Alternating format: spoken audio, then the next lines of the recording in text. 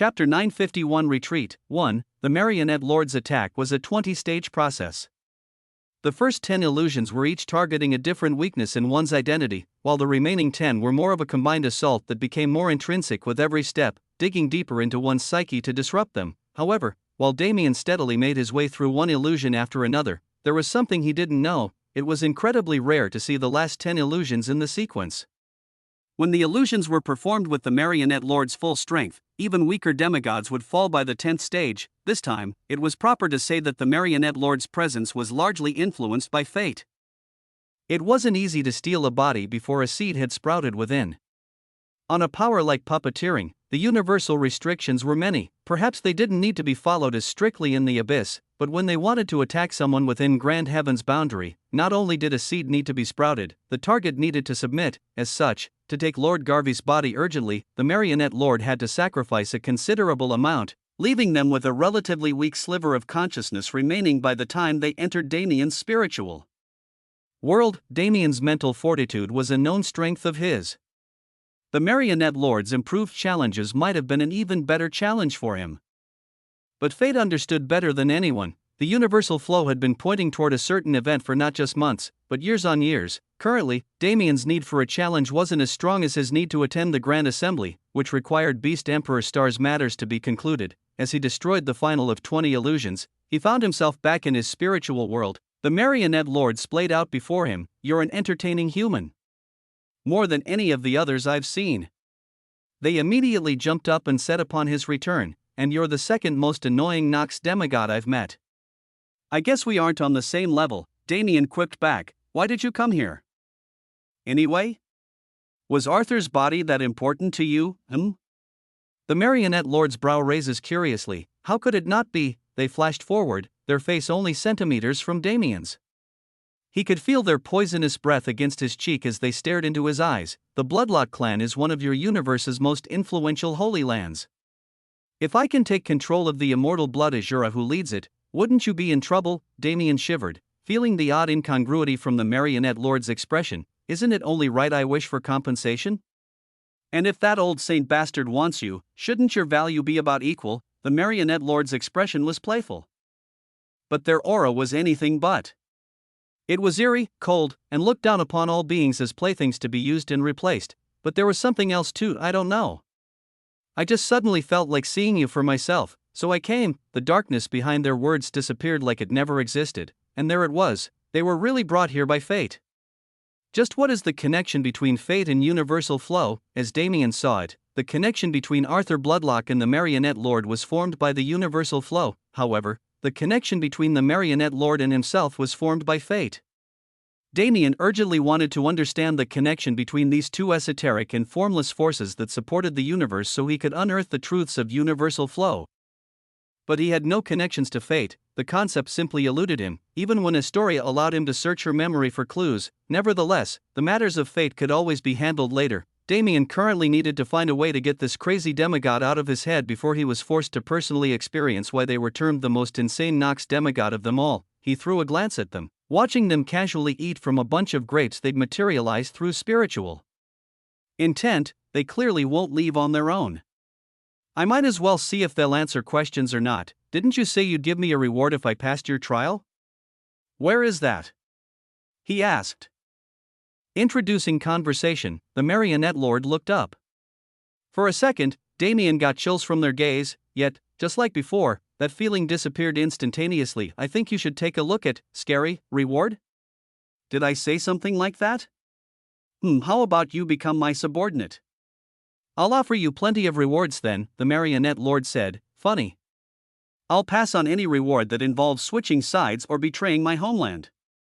How does that sound? Boring? If it's boring, then leave. No thanks. It's even more boring outside than my reward. Why should I give you one? Who even said I'd reward you? Wow, I never expected a great Nox demigod to go back on their promise. It's almost embarrassing to view you guys as enemies. That kind of thing won't faze me, boy. I don't care about all that Nox human nonsense." Damien furrowed his brows and frowned.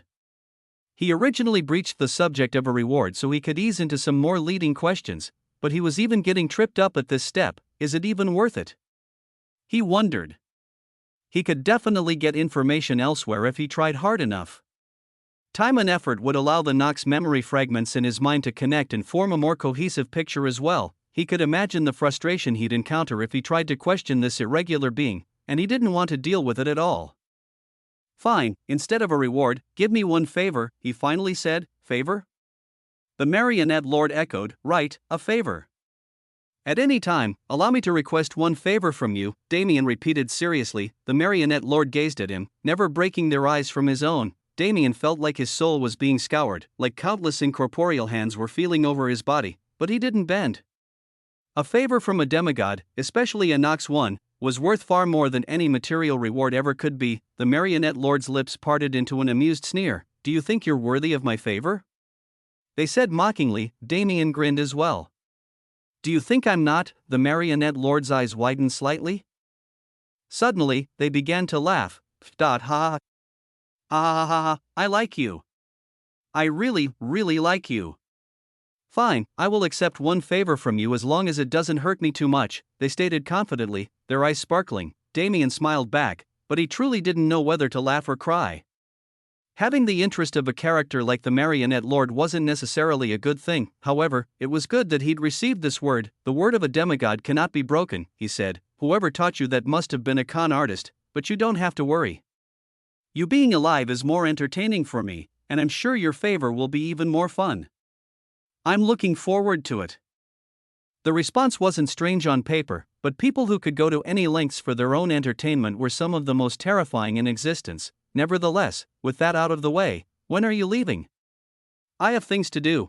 Damien desperately wanted this crazy person out of his spiritual world. Chapter 952 Retreat 2. Getting the marionette lord to leave his body was far more taxing than Damien ever expected it to be. No matter how much they claimed they would leave him alive, it was clear that they still felt unresigned about his survival. Nevertheless, he eventually managed to convince them, not through any sort of negotiation or promise, but rather a certain strand of divine power that was residing in Damien's spiritual world.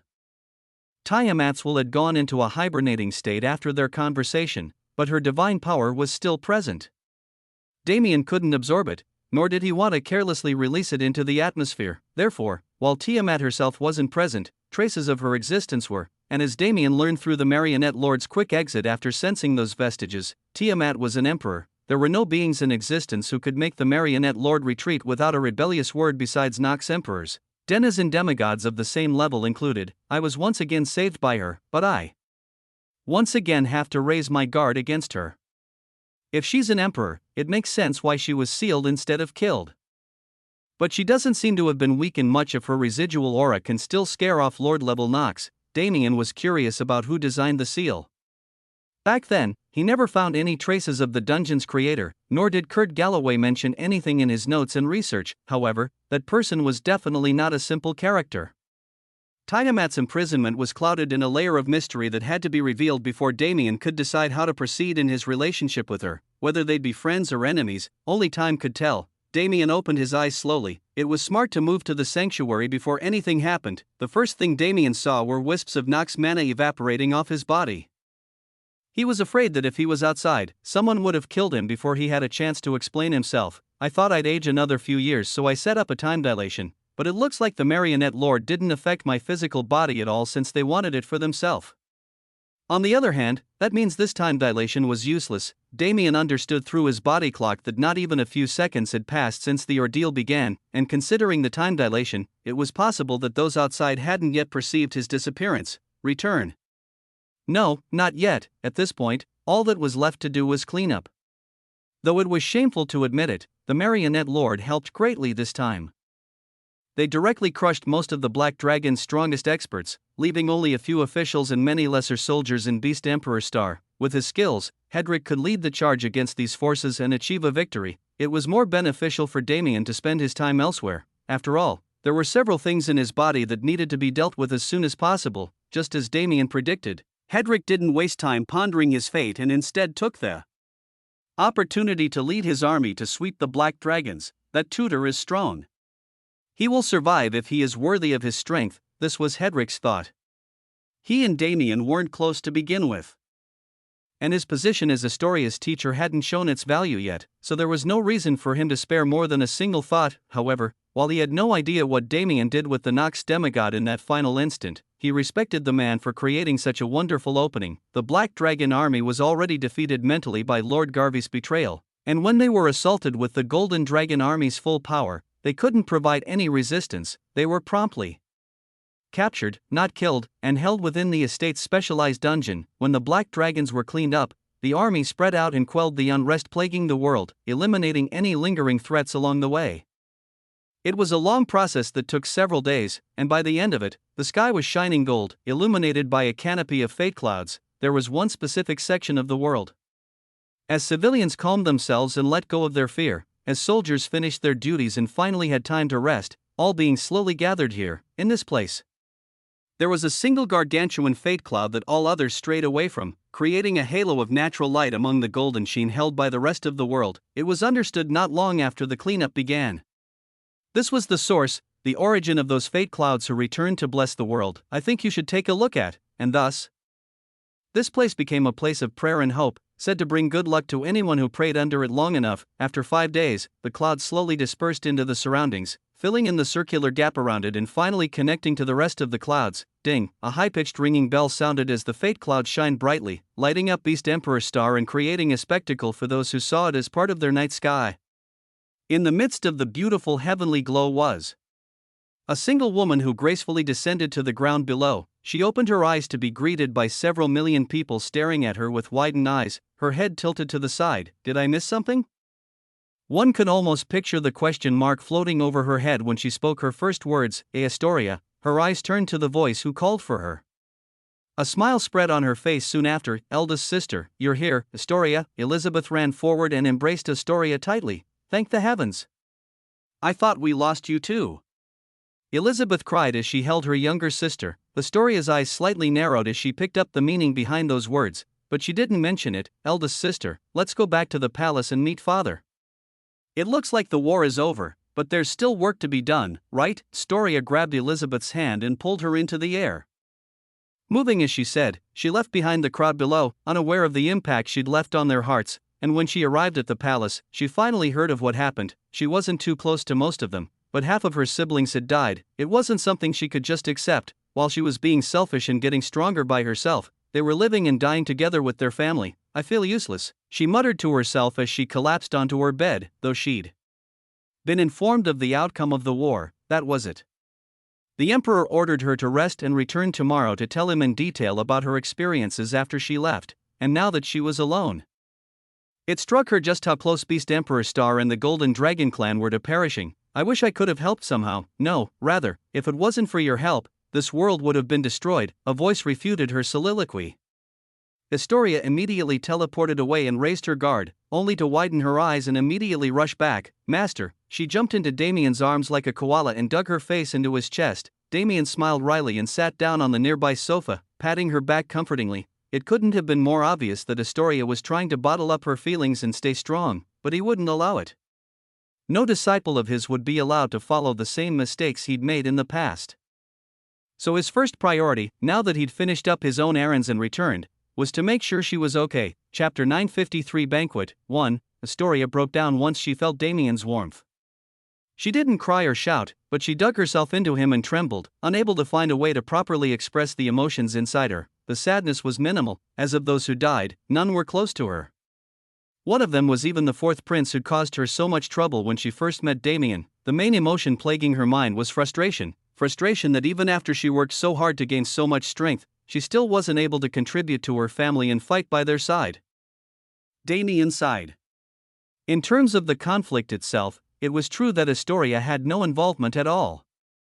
Yet, her non-aggressive contribution of restoring the fate clouds did far more for the world's safety than any of the slaughter and death taking place elsewhere. Everyone else secured short-term safety, while Astoria restored long-term security. If both didn't happen concurrently, Beast Emperor Star would have faced far worse threats in the future, when their enemies came to prey on them while they were weak. Convincing Astoria about her importance through words is no use even if it's coming from me. She's too used to belligerence, so she doesn't realize the value of strategy at all. Just like the rest of these damn dragons, it was definitely a huge flaw in their thinking that only the Emperor had overcome, but since the recent calamity happened due to the lack of strategy and wariness, Damien was sure the golden dragons would improve from this point forward. But for now, let's cheer her up and go meet with the Emperor. Damien grabbed Astoria's hand and pulled her off the couch. Master? What are you doing? Astoria blushed, her mind suddenly filled with stray thoughts. Come with me, let's go have some fun, Damien proclaimed with a smile. Astoria's blush deepened. Master, be more mindful of your words, she exclaimed in embarrassment. What's wrong? Damien asked. Tilting his head curiously, Astoria gritted her teeth and shot a hateful glare at him. Really, you, when a man and a woman are alone in a room together, just what kind of fun can they have? She finally exclaimed. Damien stared at her in disbelief. Who said we were staying in your room? Astoria lowered her head, directing her eyes to the ground. Hello? Her face turned the same color as a tomato, and then went deeper red until it looked like she was seriously about to explode. Earth to Astoria. It's time to die. Astoria expressionlessly grabbed a dagger from nowhere. Alright, stop fooling around. It's not that embarrassing, is it? Damien said wryly. Master, this is social suicide. I can never go out in public again. It's only the two of us who heard it though. Regardless, relax. It's fine for you to have these thoughts occasionally. After all, you're at that age. What age? Don't worry about it. Anyway, come with me. I'll show you something magnificent. He and Astoria flashed away from Beast Emperor Star entirely. When Damien was thinking about how to cheer up Astoria, there were a few ideas he had, the first of which was to take her somewhere with dazzling scenery so she could find peace and clear her mind. He genuinely thought hard about where to take her, as he'd seen many mind-blowing sights in the past. But honestly, there weren't many that could match the simple yet grand beauty of the universe itself. I think you should take a look at. Damien and Astoria arrived at the place where he felt the universe's grandiosity with his own body for the first time, just a few 100,000 kilometers away from Dawnworld, in the middle of the starry sky, a place where beautiful stars of all different colors, shapes, and properties decorated the blackness, where Sky Castle Luxurian shone like the North Star, so blindingly bright yet so incredibly far away. It wasn't a particularly special place. Honestly, the same view could be found anywhere in the divine realm, however, to a spatial practitioner. The view itself wasn't what mattered, just standing there, one would get immersed in the ambience, and fall prey to the universe's ebb and flow. It was a beautifully serene and calming experience that Damien wanted to show Astoria, as a talent not much lower than himself. How could Astoria fall short of his expectation? She synchronized with the universe's body, relaxed her mind, and found the security to view the situation on a greater scale. She gained the peace and quiet she needed to gather her thoughts and strength so she could move forward with peak performance. And when she opened her eyes, Damien flashed away with her once again. This time, they arrived on flat ground. In a world filled with the color orange. Orange sands made up the ground below and orange dust flowed through the air. The sky and sun were mellow and pastel, making the entire environment feel strangely bleak. What are we doing here, Master? Astoria asked, now in a far better state than before. Luckily, Damien had appeared before she let her feelings fester for too long, so clearing her doubts was also easier. Damien looked over with a grin. This is an abandoned world I came across a few years ago. I don't know how it was created or why it's empty, but there is no life in this world at all. Astoria raised her eyes in interest. Is there some sort of treasure here? Nope. Damien exclaimed happily. Then, my dear disciple, the reason we came here is simple. In this abandoned and empty world, you can destroy any and everything without consequences. Go wild, Astoriaman. Astoria's eyes widened. Her expression slowly morphed, becoming more and more excited. Are you serious? She asked with the hope and exuberance of a little girl going to a theme park for the first time, and Damien was happy to say he could meet her expectations. Go wild. You have 2 hours to spend however you want, then we're going to meet your father. Master, you're the best. Astoria jumped up and gave Damien a quick hug before rushing away. Distant booms resounded in the next instant. Damien sighed to himself with a defeated smile. Just what kind of barbarian princess am I raising? Damien returned to Beast Emperor Star with a happily skipping Astoria precisely 2 hours later. It's almost concerning how easily violence was able to solve her problems, but it's probably nothing, right? Damien walked through the palace halls with Astoria and arrived before the dining hall. The guards outside bowed upon seeing them, pushing open the massive doors.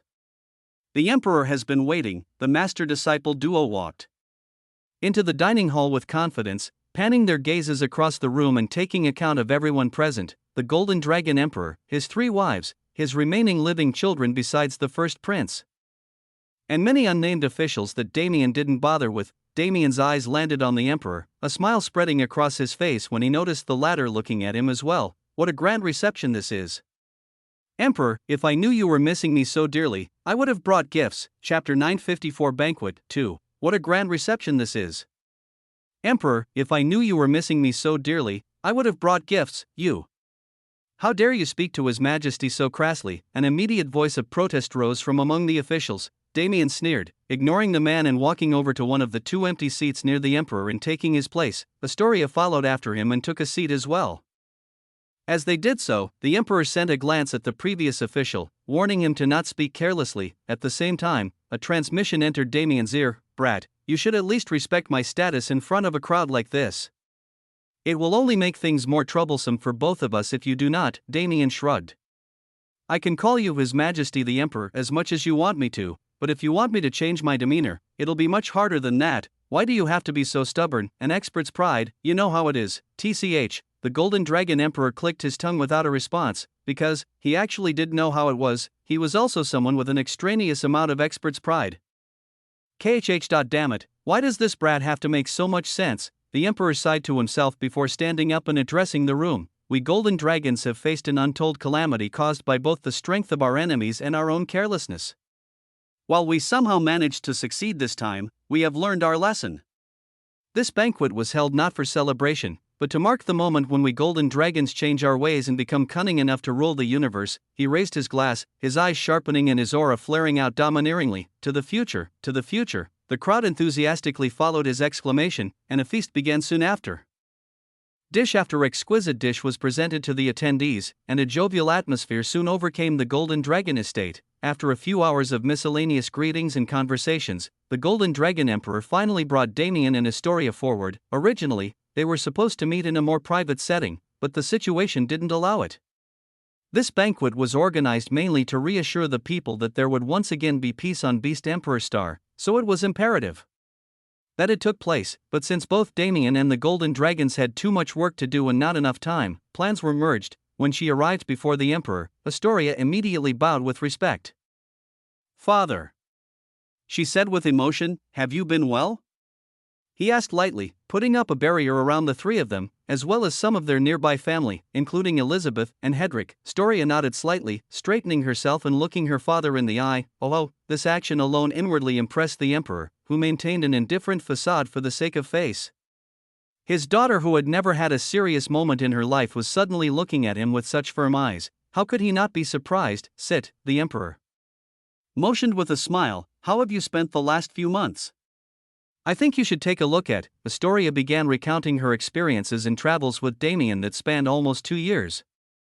Leaving out only the most secretive details involving Damien's strengths, the story was fantastical from the start, and as it continued, more than Astoria's journey, Damien's power came to light. The ability to control time so Astoria could train properly, the ability to teleport all across the universe to find the perfect environments, and strength that Hedrick and the Emperor had personally witnessed during the war. Wasn't Damien a bit too monstrous? Nevertheless, Astoria's achievements didn't go unnoticed, especially when Damien explained her maneuvering in the fate clouds. The small crowd around them was filled with gasps of astonishment. Nobody doubted Astoria's claims. After all, with the Emperor present, how could they dare to lie? If such an event occurred, the Emperor would have personally witnessed it from his throne. Therefore, he would have been furious at the slightest fallacy. Astoria soon became a hot topic. She was crowded by her family and barraged with an assortment of questions that she did her best to answer, but she wasn't used to having so much positive attention on her at one time. Damien smiled warmly as he watched her slowly get used to the atmosphere and adapt to it. Astoria was originally a very joyous person, but the smile she carried now seemed to have more depth to it, giving her a more mature and put-together atmosphere than the little devil emperor she used to be. Damien almost couldn't believe that Astoria used to have such a reputation. I guess her puberty phase finally ended. Her usual playfulness makes me forget, but she's truly grown into a strong woman. He thought proudly. Speaking of women, Damien's thoughts suddenly shifted onto a different track as he turned to the Emperor, remembering a question he'd been wanting to ask. By the way, that girl in the cocoon, any idea who she is? He asked through mental transmission. When he returned to the real plane, he brought her out of the sanctuary and handed her over to the golden dragons, but seeing how well she was treated by the palace staff, he got a little curious. She is a lone Valkyrie who aided us immensely in this conflict. If it wasn't for her, we might have collapsed from the very first attack. The Emperor responded, Damien muttered, her goal is the Genesis bead. The treasure is actually in her possession at the moment, so you will have to meet her before claiming your promised reward. Damien's eyes narrowed. You're not going back on your word, are you? We are bound by mana oath, are we not?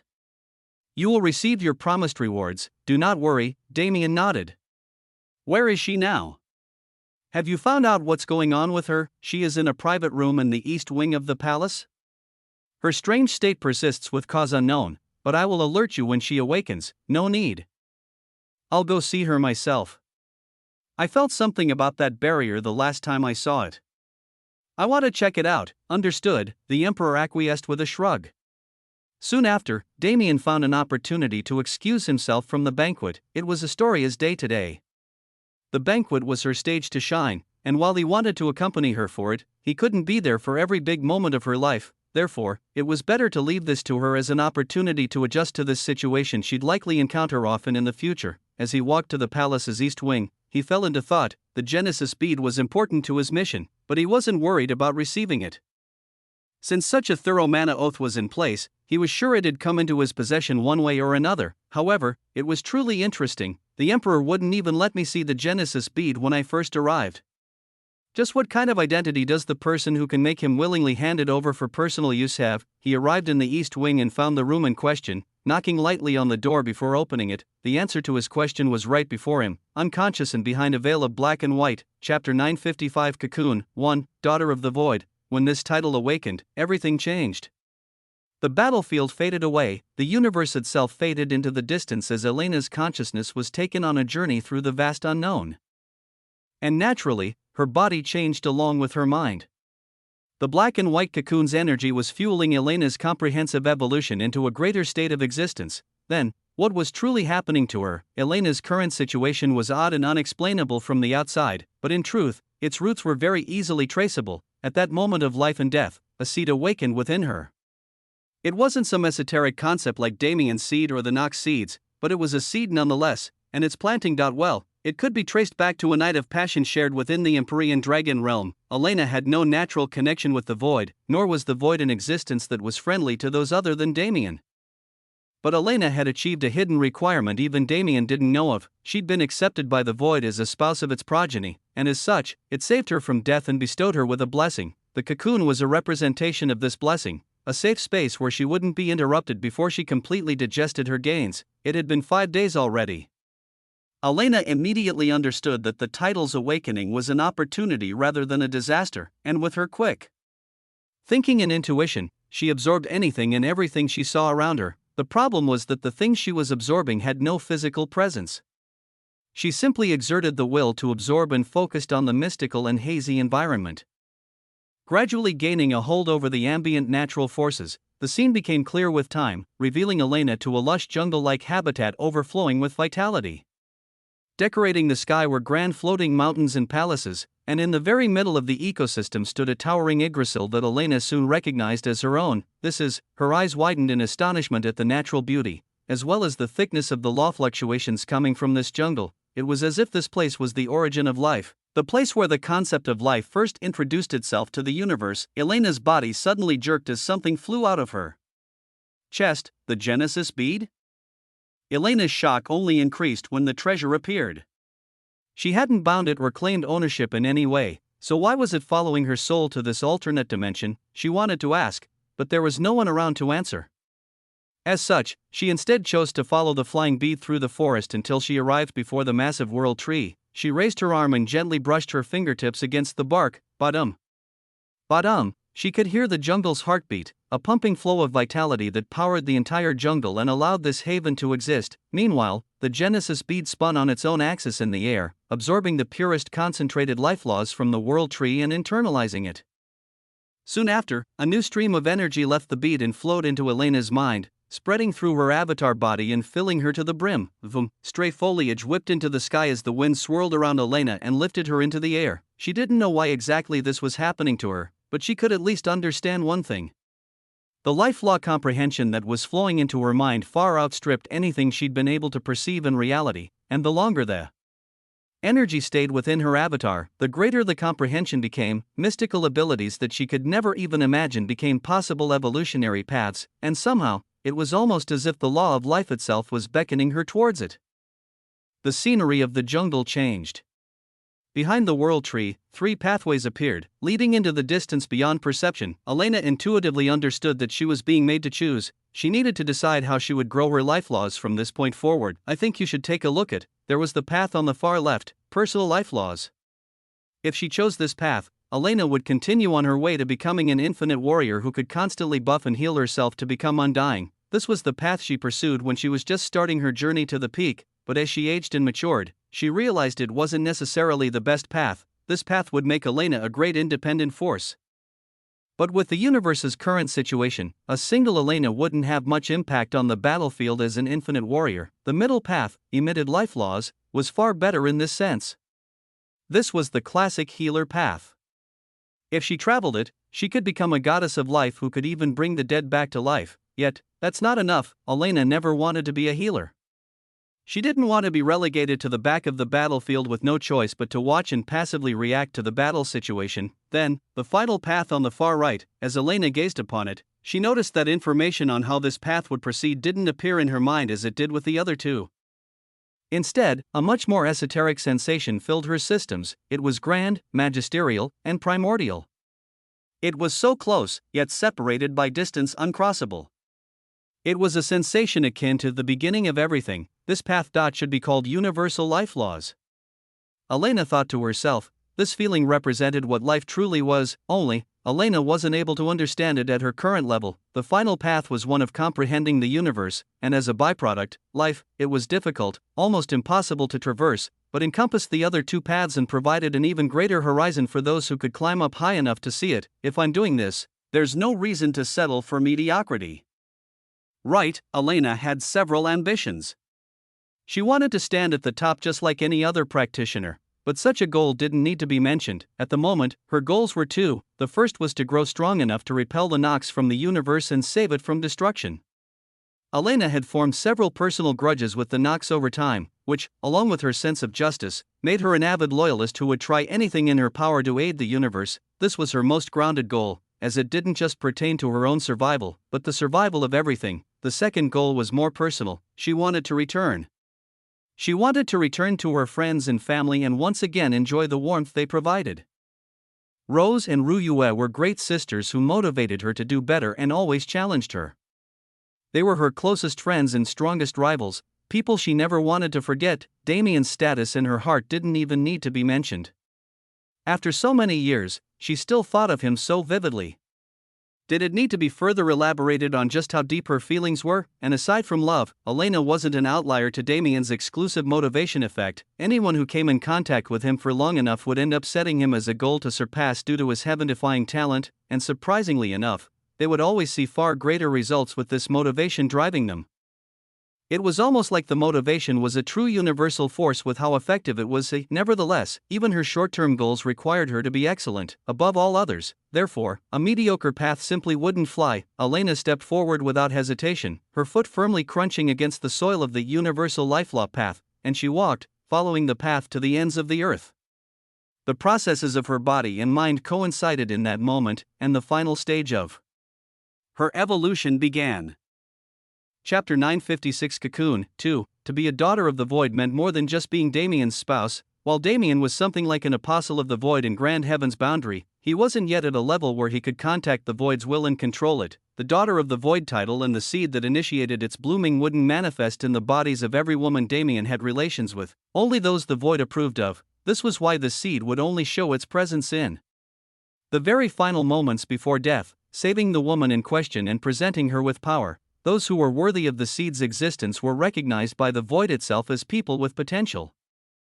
As for the identity of this potential and how it would be used for the Void's elusive agendas, That was something that could only be discovered in the future. Elena was undergoing a cohesive transformation far above the level of something like body reconstruction and almost approaching a race change like Damien underwent when he achieved samsara. However, there was no such thing as a free meal.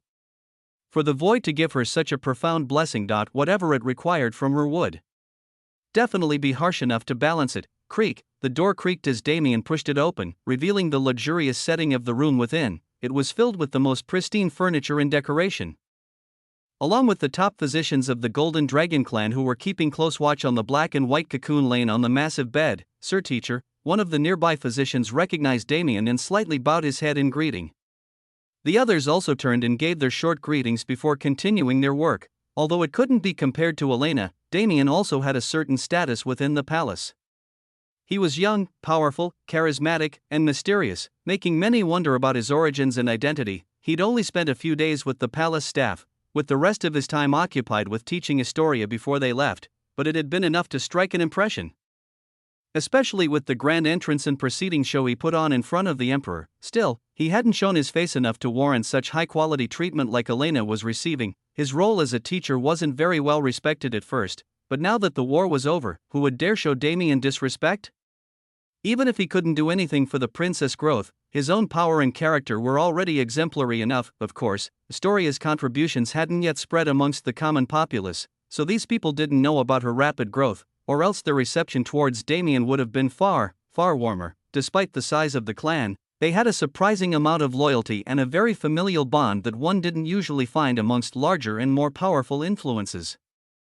"What's the situation?" he asked the first physician, curious about what they'd found so far. The physician handed over a tablet filled with information for Damien to skim as he began to explain. "It is impossible for us to penetrate this cocoon with any of our latest artifacts and technology, so we haven't been able to probe it at all. However, it has become clear through external observation that the cocoon is quite literally metamorphosizing the individual within." He tapped a few times on the tablet, bringing up a series of research results gathered over the past 5 days. "By our calculations, the cocoon is made up of mostly solidified life laws, but the main structure is supported by an unknown substance. More than being unable to investigate, our tools were directly disintegrated by this substance, so we decided to stay away from it in further experiments. It was just a fancy way of saying they didn't know anything." Damien glanced over at the cocoon in understanding, approaching it with the physician. "No wonder I'd been feeling strange since I first saw it. This cocoon is supported by void mana." He thought to himself. It was a little silly that he knew more about the situation than the professionals, but what could they do? This simply wasn't a medical or scientific problem. Damien had personally experienced his own share of cocoons. They were very clearly the void's favorite way to initiate an evolution where it intrinsically changed one's body into something else entirely. "I think you should take a look at, last time I was in a cocoon, the void cleansed my Chuyuni, so something good is probably happening to this person too." He smiled to himself as he reached out, brushing his hand against the cocoon's smooth surface. Gently, he tried to insert his mana into its surface. "Bzzzt, HM? Rejecting me?" Damien's brow raised in surprise. This was the first time he'd ever seen the void outright reject his touch, making him ever more curious about the individual inside. "I guess whatever's happening in the cocoon is only for that person to experience." "Well, it's not like it matters. Nobody will gain more advantages from the void than me, anyway, as the owner of the void physique." Damien was definitely a bit baffled that the void was showing its presence so easily, and even more so that it was supporting another being. If it's like this, there's no point in me being here. I can only wait until they wake up to ask about it." Damien turned and thanked the physician who gave him the information he desired before walking towards the door and leaving the room. However, just as he closed the door behind him, a huge burst of mana violently whipped the door back open, slamming it into the unprepared Damien's body and pushing him back a few steps. "What's happening? Everyone calm down. Watch the readings and respond accordingly, set up barriers. We don't know if this reaction is hostile." Damien rushed back into the room to the sound of the physicians desperately trying to adapt to the change in the situation. The cocoon was glowing fiercely with pure white light, emanating a suffocating density of vitality into the surroundings. "This is a samsara?" Damien thought with widened eyes, but soon corrected himself. "No, there are no death laws involved in this, but that life law fluctuation alone has the same complexity as my samsara intent." "That's amazing." Life was only a part of the whole in Damien's samsara, so purely in terms of the element, Damien actually lost out in comparison to this fluctuation. His heart raced at the connotations, and under his unbending gaze, the cocoon slowly melted and dispersed into the air. Flash, the light became blinding, even hindering Damien's perception before dying down. Now, instead of a cocoon, only a single person remained on the bed. Her eyes shot open, immediately scanning the room and assessing her surroundings before. Her expression morphed into astonishment as her gaze landed on a specific figure, and that figure shared her emotion. Unable to rationalize what was happening, Damien and Elena looked into each other's eyes. Silence filled the room, a reunion after almost so many grueling years of loneliness. Finally, it was taking place. Chapter 957 Reunion 1 From Dawnworld, the Storm Heaven's Mystic Realm. Azure Rainstar and Death Emperor Star to Calypto, Ion, the Wild Continent, the Ancient God Clan, and finally Beast Emperor Star. In the almost 10 years since he left the human domain, Damien never stopped moving. He became stronger and stronger, and even fumbled a few times along the way. He met countless friends and enemies alike, and suffered untold pain to rise as fast as he could. Somehow, he'd been able to propel himself from the very beginning of 4th class all the way to its extreme peak in the same amount of time most people took to just cross 50 or so levels. And yet, he was never satisfied. The longer he stayed in the wider universe, the greater he felt those forces that held him down, and the more he realized the need for forces that kept him grounded. It was difficult to think about family in Damien's situation. After all, if he ever allowed himself to waver, he'd fall. He'd been on an incline ever since the 5th primal sovereign died, but the steeper the incline became, the easier it was for the smallest touch to send him tumbling back down the mountain. To adapt to this pressure, his mind changed and elevated itself, viewing the world similarly to an emperor. Though Damien's behavior didn't match his mentality, it had been several years since the last time Damien truly thought of his family, barring the traumatic illusion the marionette lord showed him. Not long ago, he didn't want to admit it, but he'd pushed them to the back of his mind because he didn't believe he'd be able to see them anytime soon. It was the same thing that happened when he first surfaced on a Pyron and realized how difficult it'd be to return to Earth, only, the scale was far more massive. However, recently, with the Grand Assembly approaching, Damien had been gradually preparing himself for that moment of meeting again, so he could embrace his loved ones at his full capacity. Still, for someone as in touch with himself as Damien, his feelings always manifested vaguely, and he was forced to step back and ask himself, just what was he supposed to be feeling right now? The Valhalla mystic realm wasn't like most others. Rather than a mystic realm with a task that needed completion before it opened, it was a prison realm that trapped its successors until it felt they were ready to leave. Elena stayed there for years on end, trying her best to grasp the abilities of the Valkyries, but as she did, she realized that the grand race of the past had several flaws. Aside from their black and white perception of the universe, they were extremely reclusive and rarely had contact with outsiders. Even when birthing new members of the clan, Valkyries would get pregnant on the outside and return to their clanland, cutting all contact with the father without making him aware of the baby's existence. It was a cruel method of survival that the Valkyries felt justified as it maintained the sanctity of their clan. However, as a descendant, Elena couldn't agree with this philosophy. The longer she stayed in the Valhalla mystic realm and learned about the Valkyries, the more she believed there was a justified reason for the clan's downfall, and a large part of it was their own fault. Therefore, she vowed to never become like them. Being honest, Elena's past self wasn't much different from them. She also had such a decisively one-sided view of justice that separated the world into black and white, and when it came to interacting with others, she was never the best at expressing herself, making it difficult for her to find people she could genuinely trust, and in a fit of youthful impulsivity, she ran away from those people with her black and white worldview guiding her actions. She always believed she was right in leaving, and that didn't change because of what she saw, but she came to regret the method by which she left. It was hurtful and cold, almost as if she was casting aside those she cared about. Her outlook began to shift, and as if acknowledging that shift, the Valhalla mystic realm opened its doors for her. I think you should take a look at, almost like it was also aware of the flaws of the Valkyrie race. Nevertheless, from that point, Elena traveled to Ion and spent years fighting on the deathly battlefield, making several connections and enemies of her own and establishing a position in the universe. Even though she hadn't spent much time climbing the dimensional leaderboard, her name was quite well known in certain sectors of the universe, and as she grew, her desire to return to the human domain only heightened. That was, until she one day saw a familiar name at the top of the dimensional leaderboard. She suddenly realized that something must have happened in the human domain, and if she wanted to meet all her loved ones at once, returning wasn't the best solution. Instead, she turned her eyes to the upcoming grand assembly that she heard so much about from her comrades. Supposedly it was a meeting of the universe's top forces that only the most prestigious could attend.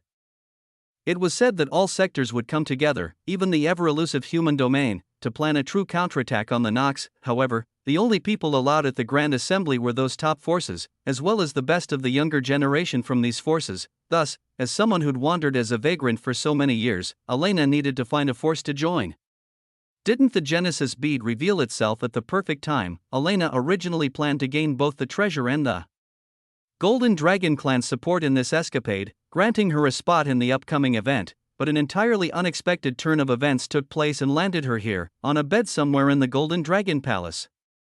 A higher existence than she arrived, yet, regardless of the elevation of her being, she was still at a loss for words. She could confidently say that at this moment, she was prepared for every possible situation except for the one she was in, and she couldn't form a single cohesive thought on how to proceed. In the silence of the small, isolated room, two people stared into each other's eyes, never breaking the connection between their gazes even as minutes passed by, noticing something odd about the situation. The physicians and medical staff excused themselves several minutes ago, but Damien and Elena didn't even notice. They were still lost in each other's eyes. Neither able to formulate thoughts or words to break the ice, Damien could feel his palms becoming sweaty. It was a strange feeling, one he'd forgotten with his control over bodily responses. However, today wasn't a day where control held much value. In the end, he raised his eyes and cracked a half-smile, letting his words flow as they wanted, and the result, it made him want to bury his head in the concrete and die. Chapter 958 Reunion 2, high. The pregnant silence was broken by an attempted communication, but not a successful one. Elena's eyes widened slightly as she watched Damien. It was impossible to see it normally, but in Elena's eyes, Damien's awkward fidgeting was clearly displayed. A warm smile spread on her face. Even after so many years, his romantic awkwardness was the same as ever. "Hey, it's been a while," she said lightly with a smile.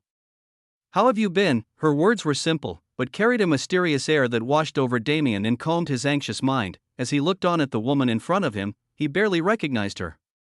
From her personality, which had become so firm and calm, to her appearance, which had matured and bloomed into its full potential, Elena was truly a changed person. "It's been a while" held far more weight than its simplicity let on. How have you been? Just how was he supposed to answer that question? He tried as best he could, but all that came out was, "You know how it is. I've just been doing this and that, making my way around." "What about you?" "Same," she responded lightly. The room was enveloped in another lull of silence. The tension between them was thick, so thick that they weren't able to maneuver through it. They'd both changed so much over the years. What if they weren't compatible anymore? What if their feelings were mere idealizations that only existed in their minds? They were useless doubts, but doubts that surfaced naturally and couldn't be ignored. However, Damien would no longer allow these doubts to rule him. That was the greatest difference between him and the past and present. "Shall we go for a walk?" he asked lightly, holding his hand out to Elena. She looked at it, her eyes serene and without waves. When she looked back up into his, they softened. She gracefully held his outstretched hand and nodded happily. "I'd be delighted," she said, standing up off the bed. Damien nodded, and soon after, the duo vanished. When they reappeared, they were on a beach at the edge of existence. On their left was nothing but blackness, and to their right was an ever-expanding ocean that was illuminated under the light of 6 moons. There was no better place for a serene walk than this place that left one alone with their thoughts and the beauty of the world. Damien and Elena experienced this personally. They walked along the beach for hours without a single word, their entwined hands never separating and their minds and bodies slowly melding into one. It was true that neither of them could quite put what they wanted to say into words, but in the current situation, they didn't need to. Wisps of pitch-black mana flowed between their interlocked fingers, turning the previous expression literal. Their minds and bodies became one. They could feel each other's hesitation and anxiety, and gradually, even their memories began to intermingle and display themselves. It was dark and quiet. The cascading waves of the ocean ebbed and flowed against the beach, slowly pulling inward with time. The subtle light of the moons that shone on its surface rippled, creating beautiful lunar phenomena over the water, and Damien and Elena slowly learned each other once again. Hesitation faded into the background, and rather than a silence brought about by tension, the silence shifted into one of understanding. Words were no longer needed to convey their feelings. The two of them were mature now. Damien was already in his 30s, and Elena wasn't far from reaching that point either. After all they'd experienced, they didn't have the ability to have a blisteringly hot, love-filled reunion as one would expect of them. I think you should take a look at, without them realizing, their love for each other had become deeper and more rooted. It had matured into something more intrinsic that didn't manifest itself so powerfully, because it didn't need to. They simply didn't need to be so explosively affectionate to convey their intentions anymore. The sand crunched under their feet as they came to a stop. As if already aware of each other's intentions, they sat down on the beach and faced the sea. "You've been through a lot," Damien muttered, never breaking his eyes from the horizon. "Can you really say that after what you've been through?" Elena quipped back with a smile. Why can't I? I don't have your main character energy, so I had to work hard to make enemies, you know." So all that targeting was because of main character energy. Why didn't I think of it sooner? Naturally, it's because I'm a peak genius that can't be matched. I just have that kind of intuition. Oh, that makes sense. I've always known you were a peak genius, especially back on Earth when you predicted the world awakening way before it happened. I did that, you didn't? Then what was all that black flaw? Wow, bringing up decades-old dirt. Low blow, eh? I'm sure our peak genius can handle it. You're the devil, right? I'm the devil who seduced you, Mr. Peak Genius. It's really annoying. You should compensate me for the emotional damage, should I? Definitely. You should spend the rest of your life atoning for it by my side. What should I do? It seems I was already planning to do that. Though Damien and Elena smiled at each other, this dynamic, it was different from the past, but it hadn't changed as much as they'd expected, because no matter how they changed, the cores of their personalities remained the same. And as people who'd known each other from young, how could their relationship be broken by just a little tension and doubt? After viewing each other's experiences, they understood each other perfectly. Elena's Daughter of the Void title also acted, bringing her and Damien's souls closer together, though the two in question didn't realize it. Romance, it was something they were both terrible at, when they saw each other's perspective of their separation. They felt their faces burning up in embarrassment at how childish and stupid they used to be, but back then, they were right about one thing: their relationship had become too twisted by needless complications to function. They needed a fresh start. Now, meeting at a time like this, they were finally given that fresh start, and neither of them planned to waste it. Their conversation continued until the moon set beyond the horizon and two suns rose above the ocean, one red and one yellow. They talked about the experiences they viewed, Elena taking an avid interest in Hidden Death Valley and Damien's encounters with demigods, while Damien was more interested in how Elena maneuvered herself and Ian to rise the ranks so fast. Eventually, their conversation branched away from the past and became more random as they talked about even the most mindless topics for hours at a time just to listen to each other's voices for as long as they could. They relished in the feeling of closeness between them, a feeling they'd both missed for so long. This was it, that grounding force that Damien was searching for, and that beautiful connection that Elena had been chasing. This was family, and now that they'd taken hold of it, they never planned on letting it go ever again. Chapter 959 Reunion 3. Another day cycle passed as Damien and Elena remained on the beach, but with a newly set time dilation supporting them. They had all the time in the world to waste, at least for a bit. For hours on end, the two talked about their experiences, their thoughts, and so much more. Even though they'd viewed each other's experiences already, there was a different feeling hearing it directly from the other party's mouth. They laughed, they mourned, and they reached a point where they understood each other far more than they ever did, all in the span of that single day. Only with the Void's quiet support was this possible, and the duo themselves completely embraced the elusive forces pushing. After all, now that they were older, they truly understood how key communication was in a relationship. When they were younger, this was another fact they thought they knew, but of course, considering how their relationship derailed so rapidly, it was clear that they didn't know anything at all. What they thought was communication was just venting. They merely threw their emotions at each other and expected the other party to accommodate them. But since when was that viable at all? If anything, it could even be considered toxic to an extent. With calm minds and connected hearts, they solved any previous misunderstandings between them easily. Though they'd already moved on from these issues and grown out of them, it was still important to clarify so they could truly start over, and that's what they did. They ignored the universe, they ignored their responsibilities, and with this time they had alone, they made sure nothing would ever drive a wedge between them again. Jealousy was the emotion Elena felt so fiercely back then, jealousy that clouded her positive feelings and drove her to act impulsively. As for Damien, well, his main problem had always been biting off more than he could chew. There was a common saying that it was impossible to love others if one didn't love oneself, and Damien somewhat embodied this concept. He was never ready to have more than one wife, but in the heat of passion and romance, he'd foregone his better judgment and made a mess. Did he regret it? Not at all, but did he feel sorry for the 3 women he disappointed with his bullshit? Absolutely. In the end, both of them were blaming themselves and absolving the other party of all blame. It took a very long time for them to finally accept that the problem was in the relationship's very existence. Luckily, the past existed to reminisce on, not to live in. You were the Valkyrie aiming for the Genesis bead, huh? That damn emperor should have mentioned a name or something, it would have saved me so much trouble, Damien complained as he lay back in the sand. Elena chuckled, summoning the bead from her spatial ring. It's the same for me. If I knew you were the one who needed the bead, I wouldn't have tried so hard to snatch it. Damien shook his head. No, it's fine. While I did sign a mana oath with the Emperor to return the bead to the ancient god clan, nothing can be done if they don't accept it, right? He glanced at the bead and cracked a sly slime. Plus, it's not like it's possible for them to take it anymore. Am I right? You noticed quick. Even I don't know what happened. It suddenly appeared before me while I was stuck in that strange space and bound itself to me.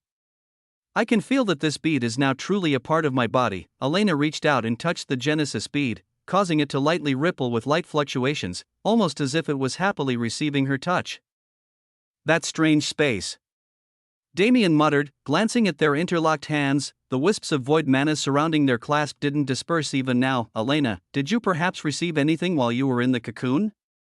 He asked. Multiple things, actually, Elena said with a nod. I found a path to the peak, gained immense comprehension of life laws, and I even gained a title, it says, Daughter of the Void. Cool, isn't it? Cook.ya, very cool, Damien stammered. He slightly turned his face away, feeling heat rising to his cheeks. I think you should take a look at, is this what it feels like when your girlfriend gains the approval of your parents? He wondered to himself.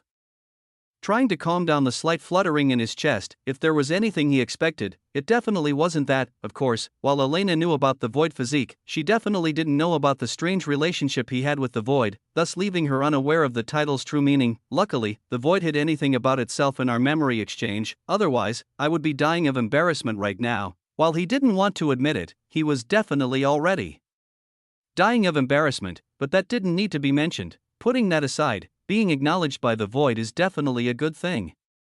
You're already at level 399, right? Stepping into the extreme peak should be a breeze now that you have the Void's backing. He commented, right? I don't quite understand it, but I can feel that if I focus on life laws, I'll be able to grow stronger at least 10 times faster than I could before. Then you'll finally be able to keep up with me, Damien stated, puffing his chest arrogantly. TCH, you only know how to brag, Elena said teasingly, lightly punching his arm. Damien glanced over, catching sight of her and inexplicably getting lost in her eyes. Those deep, ocean blue eyes that were even more beautifully pronounced with the true ocean in the background truly had his soul in a chokehold. Should we get going? Elena suddenly said, looking into the air. Should we? Damien repeated hesitantly. We have to, Elena said with a smile. Do we? Damien asked again. We do. Your time dilation won't hold out for much longer, right? I mean, we could always go to the sanctuary. Elena's smile widened. She giggled lightly as she stood up and reached her hand out to him. What are you hesitating for? Even if there are things left unsaid right now, don't we have an eternity to say them? Damien returned her smile warmly, grabbing her hand and standing up. Indeed we do, he said, gazing into the beautiful horizon one last time. He really didn't want to leave. He was afraid that once he began working again, he would never have the time for a moment like this again. Ironic coming from someone who could control the concept, yet, it was true, he had a history of neglecting the most important things when he became too set on a task. What am I thinking about? Damien shook his head and cleared his thoughts. His eyes went down to his and Elena's hands as the smile on his face widened. An eternity. Right, even if I'm absolutely romantically incompetent, even I'll be able to better myself if I have an eternity. Thinking too much was a habit that always wronged him, so he would crush it right here and now. With that final thought filling the air with an aura of determination and spirit, Damien and Elena vanished from the mysterious world. Their presence was the first in several million years, and perhaps it would be the last for several million more. As time passed, perhaps the beach itself would be swallowed by the ocean current. and perhaps this entire world would become an aquatic paradise, yet, the vestiges of two lovers who finally reunited on its sands would remain with it for eternity, just as they would each other. Chapter 960 Reunion 4. The duo returned to the separated room in the east wing together and calmly exited, walking through the halls of the palace with no particular destination. Damien wanted to introduce Astoria to Elena, but that would have to wait until after the banquet ended, so for now, they were going to enjoy just a bit more alone time before returning to the tasks at hand. The first to see them were the very physicians who watched over Elena while she was comatose in the cocoon. They didn't approach or say anything outright, but both Damien and Elena were more than powerful enough to hear them whispering and gossiping to each other. What they didn't expect, however, was for the gossip to spread like wildfire. The palace was in an incredibly precarious situation right now. Everyone was finally winding down from the great war that just barely ended, which meant any and all pieces of good or juicy gossip were passed from jolly denizen to even jollier denizen with the speed of nervous response. The rumors got so big that they even entered the banquet hall in the emperor's ears, by that point becoming so out of proportion that Damien and Elena were painted as some sort of group sent from a mysterious god clan to audit the golden dragons. The result was a summon from the emperor, who currently gazed at the duo with mild surprise coloring his eyes. He had called them into the banquet hall, and while it was awkward, they were now sitting at the head table together with the royal family, including Astoria, who was watching Damien with eyes whiter than saucers. "How do the two of you know each other?" the emperor asked with genuine curiosity. Damien glanced at Elena and grinned. Turning back to the emperor, "How could we not? We're husband and wife, after all," he proclaimed proudly. Bang, wife, an abrupt exclamation came from the side, where Astoria had slammed her palms against the table and stood up in shock. "What's wrong with that?" Damien asked, HNNGH. Astoria whined as she slumped back into her seat. "Master, why can't you be single? Why should I be single, so I can snatch you up, of course? What are you on about?" Damien grabbed Astoria's ear and pulled, making her wince in pain. "Ow, ow, ow. I was just joking.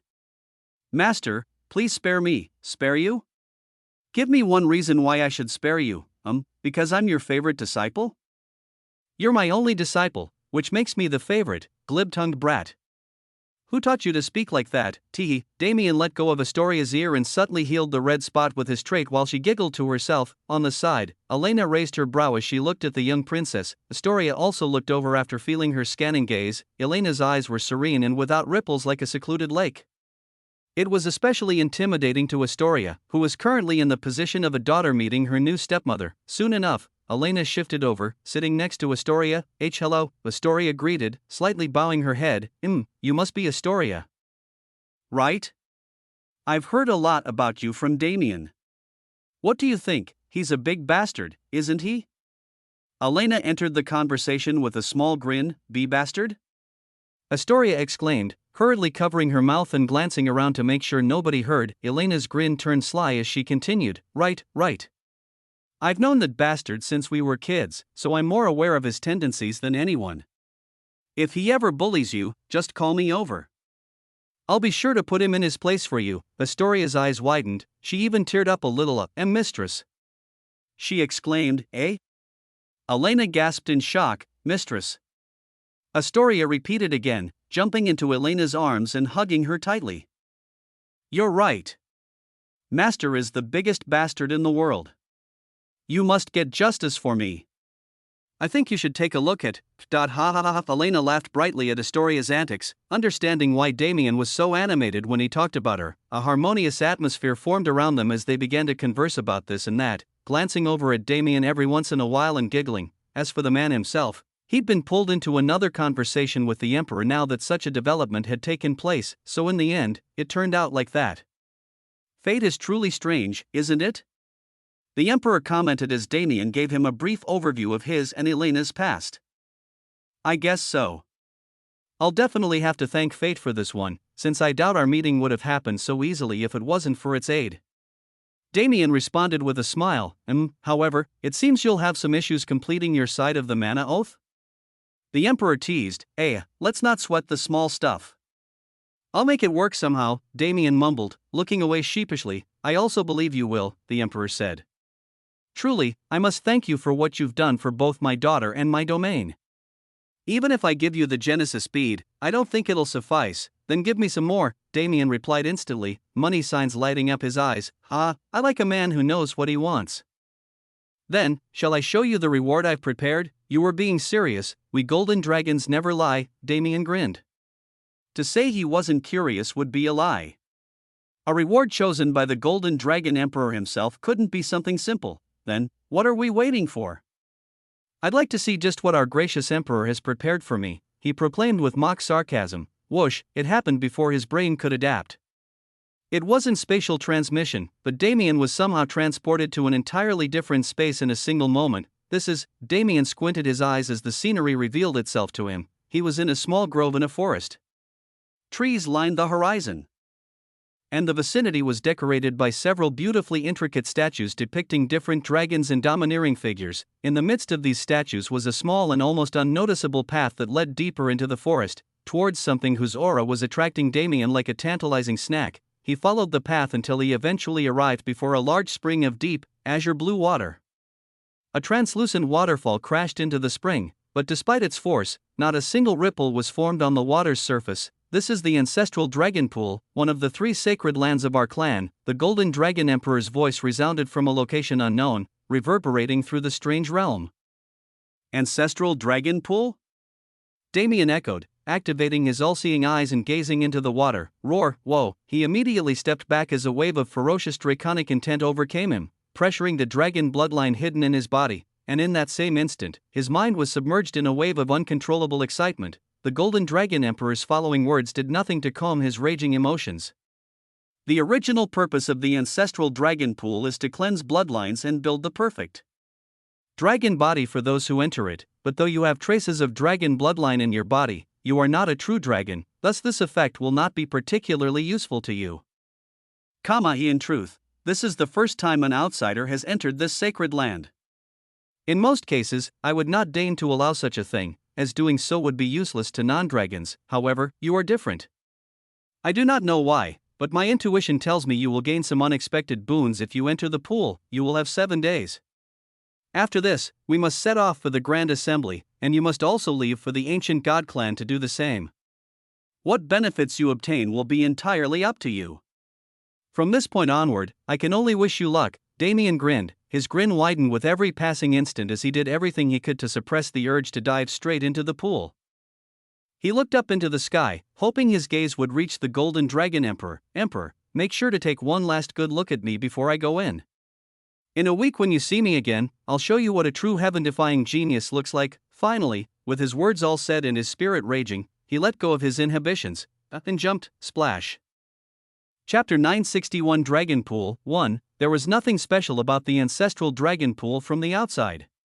It was definitely a beautiful natural spring, but if one didn't have the perception ability of the all-seeing eyes or something of the same caliber, it was impossible to find anything special about it, at least, from the outside. Splash, Damien's body submerged into the spring, splashing its water into the air. As he disappeared beneath the surface, the various statues in the surroundings began to glow with a strange hazy light. The scenery changed drastically. The beautiful forest and grove withered into an apocalyptic wasteland, and from this wasteland rose blistering volcanoes, heaven-piercing mountains, and even roaring rivers that rushed through the sky. Roar, roar, roar, draconic roars reverberated through the air. Streams of mana came together to form massive projections that danced through the sky, depicting countless mythical beasts and heroes in their prime. The glowing statues opened their eyes, beams of light connecting them each to a unique projected phenomenon.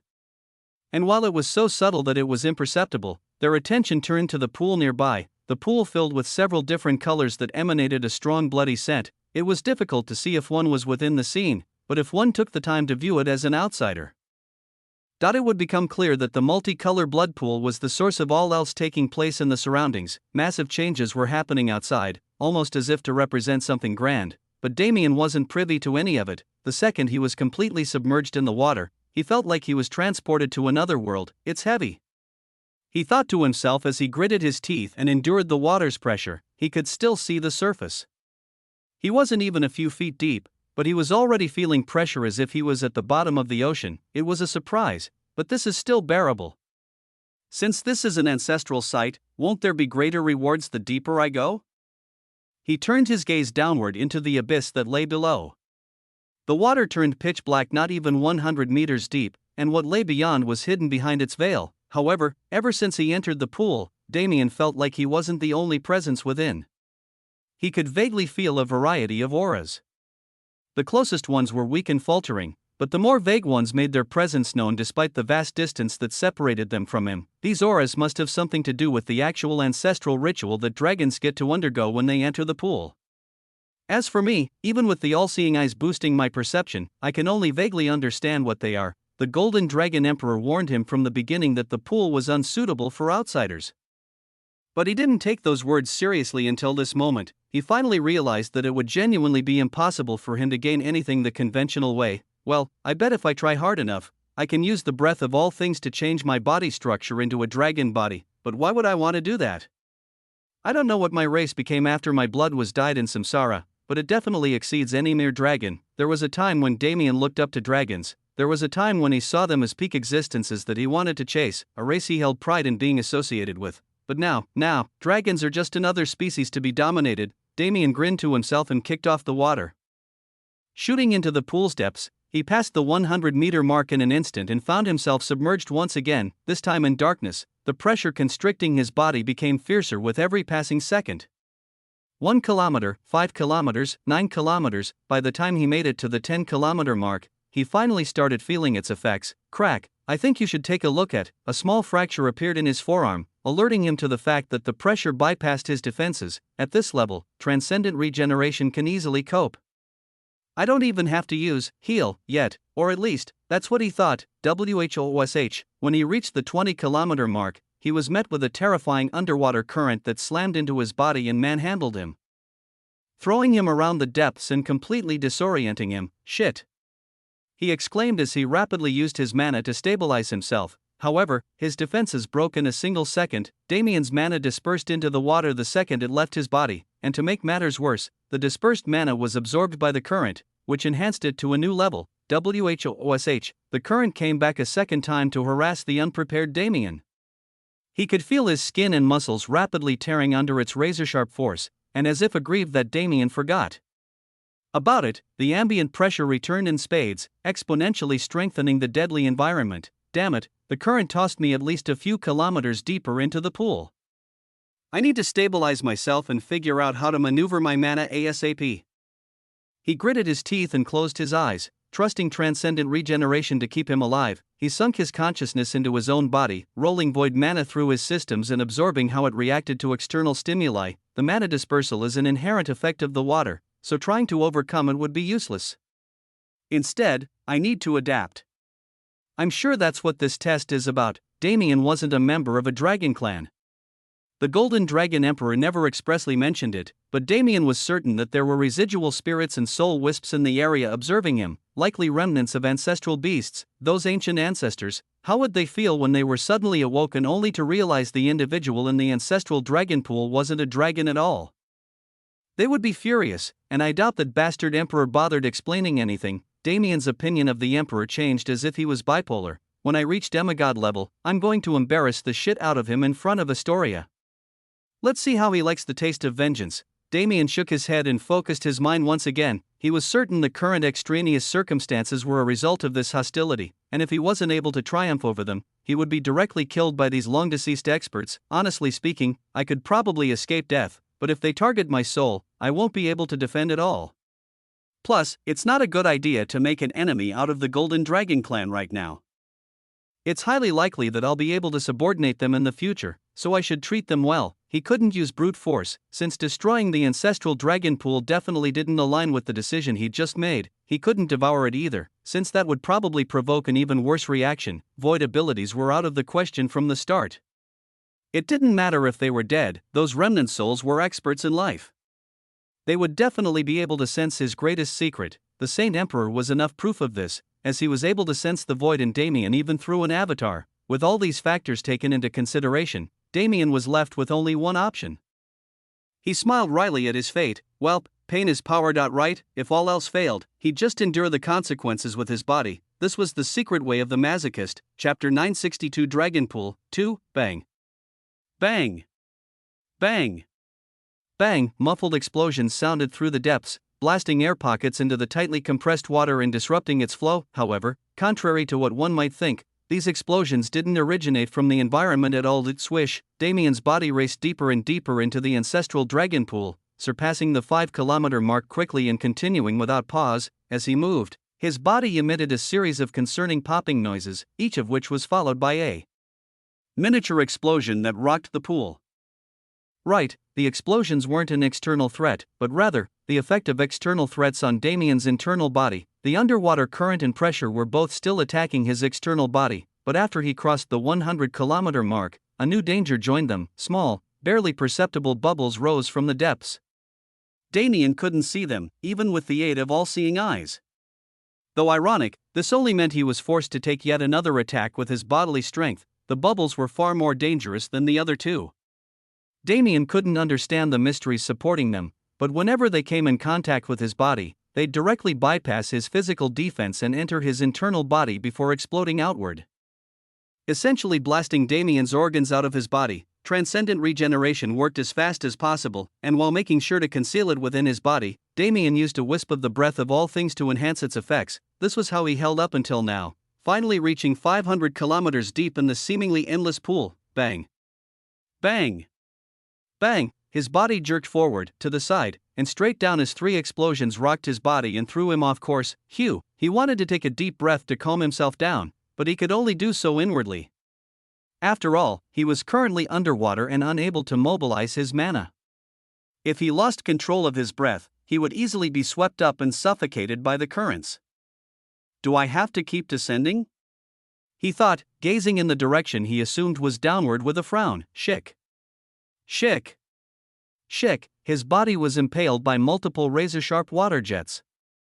He gritted his teeth and pushed transcendent regeneration harder, moving to avoid any incoming projectiles. Fuck, I don't even know what I'm doing right now. This is frustrating. In the wild continent, Damien could act as he pleased because the fallen emperors were without affiliation or escape, which meant even if they knew his secrets, they couldn't spread them. Adding to that the fact that Damien took the wild continent for himself, he never had to worry about using his void abilities back then. The problem here was less about the remnant souls themselves, but their affiliation with the Golden Dragon clan. The outside world, the real plane, was what he needed to be careful of. As he hesitated, he failed to notice the lack of attacks he'd faced as he did so. Around him, the water stilled, and Damien finally looked back into the surroundings, his eyes widening in amazement. Discounting Aquazel, he hadn't spent much time underwater, so Damien was still a stranger to many of the environment's phenomena. Therefore, the current scene was an amazing novelty even in his eyes. The 5 meters of space around Damien was still and quiet, almost like the surface of an undisturbed lake. It was serene, and gave Damien a subtle feeling of moonlight for unknown reasons. However, outside that small haven was utter chaos. No light could reach this depth, but the darkness in the water still whipped back and forth like a rampaging bull, terrifying storms tearing up the water, and even more terrifying pressure forcing the water to compress to untold levels. Deadly attacks zoomed around without any target in particular, merely hoping to impact anything before they dispersed. Explosive pockets formed thousands of times every second, and just vaguely, the smoky cyan shadow of a massive dragon revealed itself. Damien tried projecting his thoughts, but even that was silenced by the water. Uhu rumble, the dragon's shadow let out a cry that reverberated through the water and shook the very foundation of the ancestral dragon pool. Through the vibrations tearing through the water, a string of words boomed in Damien's ears. I think you should take a look at, act. Without resignation. No. Soul. Shall. Witness.no, soul. Shall.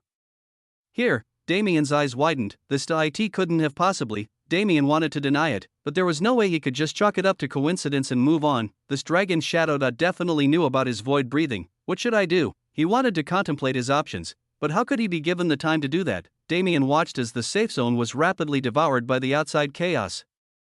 He watched it approach him, its deathly maws hungering for his blood. There was no time to think. At this point, I don't even know anymore. Fuck it, let's just go. Damien stopped holding back. The chaotic water flow finally caught up to him, but in that same instant, a terrifying wall of pitch-black mana slammed it back, forcefully taming the chaos. You want to see me go all out? Then, come at me, Damien roared with all his power. He infused the breath of nothingness into his words and forced the atmosphere to accept their presence. causing them to reverberate through the water in every direction, filling the space with his presence. Bang! His foot kicked out, pounding into the water like it was solid and using it as a foothold to send him flying deeper yet again. However, he wasn't going to lose this time, Xiu. Shio! Shio, ho-hush, bang! Bang! Bang! The countless annihilatory forces barraged Damien with fierceness like never before. Yet, he didn't pay them any mind as he pushed forward. Void mana raged into the surroundings, dissolving the water's natural mana and devouring it, feeding it to Damien, who then used it to power his regeneration. The energy of Devour didn't stop there, though. It spread up into the areas of the pool Damien had already passed through and exploded into a black hole whose vacuum force voraciously consumed everything the water had to offer. The underwater current was sucked away like a living organism being drawn into a tornado. The pressure also decreased marginally with Devour's interference. Devour covered the retreat path, while Void Breathing took the role of clearing the path forward. The breath of all things and the breath of nothingness were both directly opposite and absolutely the same. This meant that, while they contradicted each other, they could be used in tandem and would actually boost each other's strengths. The breath of all things pertained to the material. Just as Devour did from the rear, it cleared the water itself of any negative effects and destroyed the deathly phenomena that were awaiting Damien's arrival. As if this wasn't enough, it also imbued the water with positive effects that returned Damien the ability to use his mana freely. However, he didn't need it anymore. The breath of nothingness pertained to the ethereal. Unlike the other two void abilities in action, it didn't aid Damien's charge forward at all. Rather, it snaked through the surroundings, on the prowl for prey. Its specific purpose, however, wouldn't reveal itself quite yet. Currently, Damien was 5,000 kilometers deep in the ancestral dragon pool, and from the looks of it, there would be at least another 5,000 before he could reach its floor. Really, if the rewards don't justify this uselessly long journey, I swear I'm going to rage. Chapter 963 Dragon Pool 3. The Ancestral Dragon Pool, as the Golden Dragon Emperor mentioned, was originally meant for dragons to cleanse their blood and grow. This process was not just a matter of the body, but also the spirit. The blood cleansing process is the last that takes place before one exits the pool.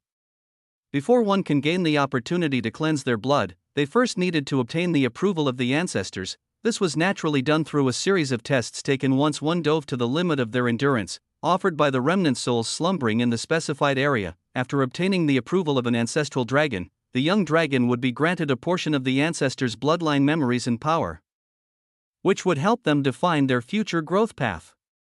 The immense combined benefits of these many processes would gradually show themselves as the genius grew, manifesting as heaven-defying talent and potential. Knowing this, one might question, just how could the Golden Dragon clan maintain the ancestral dragon pool? Regardless of the clan's power, it couldn't change reality. Every ancestral soul wisp could at most choose a single genius before losing its power, so how could the ancestral dragon pool support the clan for generations on end? It wasn't due to an excessive number of deceased predecessors. That much was for sure. Actually, the ancestral dragon pool wasn't a treasure of the Golden Dragon clan at all. The truth was far, far more mystical. The true ancestral dragon pool resided in the heavenly world, far removed from grand heaven's boundary. However, the ancestral dragon pool was one of the dragon species' greatest treasures. It was able to project itself anywhere it could find dragons and present them with a minimized version of itself, empowering and uniting the entire dragon species under a single umbrella. No matter how terrible feuds between dragon clans became, they would never openly attempt to exterminate each other, at least, as long as there weren't extraneous circumstances such as a fate of enslavement. Nevertheless, the secret to why the ancestral dragon pool could support the entirety of the dragon species lay in the nature of dragons themselves. It wasn't known to many, but the soul of every dragon that reached the 9 revolutions of extreme peak 4th class or higher would be laid to rest within the pool. It wasn't just one clan or even one universe, but every dragon in existence that was subject to this. Therefore, how could the ancestral dragon pool ever run out of energy? Its closed positive feedback loop was precisely what allowed dragons to become such fearsome existences with both knowledge and power in spades. Most young dragons didn't make it very deep in the pool, but since the pool tested potential rather than strength, it wasn't too rare for those ancestral souls in the 5,000 kilometer depths to take interest in those who don't even make it halfway to their perch. However, the 5,000 kilometers of area below that point marked an absolute turning point. Every dragon soul existing in this area was extremely powerful, each a renowned expert of their era. It was rare for geniuses to reach these depths, and even rarer for these dragons to take interest. Unfortunately, today wasn't a day where they could maintain their nonchalance. Roar, a terrified roar rang out. A dark red dragon soul rushed through the depths with all its power. Swerving through the deathly phenomena around it with precision and using everything it possibly could to block the path behind it and delay its pursuer, yet, nothing it did worked. Boom, a pulse of pitch-black mana spread through the water and instantly dispersed everything it contacted. Rocks and obstructions were directly dissolved into nothingness, while every dragon soul and mana phenomenon was devoured and recycled for a good cause. The dragon soul panicked. It tried to escape with all its power, but there was quite literally nothing it could do. Shiver, I think you should take a look at. Its body suddenly shook. An eerie sensation crawled up its proverbial back. The dragon soul froze. Its only option was to die. It didn't realize this until the very last moment. Whoosh, the dragon soul was swallowed up by a beastly maw of mana. Its memories rushed into Damien's head while its power incorporated with his own, strengthening both his mana and his bloodlines. Good.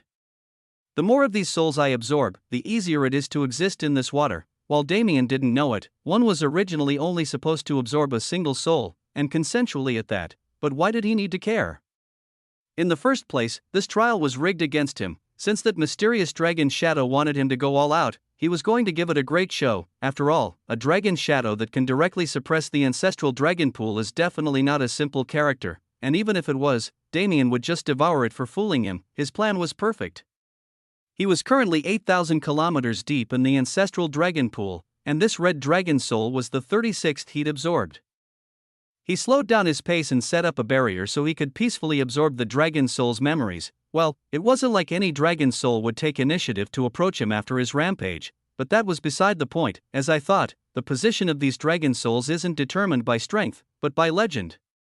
Damien confirmed after watching through the memories. Of the dragons I've devoured so far, only 5 or 6 of them were at the demigod level when they were alive, but their souls were so deteriorated that they couldn't maintain the ability to speak coherently. The rest are all at varying revolutions of the extreme peak, but what all of them have in common is, the 6th soul Damien absorbed was a great general who led countless armies to sweep the Nox 10,000 years ago. His efforts allowed the universe several years of respite, which then allowed the universe's forces to make an informed counterattack that almost drove the Nox out of the universe. The 13th soul was a reaper who served under a death dragon god beast. He was in charge of managing hundreds of millions of souls that were reaped every day to aid the demigod in his training. However, appalled by the inhumanity, he rebelled against the demigod with the help of several allies he met in his travels and overthrew him, bringing safety to an untold number of people in his era. The 36th soul, the red dragon soul, belonged to a youth no older than 20 years. His life was short, but he was a heaven-defying genius who was able to reach the extreme peak in that tiny amount of time. And while he didn't live long enough to have a long string of grand accomplishments, he held the monumental achievement of exploding his blood vitality to seal an abyssal corridor that opened in his sector, both preventing invasion and saving the entire sector from imminent doom. They were all the protagonists of their generations. The feats that supported their legends were varied, but they were all fantastical stories of people who accomplished things many never would, even after ascending to divinity. In fact, divinities were even less likely to build pronounced legends, because they were more cautious than anyone. It's interesting. I should experiment more. Damien grinned to himself as he clenched his fist and panned his gaze across the surroundings like a predator searching for prey. It truly was interesting. These legends were so great that they couldn't be wholly contained. A portion of their power leaked into Damien's legend when he absorbed them, empowering him and adding their stories to his own. It was a strange feeling that he couldn't quite pinpoint, and he wanted to know more about it. As expected, this ancestral dragon pool really is exciting. Chapter 964 Dragon Pool. 4. Damien immediately acted on his desire. Before him, these dragon souls were mere worms. They couldn't resist the pull of the breath of all things and the crushing force of the breath of nothingness. Their souls were dissected and their strengths were divided and repurposed to aid Damien to the best of their abilities. As a result of their attempt to isolate and suppress him, they faced his wrath, and they faced it in spades. Damien didn't move from the 8,000 to 9,000 kilometer depth, taking his time to tear through each and every dragon soul he could find. The number of devoured souls increased from double digits to triple digits, and as time went by, it even approached the quadruple digits. I've devoured 0.776. The sheer volume of memories and legends isn't something I can manage in a short period of time, but the Mind Prison support is somewhat mitigating that problem. Damien was once again forced to thank the mysterious technique he'd discovered in the cloud plane. Originally, it was supposed to be a sword technique. But Damien avoided the sword part like the plague. It wasn't his intent, it was just a result of the circumstances. In the beginning, Tianyang warned him to practice carefully so he didn't get turned into a heartless monster by the technique, so Damien was cautious in his usage. After he overcame himself, he'd thought about using the Void Heart Sword Law as inspiration to create more sword techniques of his own, but before he got around to it, he gained so many new abilities that he forgot about it entirely. Ever since then, Damien had never paid attention to the sword law half of the technique, however. He'd done plenty of work to improve the Void Heart section. The mind prison was always one of his greatest spiritual defenses. And as he grew, he made sure it grew with him. With its current abilities, not only could it hold his own memories and emotions, it could be used as a storage space for the things swallowed by the breath of nothingness, including intact souls. The previously figurative mind prison truly became its name. This ability was crucial in the current situation, especially since Damien would undoubtedly be corrupted and controlled by the memories he was devouring otherwise. After all, no matter how fortified his spiritual world was, he was absorbing millions of years' worth of memories from several different scattered eras and locations, some not in Grand Heaven's boundary at all, yet. There would always be a limit. As Damien realized himself, the mind prison could only mitigate the problem, not solve it. On the bright side, it's not much of a loss. I'll devour one more so I can hit the lucky number 777 and then I'll make my way down to the bottom of the pool. That should be where the previous Dragon Shadow's aura is pulling me to. Damien made good on his word instantly. The next dragon soul unlucky enough to find itself in his trajectory was devoured without much of a struggle and integrated with the rest. It's a shame that it wasn't too powerful, but oh well. Damien shrugged and pushed his spatial abilities, enhanced by void mana, to propel him to the deepest depths of the ancestral dragon pool as soon as possible. It was an incredibly effective method. Damien was able to directly bypass almost every threat awaiting him, and void breathing easily dealt with anything unavoidable. From 8,500 kilometers to 10,000 was a simple journey, but when Damien arrived, he realized 10,000 kilometers wasn't the deepest depth at all. Fucking hell. He cursed inwardly, mildly annoyed. He didn't bother to loiter around at the false bottom of the pool. Now, his greatest priority was finding that dragon shadow. He teleported ceaselessly and used a complex combination of dimensional cages and other dimensional magic to efficiently traverse several hundred kilometers per minute. 15,000.20,000.25,000. When he reached the 30,000 kilometer mark, he finally saw a difference in the black water. Is this it? He excitedly shot down another few thousand kilometers, and finally, after a needlessly long journey, his foot touched solid ground. Whoosh, I think you should take a look at. A breeze brushed past. Damien silently enjoyed the. Wait, a breeze? Damien's eyes widened as he realized that the water around him was no longer water in any sense. Rather, it was air colored and textured to look like water. Is this a secret realm? Damien wondered, but the all-seeing eyes didn't reveal any signs of spatial disturbance, so he was forced to throw away this assumption. These ancestral dragons are so flashy.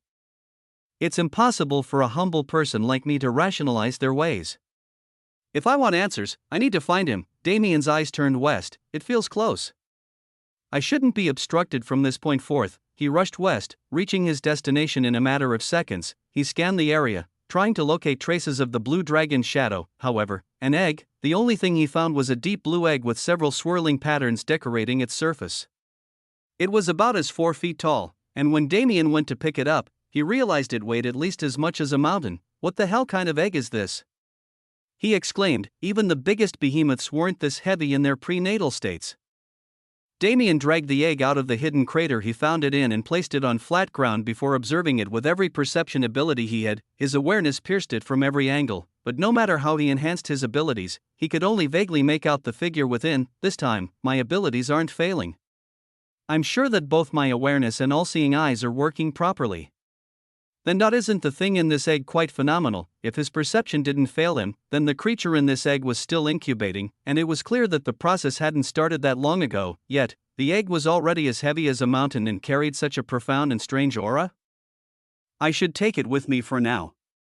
Maybe I can get some answers by placing it in a time dilation in the sanctuary and supporting its growth for a while. Regardless of what it was interesting, and that was enough reason for Damien to take it. Do you really think so? A voice boomed through the atmosphere, trembling the air. Damien raised his brow in curiosity and turned it around. A dragon soul with sentience, that's a first, he commented as he faced the being that materialized behind him. It was only a head, yet it was a head large enough to eclipse the entire secret realm as far as Damien could perceive it. A single eye of this dragon was larger than any star or planet. Damien's body shivered in unwitting excitement. It was an instinctual response. He gradually opened his mouth and moved his lips to speak, suppressing his emotions in the face of this absolute power. Not only did you just read my thoughts, you've maintained your sentience. Since I haven't met another dragon soul even close to that level, I have to assume it was you who called me here, he said. Taking a deep breath, he grinned and firmly brought his fist to his palm in greeting. My name is Damien Void, future ruler of everything. It's a pleasure to make your acquaintance. Chapter 965 Ancestor 1. My name is Damien Void, future ruler of everything. It's a pleasure to make your acquaintance. Damien respectfully bowed his head and greeted the entity before him, but his words were as arrogant as they could be. When he first encountered this shadow not long ago, he hadn't been able to sense anything from it and could only gauge its importance by its abilities. However, after devouring a whopping 777 dragon souls, the situation was different.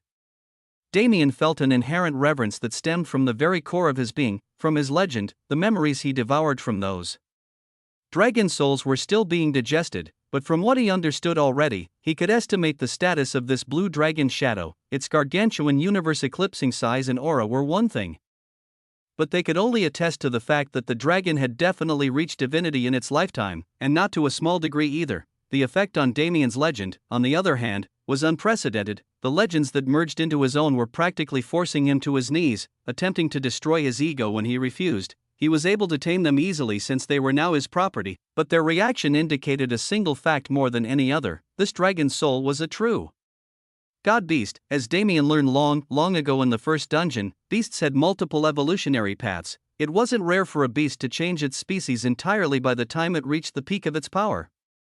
But regardless of how it evolved, its growth paths would always stem from god-beast blood. Every single beast had god-beast blood, but for most, this blood was diluted and muddled until its existence lost any meaning. When a beast grew into its power, its god-beast blood would also grow and evolve, merging with its own blood and enhancing its state of existence. And finally, at the final step before divinity, beasts are offered a choice. Their first choice was to follow the growth path of their god-beast ancestor.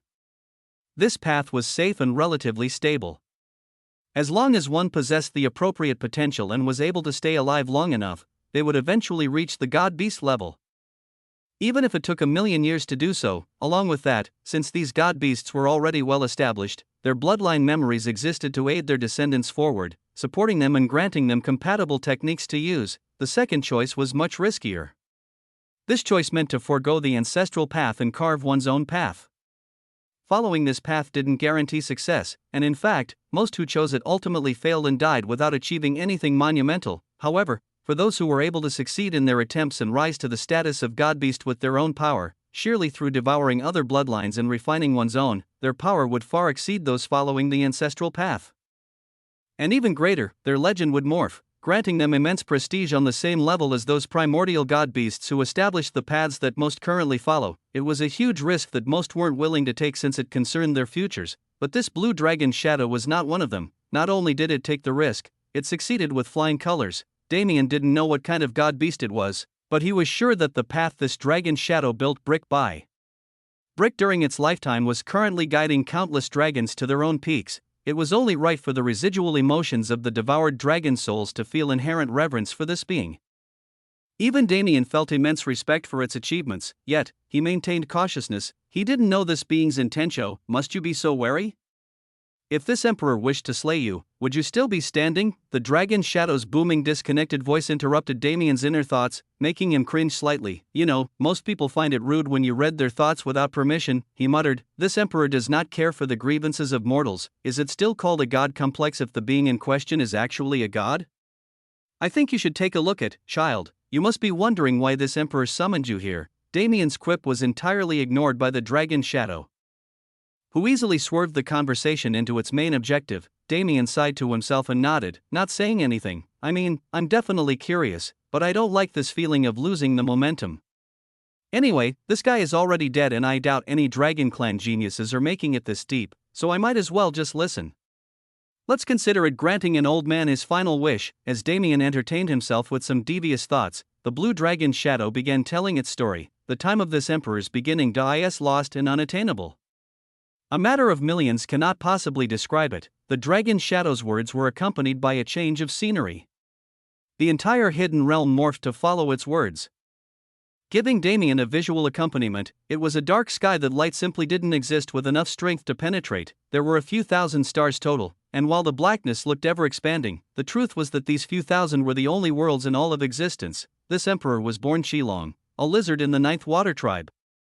We were not beasts, however, we developed sentience through the blessing of water and worshipped it in return. The surroundings zoomed in on a single planet, and on that planet, a single small lake that was home to a group of roughly 80 monitor lizard-like creatures. Among them were 30 adolescents, one of which was Qilong. The tribe lived and died together, fighting off threats from nearby tribes and growing until they conquered the rest of the 41 water tribes in the world. When they achieved sovereignty, most of the clansmen became content and lived in peace, but Qilong was different. In this emperor's 50th year, the joys of life provided by peace became dull.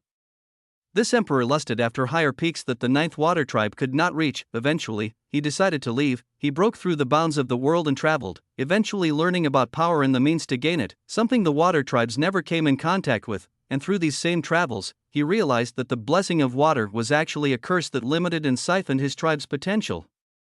Enraged by this fact, he trained harder and encountered several opportunities, not only becoming an expert, but creating a path for himself and his people to follow that wouldn't be affected by the external curse of the blessing of water. This was one of the very first instances of beast evolution, and while this achievement was one unknown to him at the time, his repertoire was still growing by the day.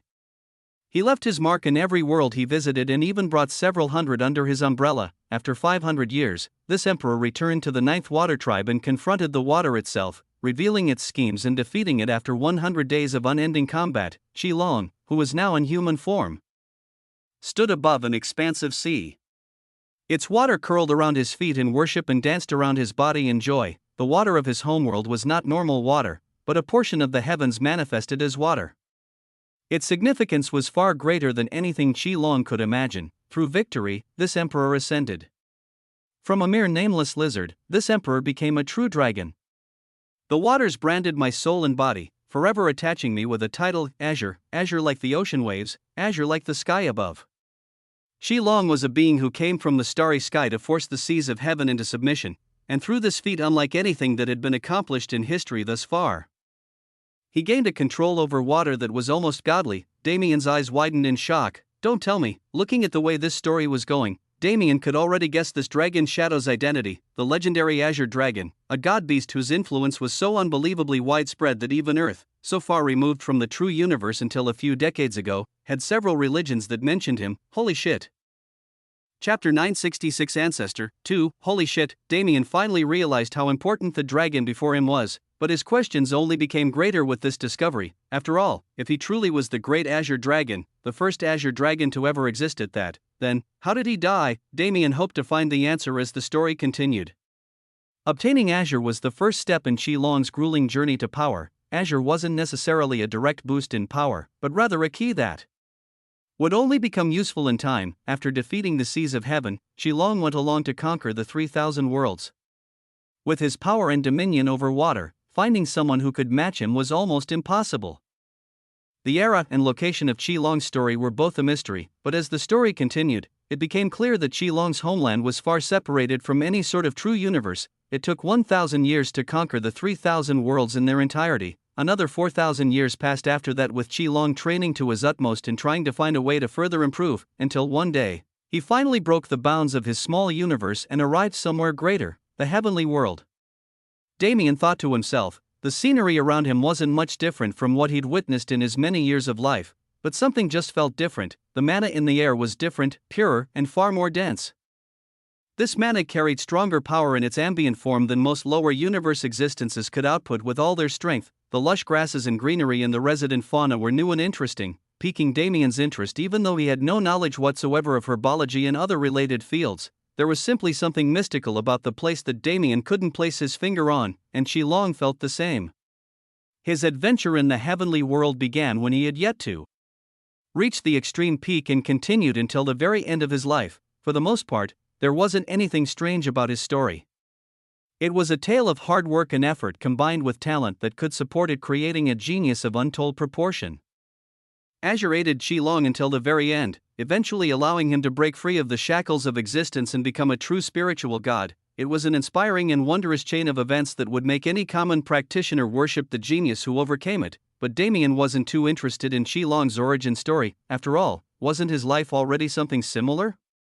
What interested Damien was the concept Qi began researching after he plateaued in his god-beast path. Universal flow. As someone who controlled the power of heaven, Qi was far more in tune with the universe than the average practitioner, and when he underwent cosmic rebirth, he felt the subtle force that guided all existence on its proper path. He became infatuated with the concept rapidly. He felt as if he'd discovered a hint at the answer to everything. He researched and researched, spending thousands of years trying to come in contact with the concept again, not only to fail completely. He theorized that he just wasn't destined to comprehend universal flow. While destiny wasn't a tangible force and would usually be left out of any sort of research, universal flow was a concept heavily tied to the ethereal and intangible. By Qi hypotheses, the concept known as universal flow was everything. It didn't influence the universe, it was the universe. It didn't influence events, it carried them out as they were supposed to be carried out. In some sense, the best way to describe universal flow was as the plot of a novel, only, this novel had no writer, no being controlled the plot, but the plot was created nonetheless. Universal flow was the tale of this plot that peeked out of the clouds. Its body and head were too profound for even the universe itself to understand, let alone mere existences within it. Unfortunately, Qi couldn't get further than this point in his research without actually coming in contact with the force again.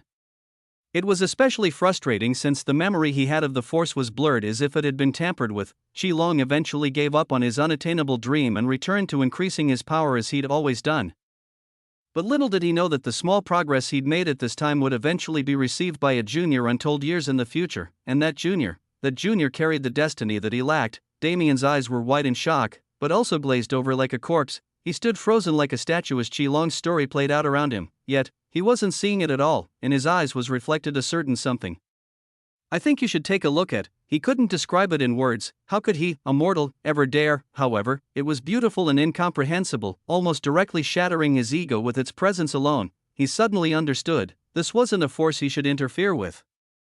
This wasn't something he should have ever touched. It was best if he followed Qi example and gave up. It's impossible for a human to touch something like this.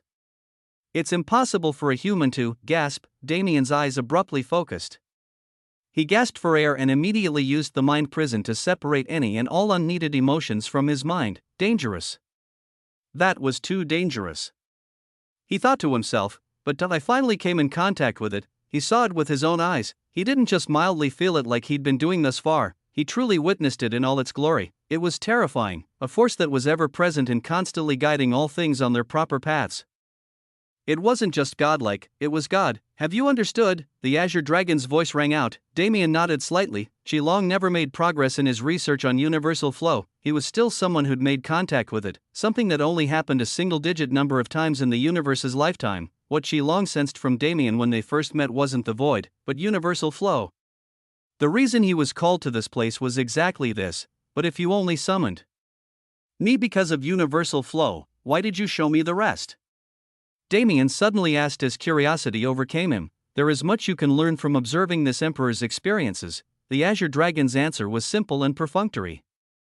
That's true, Damien said in response, but what's the use? These memories will only be useful to the dragon you. Damien halted his words, his eyes shakily returning to the Azure Dragon. You aren't thinking of, this emperor has rested long enough. It is time to appoint a successor. Shouldn't you be appointing a dragon to be your successor? I won't even be able to use most of your techniques. The Azure Dragon's massive eyes rolled downward, his gaze meeting Damien's. An existence chosen by the universal flow is more valuable than the entire dragon species combined. This emperor would much rather entrust you with my legacy than any other being. Damien stared up at the god beast at a loss for words. He was dumbfounded by this series of events that was taking a completely different direction than expected, and the worst part was, that direction was also the most obvious one. Honestly, there wasn't much to consider. No matter how incompatible he and Qi were, the other party was a true god beast. Damien was prepared to take anything he possibly could from the Azure Dragon without leaving a single scrap behind. Long closed his eyes, his shadow started to fade into the atmosphere, and ever so gently, a wisp of blue entered Damien's spiritual world. Little did he know, however, that this little blue wisp would make him suffer more than anything he'd faced since he arrived in the greater universe. Chapter 967 Ancestor 3. The Azure Dragon's blessing affected both the material and ethereal, but its effects were centralized in the body. When that little blue wisp entered Damien's spiritual world, it immediately exploded into a rampaging wave of divine power that broke through the ethereal and flooded Damien's body from his head downward. The pain began almost instantaneously. The second the mana broke through into Damien's body, the first thing it did was refine his brain, and naturally, as his nerves were being directly attacked and restructured, he was subjected to unbearable torment that rid him of the ability to think at all. Damien gritted his teeth and let out a muffled groan as the divine power entrenched itself deeper into his systems. The process of body reconstruction didn't need explanation. Damien had already experienced it many times, and while this one was more intrinsic and targeted even his nervous system and other facets that were usually left untouched, it wasn't much different in the actual methodology. He was broken down and put back together over and over again until he was fortified to a new degree. However, the main physical focus of this ritual was never body reconstruction. Instead, it was blood. The blood circulating through Damien's body was dyed in black and white, mirroring yin and yang at the beginning of creation. This blood was created and fueled by samsara, already placing it near the level of divinity in its worth. Even if it was the Azure Dragon, improving this blood was impossible. The Azure Dragon didn't have much expertise on life and death laws in the first place. Bloodlines, on the other hand, were a different story. Bloodlines were indeed incorporated into the bloodstream, but they had an ethereal element to them as well. Bloodlines weren't regulated by the heart and pumped through the body like normal blood. They were special and had their own metaphorical cores that held all of their base properties. These properties included purity, bloodline memories, strength, and many other things. As such, when one bled, their bloodline wouldn't be depleted, but it was still possible to burn one's bloodline to heighten its potential for a short period of time. Generally, every individual bloodline in one's body would have its own core. The only outliers were those who had multiple different bloodlines from beasts of similar species, whose bloodlines had the possibility of merging. The void physique naturally didn't allow Damien to follow this common path. When he was in the Feist dungeon and using Devour to rapidly grow his power, he devoured countless bloodlines that were all condensed into a single bloodline core, leading to a muddled and inefficient final product. This problem was solved later when Damien used the primordial undying tree's fruits to restructure his bloodline and purify it. His new bloodline was far stronger and aided him many times in the conflicts that occurred afterward. Still, the question remained. Why did the void physique make him follow such a seemingly disadvantageous path? As time went on, this question remained unanswered and Damien's bloodlines gradually became irrelevant. His strength improved too fast.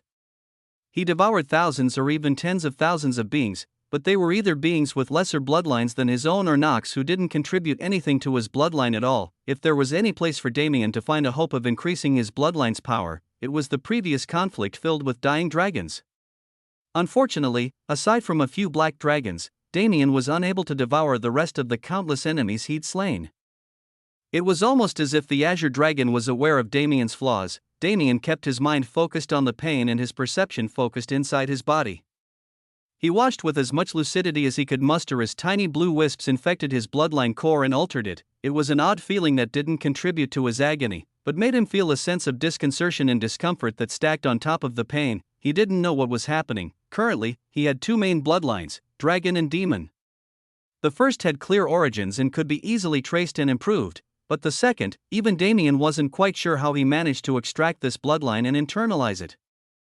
Nor did he know its origin. Damien always figured in the back of his mind that this bloodline had mysterious and powerful origins, but at the moment the blue wisps contacted it, his assumptions became truths. Damien's bloodline core tremored as the divine power of an ancestral god-beast collided against the unknown power. "I think you should take a look at," bang, his body rapidly morphed, becoming tall, pale, and demonic. The unknown bloodline bared its fangs against the Azure Dragon's influence like a prideful lion resisting hunters. The bloodline's influence spread through his body and covered him in various blood runes, most of which Damien didn't know the identity of.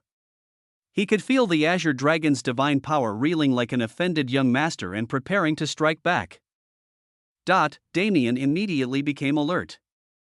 If that collision was allowed to occur, his bloodline core would undoubtedly sustain damage. His bloodlines didn't matter much anymore, but Damien couldn't risk that explosion affecting his soul or abilities in any way. Whoosh, Damien's worries were solved before they could properly manifest. A stream of essence Damien hadn't seen in a very long time forced itself between the two powers, the pure force of the void physique, different from void mana and void essence but sharing the same origin, rolled through Damien's body and reeled the many ongoing processes under its control. Damien exhaled slowly, believing he had a moment of respite now that the void physique would regulate the changes. However, did he forget, the void physique was the very thing that turned him into a masochist who lived by the slogan, pain is power. The bodily effects were controlled now, so they'd resume without the same pain or conflict they'd produced thus far. Therefore, the ethereal portion of the process could finally start. Gasp, Damien's chest jerked forward. He threw his head back and his eyes widened into saucers as he gasped for air. With everything he had, divine power invaded the core of his being, the depths of his soul, and began a secondary metamorphosis. This time, there was truly no other sensation besides pain. Damien couldn't sense his soul yet, nor could he sense what was happening to it. He only felt that it was being torn apart. His ego was threatening to collapse directly. His mind almost shattered into a million pieces, mentally crippling him. Damien urgently moved everything important to him into the mind prison.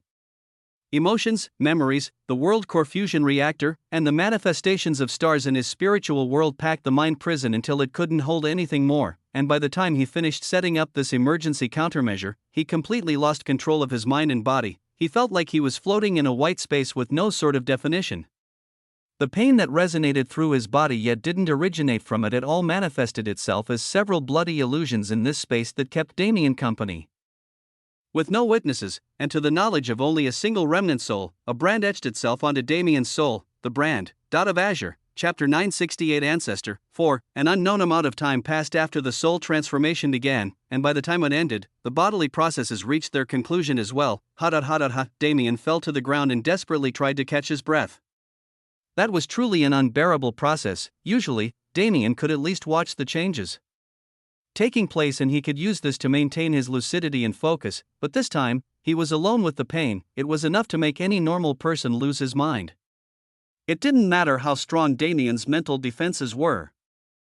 The divine power would have absolutely crushed his mind into oblivion if he didn't take the initiative to hide away everything that defined him. His spiritual world was an absolute mess in its current state, which made it extremely difficult for Damien to take his mind off the terror he just experienced and move on. It was only after he removed his ego from isolation and regained the warmth of a sense of self that he managed to calm down. What happened? He muttered inwardly as he inspected his body. First of all, his physical body had been strengthened to a new level. He would definitely be able to resist attacks from anyone under the high commander level without any mana defense at all. His response time was nearly instantaneous now. His body could now react to his intentions before he could even fully realize them. His thoughts and processing ability were much faster than before, a noticeable change caused by the refining of his brain and spiritual world. Damien skimmed over these changes as he focused his perception on his bloodline core. It used to be pure red, almost like a blood clot. Now, however, it was entirely different. It was pitch black in its base, with intricate patterns of gold, white, blue, and a hint of red wrapping around it to form a beautiful and profound picture. This is have my bloodlines been merged, not just merged, but empowered. The previously immovable demon bloodline had somehow swallowed its draconic companion and merged with the Azure Dragon's divine power to create a completely new bloodline-like force that resided in Damien's bloodline core. What a good thing, he muttered somewhat spitefully as he realized that he'd have to put effort into fully digesting his bloodline change. No, instead of focusing on that, why does it feel like I can? Damien summoned a ball of void mana on his palm. He moved it around and played with its wisps, observing it thoughtfully. There was a new instinct in his body, backed by mysterious comprehension. Damien followed that instinct and altered the structure of his mana. The wispy pitch-black void mana gradually brightened and shifted in color as well as texture. Its entire state of matter changed. From what exhibited itself as a gas, the void mana became liquid. No, it became water. Damien flicked his finger and let the ball of water fly forward with the strength of a regular mortal's throw, without much suspense. It arced through the air and separated into droplets before splashing against the ground. It was just ordinary water. Holy shit! Did I just do that? However, Damien's reaction suggested anything but. Even the Saint Emperor can only imitate other elements with his mana. I have no affinity for water at all, and I barely come in contact with it. How could he bend the laws of reality so easily? Affinities existed for a reason. Humans, or all living things for that matter, were granted affinities at birth and would follow their paths until death. It was still possible to gain new elements, but only those one already had some affinity with. Damien's time law was an inborn affinity that took time to manifest, but his lightning was a perfect example of the aforementioned phenomenon. If Damien originally had no affinity for lightning, the void physique wouldn't have been able to implant a new affinity into his weak and malnourished body. Simply put, to directly control an unrelated affinity was one of the greatest impossibilities for a practitioner. Or at least, it was supposed to be. Is this an inherent effect of the void physique that was revealed by the new instinct I gained, or is this a direct result of the Azure Dragon's blessing? Damien was in a rush to find out, because if it was the former, it was massively important, the most grandiose breakthrough in training he had ever encountered. Child, are you satisfied with your gains? The Azure Dragon's voice broke him out of his trance. Damien wasn't the slightest bit bothered. He directly stood up and bowed until his face was parallel to the ground, deeply expressing his thanks to this primordial being. I will never forget this graciousness you've shown me.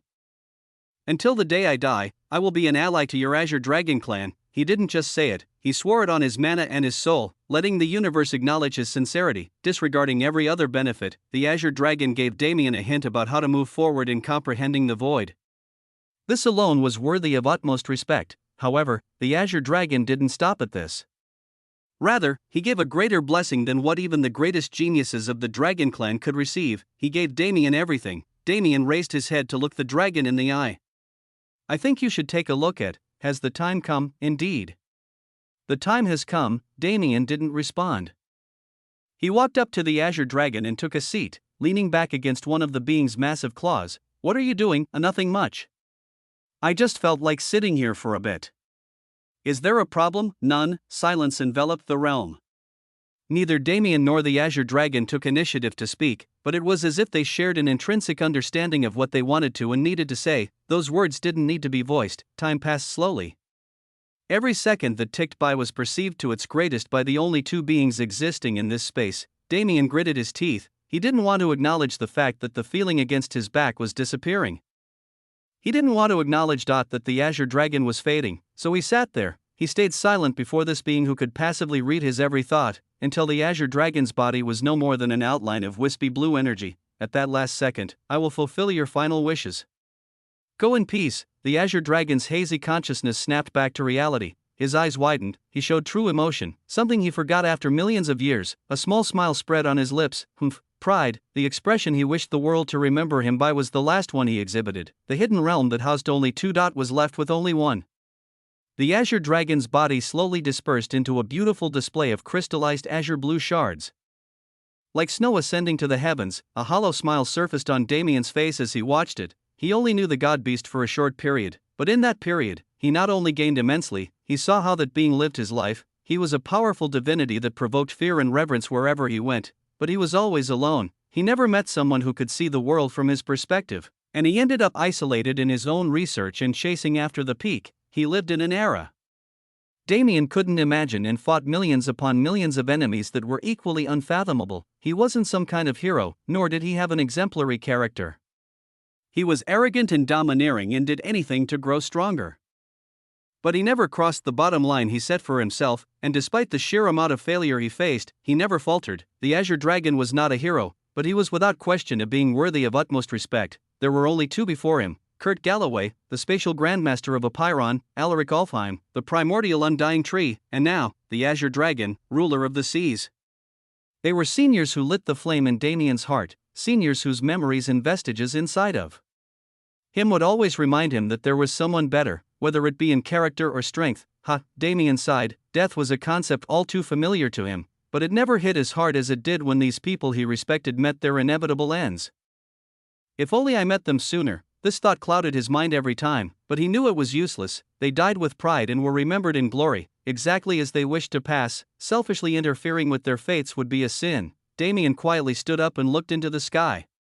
There, the passage to return to the ancestral dragon pool revealed itself. He wished he could have spoken to the Azure Dragon more, but this was the end of their fated encounter. It was time for Damien to set his sights on the next goal and move on as he always did. It was time for him to set out for the Grand Assembly. Chapter 969 Prophecy 1. Damien was in the ancestral dragon pool for no more than a single day. As he left the pool and the scenery faded around him, he finally realized that there was a time dilation around the space. It was so flawless that he didn't notice it until he left, which was incredibly impressive. I'll have to visit the original ancestral dragon pool in the heavenly world so I can experience it in all its glory. Damien thought to himself as he walked through the halls of the Golden Dragon Palace. The banquet came to an end not more than an hour ago, and countless people were moving through the palace halls, returning to their quarters or homes to rest and finally succumb to their fatigue. The atmosphere of the world had calmed down drastically. It was a miracle just how fast people could readjust after a tragedy. Now that the celebration of life had ended, the time to celebrate the dead arrived. The number of casualties from the catastrophe was in the several millions at the very least. People all over the world had lost their friends and loved ones to the war, and while the urge to place blame did exist in their heads, how could they? The emperor himself suffered more than anyone else in this tragedy, losing half of his children to the enemy. The burial rituals of the golden dragons were quite fascinating. As beings who were so close to fate, they didn't view death as a sorrowful thing. Death was inevitable, and though fate could be cruel in the way it toyed with lives, it was a just entity. Those who died in this battle, those who defended their homeland or died innocent of any crime, would be reincarnated with blissful destiny. This was without a doubt, therefore, it was not a time to mourn, but to celebrate the achievements the deceased made in their past lives, and to pray for their happiness in the next. Damien quietly watched the ceremonies without participating himself. He was just an outsider after all, and his achievements weren't broadcasted to earn the people's affection. Unlike him, Elena was widely accepted among the Golden Dragons. She was personally requested to participate in the processions, and her acts of spreading vitality across the world and healing its people practically made her a saint in their eyes. Funnily enough, being Elena's spouse granted Damien more status among the clansmen than his role as Astoria's teacher. Not like he minded it, though. Who wouldn't feel pride seeing their wife achieve greatness? Damien had no interest in stealing her stage. Instead, he silently obtained the emperor's permission and made his way into a secret corridor in the palace, walking down a damp hallway and down an extremely cramped and weathered staircase until he was near the core of the world, another prison near the world core. The director's avatar was trapped in one of these too. I guess it's a common practice. It was also likely that the invaders who were aiming for the world core during the war were actually trying to enter this prison and let loose its inmates to cause chaos. Damien reached the end of the staircase and stepped on flat land again.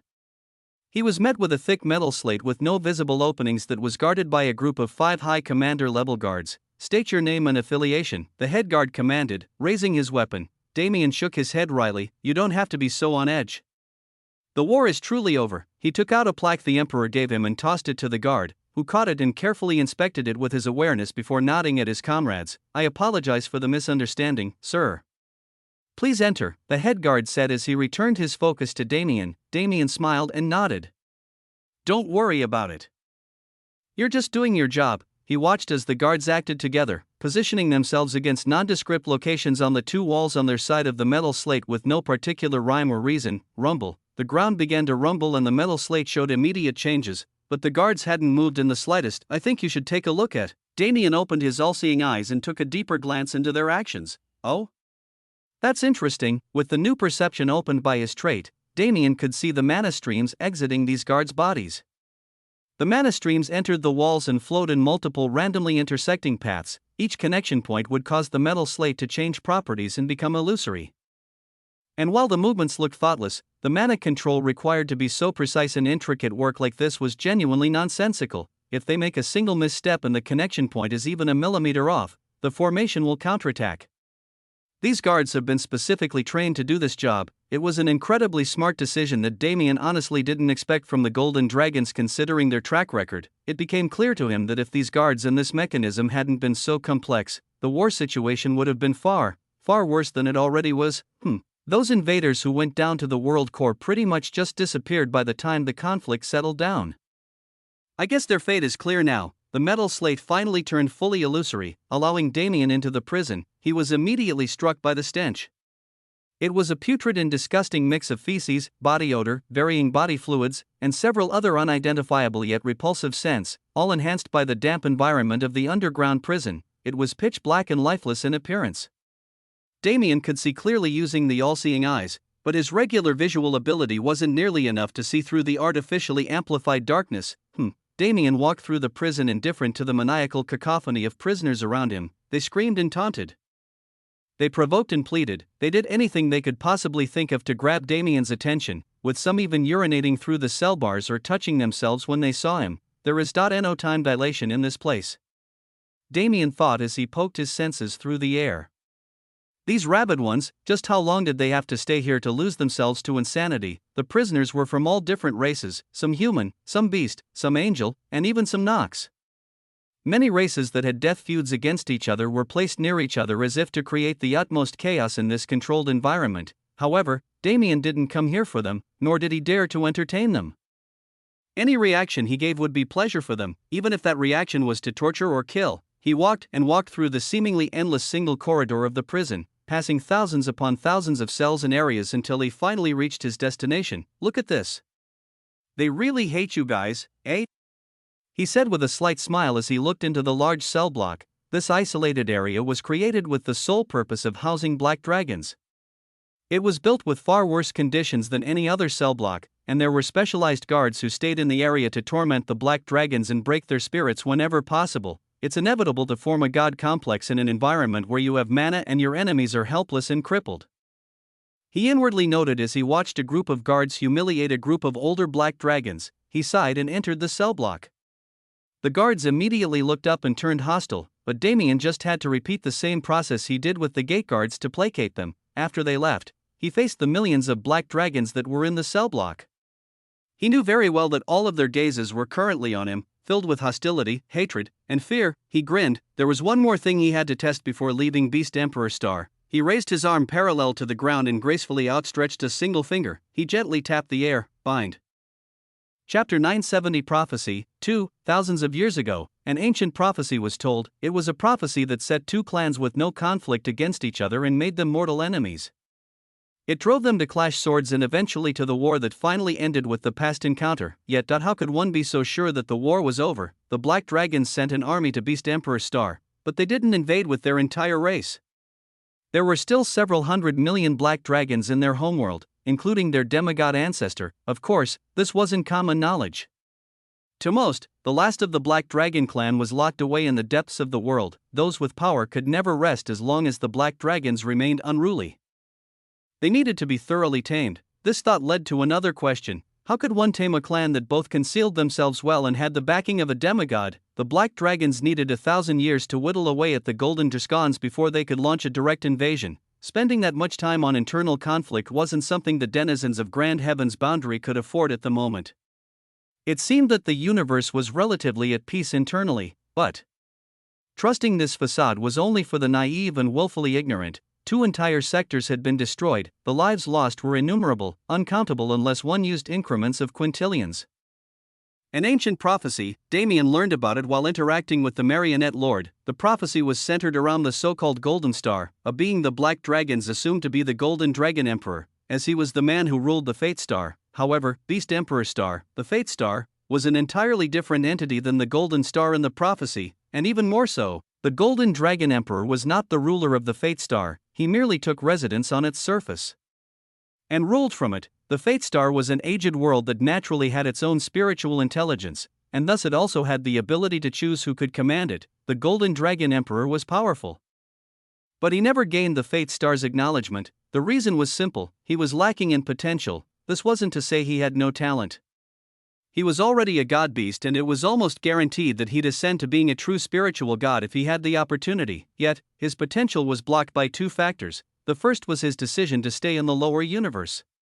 He gave away his chance to grow further than the demigod level for the sake of his clan, and while admirable, it wasn't a smart decision in the slightest. The second factor was much vaguer. It was the very path he followed that hindered him. The Golden Dragon Emperor never made decisions without considering his people. His cosmic rebirth ended with him following the Golden Dragon God-Beast's evolution path, which also meant his achievements would only ever reach the height of his ancestor, never to improve further unless he met some extraneous fortuitous circumstance. The Fate Star understood what it represented. Being its ruler wasn't a title, but a state of existence that put one in direct contact with the concept of fate that remained esoteric to all. It was extremely careful in choosing its master, but it eventually succeeded in finding a genius it felt it could put its faith in. For once, that genius wasn't Damien. It was a girl born and raised on its surface who finally received an opportunity to bloom into her potential just recently.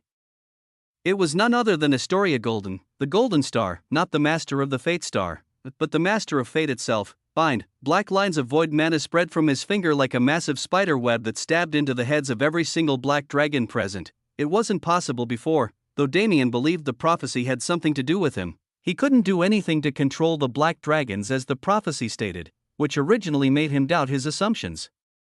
About Astoria, I think you should take a look at. However, if she didn't have the kind of potential that could move the Fate Star, why would the Void ever bestow her a title? The event that made the impossible possible was obvious.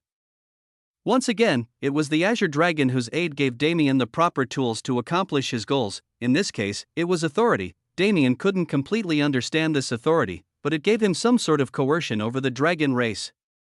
Those weaker than him would submit without question, and those stronger than him would be suppressed by its effects. This authority did not give Damien the ability to enslave an entire race of dragons. It was the key that allowed him to truly integrate himself into the fate of the Dragon Clan. After that, it was just a matter of following the prophecy. The Black Dragon Clan was fated to come under his rule, and fate itself would go under Astoria's. There was no resistance, to the extent that it was eerie. Damien furrowed his brows as he traced the void mana spider web with his eyes and noted down its processes. The fact that nothing was off was all the more disconcerting. If we follow the precedent, the ancient prophecy should have been the result of void mana burst out of the spider web's every thread and rocked the cell block's foundation. But yeah, it could only be this. Damien's eyes hardened. He clapped his hands together and set up several thousand interwoven dimensional cages to isolate the cell block from the real plane and hide what was happening. As he did so, the void mana that burst into the atmosphere concentrated into several pillars. One for every black dragon, and then, zip, each pillar impaled itself into its respective black dragon and disappeared into their bodies. One by one, their bodies jerked forward and they raised into the air as if possessed. Black draconic features polluted their human forms and turned them into half-human half-dragon hybrids, almost like Damien after dragon transformation. The raging mana calmed down soon enough since it was all absorbed into the black dragons. The scene quieted down, but Damien could vaguely feel the pulses of void mana metamorphosing the black dragons from within. He smiled wryly. Well, it's not too surprising since this whole trip to Beast Emperor Star has been defined by fate and universal flow. If there wasn't something like this, there's no way I would have ended up here at all. Damien had no idea if it had its own ego, but he was sure of one thing: the void was always silently watching him. Recently more than ever before, it involved itself in almost every conflict he'd been a part of, almost as if it was urging him to focus on it rather than his law comprehension, and he listened to that call. The comprehension of universal flow, the constant usage of void breathing, and most recently, the discovery of elemental alchemy all contributed to the void's agenda. Should I consider this a reward? Damien thought, chuckling to himself. He swept his hand through the air and pulled the spiderweb of void mana back into his body. Using the same moment to send the black dragons to the sanctuary, they were practically driven to madness trying to avoid their fate, so they definitely won't be pleased when they find out it came true. I'll send them to the wild continent for now and let Galantis whip them into shape. Afterwards, they can be transferred to Thebel to join the main army. Damien patted himself on the back for a job well done and took down his dimensional cages. I'll have to find time to deal with the rest of them after the Grand Assembly.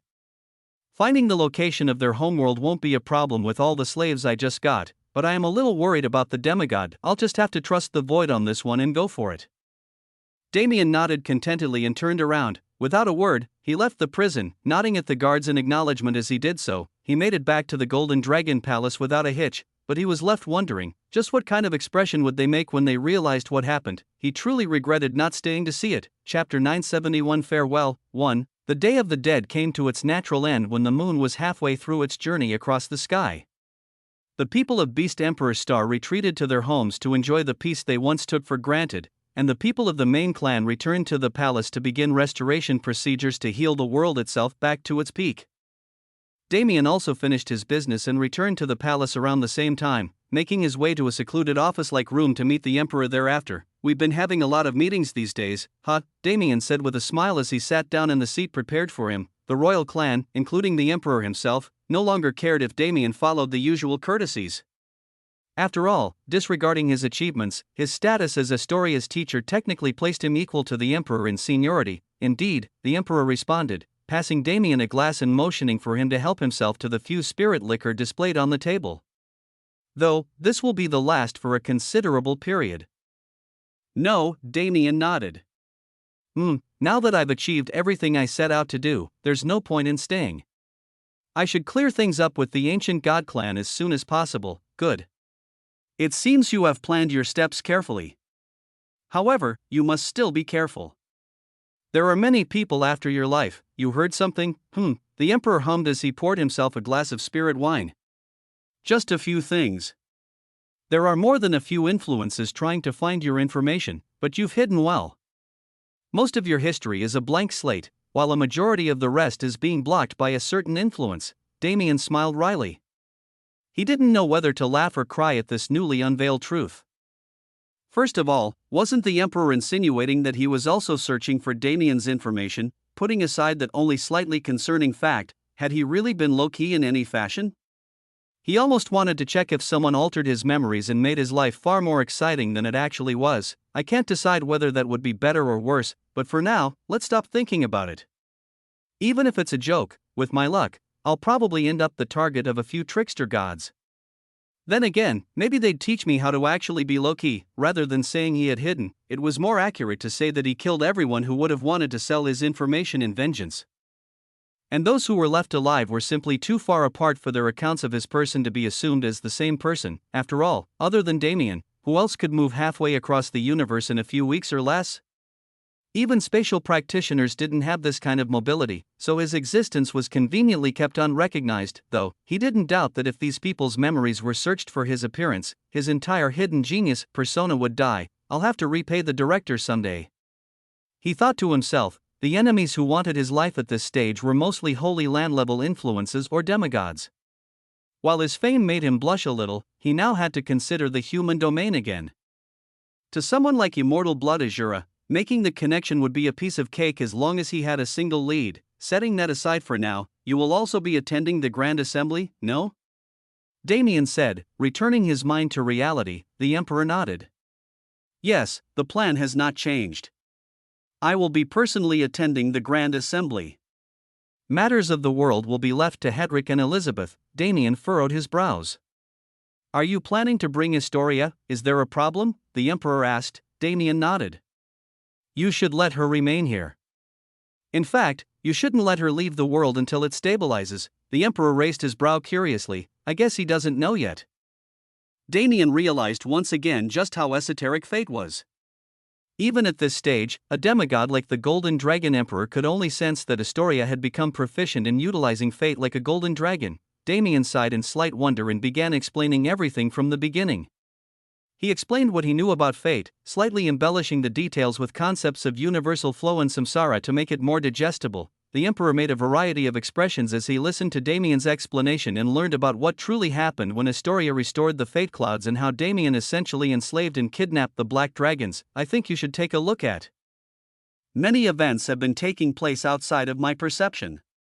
What a strange feeling, the Emperor said somewhat wryly as he took another sip of his drink. Damien didn't speak further upon seeing the Emperor fall prey to his own thoughts. There were many things for him to digest. After all, as a divinity, the Golden Dragon Emperor's mentality was far stronger than the average man, but he wasn't a brick wall. If he was, he wouldn't have sacrificed his future for the sake of his clan. However, to learn that this sacrifice was the reason he was never able to achieve the goal he'd been striving towards ever since his ascension to the throne was difficult to accept, to say the least. And even more than that, his goal had chosen his daughter instead of him, so this was the meaning of that prophecy. He thought to himself, the great blessing fated for the Golden Dragons wasn't external. It wasn't some sort of treasure, it was Historia, this girl who had only ever shown herself to be a mischievous devil somehow matured into someone grand before he even realized it. Was this the shock every parent had to experience at some point in their life? A smile formed on his face. It truly did hurt, but since he never had a chance in the first place, wasn't this the best possible scenario? Historia. You have finally found your place in the limelight, the Emperor thought. His eyes half closing as he sent his thoughts into the sky. Detria, I hope you are watching over her from your place in the heavens. He offered a silent prayer before opening his eyes and turning back to Damien. Thank you. Damien's eyes widened. What did I do? The Emperor smiled. It was a smile that contained warmth, something he'd never shown Damien. If it wasn't for your aid, would Astoria have been able to bloom into her potential? If left to others, it would have gone unnoticed until the day she died. How could I not thank you? Damien shook his head. No, I only gave her the chance to grow. If she wasn't already a genius with a fiercely unyielding spirit, she would have gained nothing at all. He finally poured himself a glass of dark spirit liquor and raised it in the air with a grin. She's bound to complain incessantly when she learns she has to stay home, so make sure to properly thank her for saving the world. The Emperor's eyes widened slightly before he returned Damien's expression, flashing his sharp canines. He raised his glass to meet the one extended to him. Clink, consider it done. Chapter 972 Farewell. 2. Master. Why are you leaving me? Astoria's ear-rending whining resounded through the halls of the palace, making anyone who could hear her's expression wry. Damien was included among these people. He rolled his eyes and smirked, patting her on the head to placate her. Relax. Why are you acting like I'm going to go die somewhere?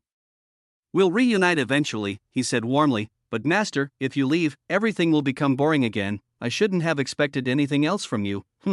Nothing. Anyway, you already have plenty to do here, so what's the point of leaving? You're still acting like this, but we both know what's in your heart. Astoria looked away, embarrassed at how well he could read her. Damien gave a half smile and sent her a sound transmission for only the two of them to hear. I have one last gift for you before I leave. Take this bead. Whenever you find yourself with some alone time, crush it. You'll get a big surprise. Damien passed her a small blue marble, which she took and eyed curiously. Master, what is this thing? Why did you have to tell me through sound transmission? She questioned. Don't worry about that for now. All you need to know is, as long as you crush that bead, you won't get bored during this period of house arrest. I'll guarantee that on my pride as your master, Damien responded smugly. Oh, Astoria's eyes brightened as she stashed the bead in her spatial ring. Master, I'm not patient, so I'm going to go try it now. I'll see you next time. She immediately ran over to the Emperor and spoke a few words before scurrying back to her room. Damien shook his head with a half smile on his face.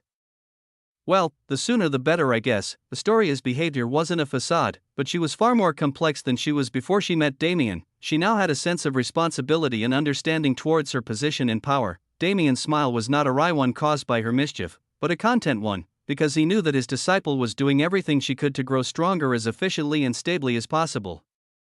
And she trusted their relationship enough to know that the gift Damien gave her would be the best first step for her to take. How could he not feel pride after seeing her determination? He wished he could help her more, but her path was never space, from the beginning.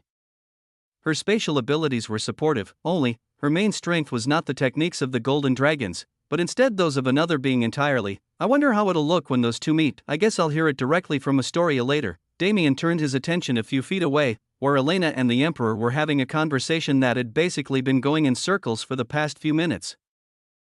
Your contributions. Without you, this planet would have fallen. It's nothing, Your Majesty. I was only acting for material benefit, so I cannot accept your thanks. For material benefit only? However, any normal contractee would not put in half the effort you did. I believe in your sense of justice, and I believe it should be commended. There is no need to reject our sincerity. She'll take it. Damien appeared between the duo and swiped the box in the Emperor's hand, wrapping his arm around Elena and flashing a grin at the duo. Guys, courtesy is fun, but isn't this a bit too excessive? He said teasingly. Elena frowned. I really didn't do anything worthy of rewarding though, so I don't want to accept anything precious. Unfortunately for you, wifey, your husband is shameless and greedy, so we'll be taking this anyway. Emperor, any objections? None, the Emperor responded with a smile. Elena looked at Damien, then the Emperor. Then back at Damien one more time before finally letting out a defeated sigh. I think you should take a look at. Fine. But I still won't take it for free. If the Golden Dragon clan ever needs my help in the future, I'll lend it without question. The Emperor nodded contentedly. That goes without saying. Our Golden Dragon clan shared your sentiment and will aid you with the same fervor if the need ever arises. As allies, it is only right that we support each other. The duo expressed their appreciation, and after a few more minutes of conversation, the time of departure truly came. Damien and Elena left the palace hand in hand, the Emperor and Golden Dragon clan's words of well wishes following them out. Damien looked over at the lovely woman beside him with a smile. You ready? We have a lot of explaining to do before the fun stuff starts. Elena leaned into his shoulder with the same warm expression on her face.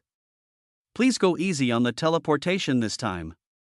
I'm not ready to die yet. Hey, aren't we supposed to be having a romantic moment as we ride off into the sunset right now? Why would you want to do something so unbelievably cringe? I hate that you know Earth humor. Yes, and I love you too, TCH. Damien clicked his tongue, trying his best to pretend like he wasn't grinning like a fool on the inside. It had been so long that he didn't realize how much he missed the feeling of having a beauty by his side. Particularly a beauty he had feelings for. It wasn't bad at all. But I should still get a little revenge for that last bit. No, Elena shivered as she sensed Damien's evil grin. Wait, don't even think about. Too late. Flash. The duo disappeared from the world, off to start their next journey and leaving behind a world that shone in gold. In every corner of the Fate Star, beautiful manifestations covered the sky as if to celebrate the existence of the couple. Astoria watched the fading spatial fluctuations with an unreadable expression on her face, tightening her grip on the bead in her hand. Next time, I'll be strong enough to stand by them. Her sentiment drifted into reality and merged with those of many others.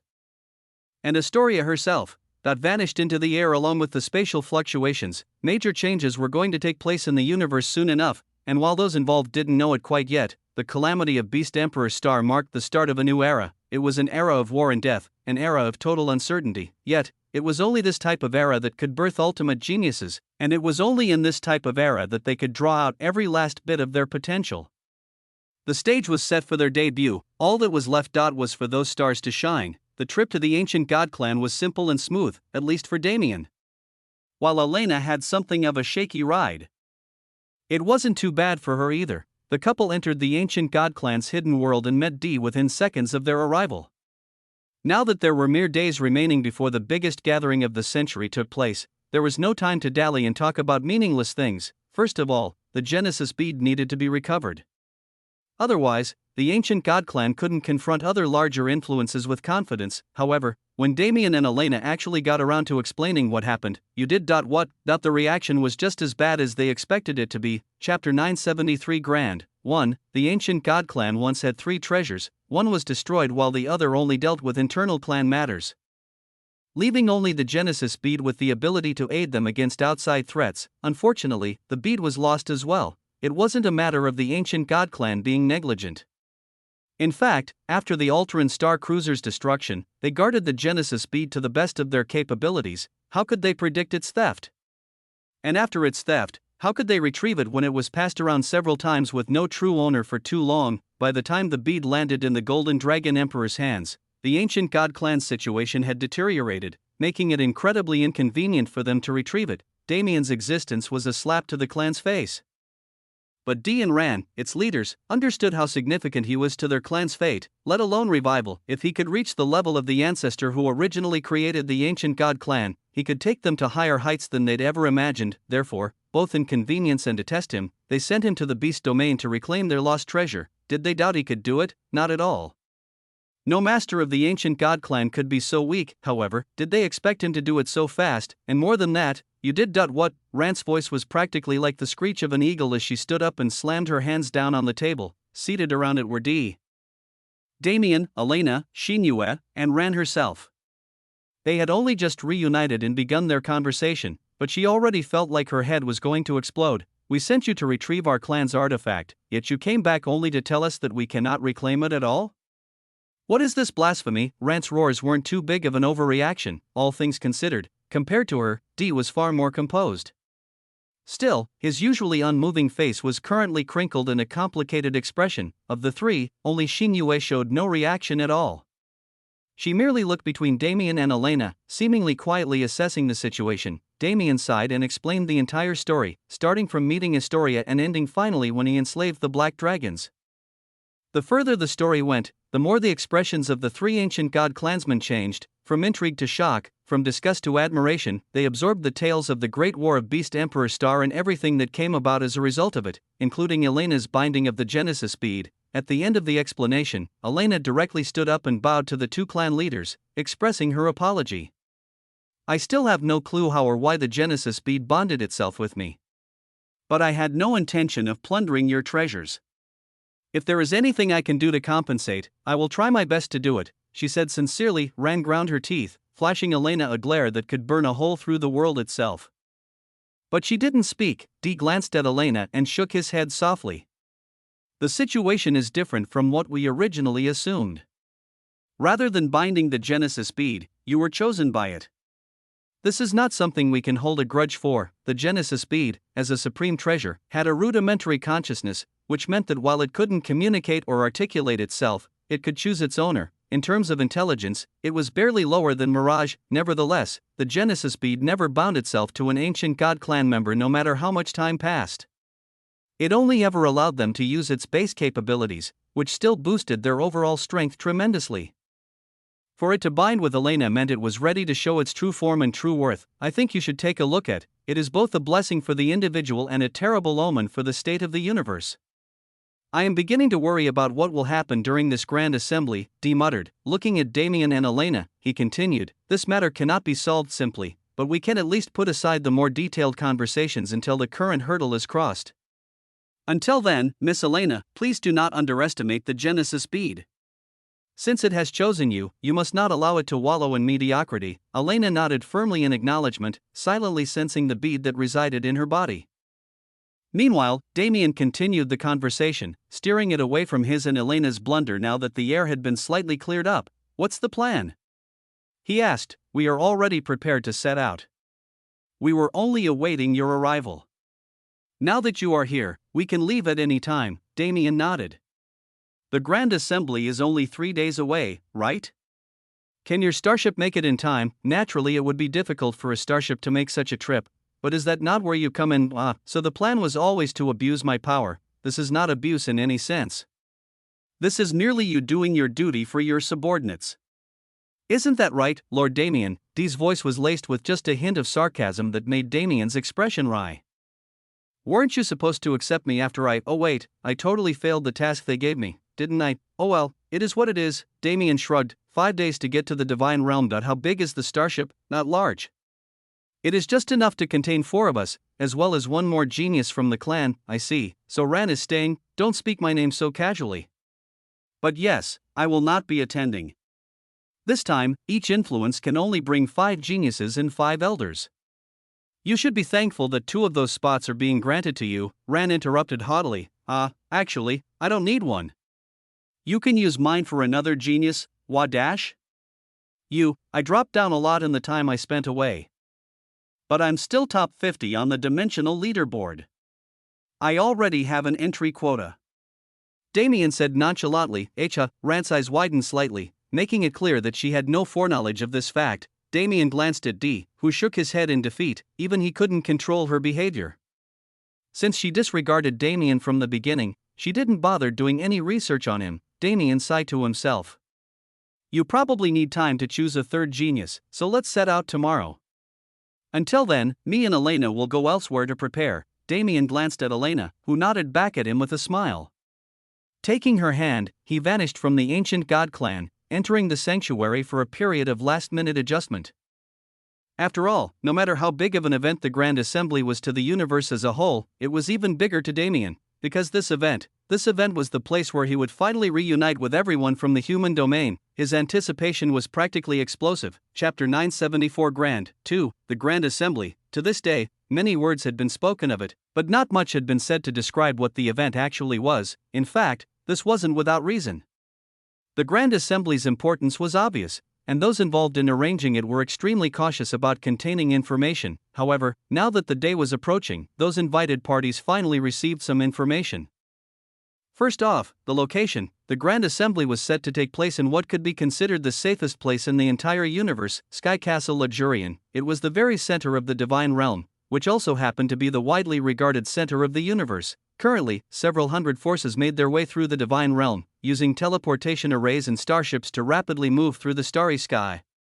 Of course, without special means, it was impossible for those further from the Divine Realm, such as the ancient god clan, to reach Legurian in time, but that was to be expected. The Grand Assembly would begin soon enough, but it would continue for at least 2 months.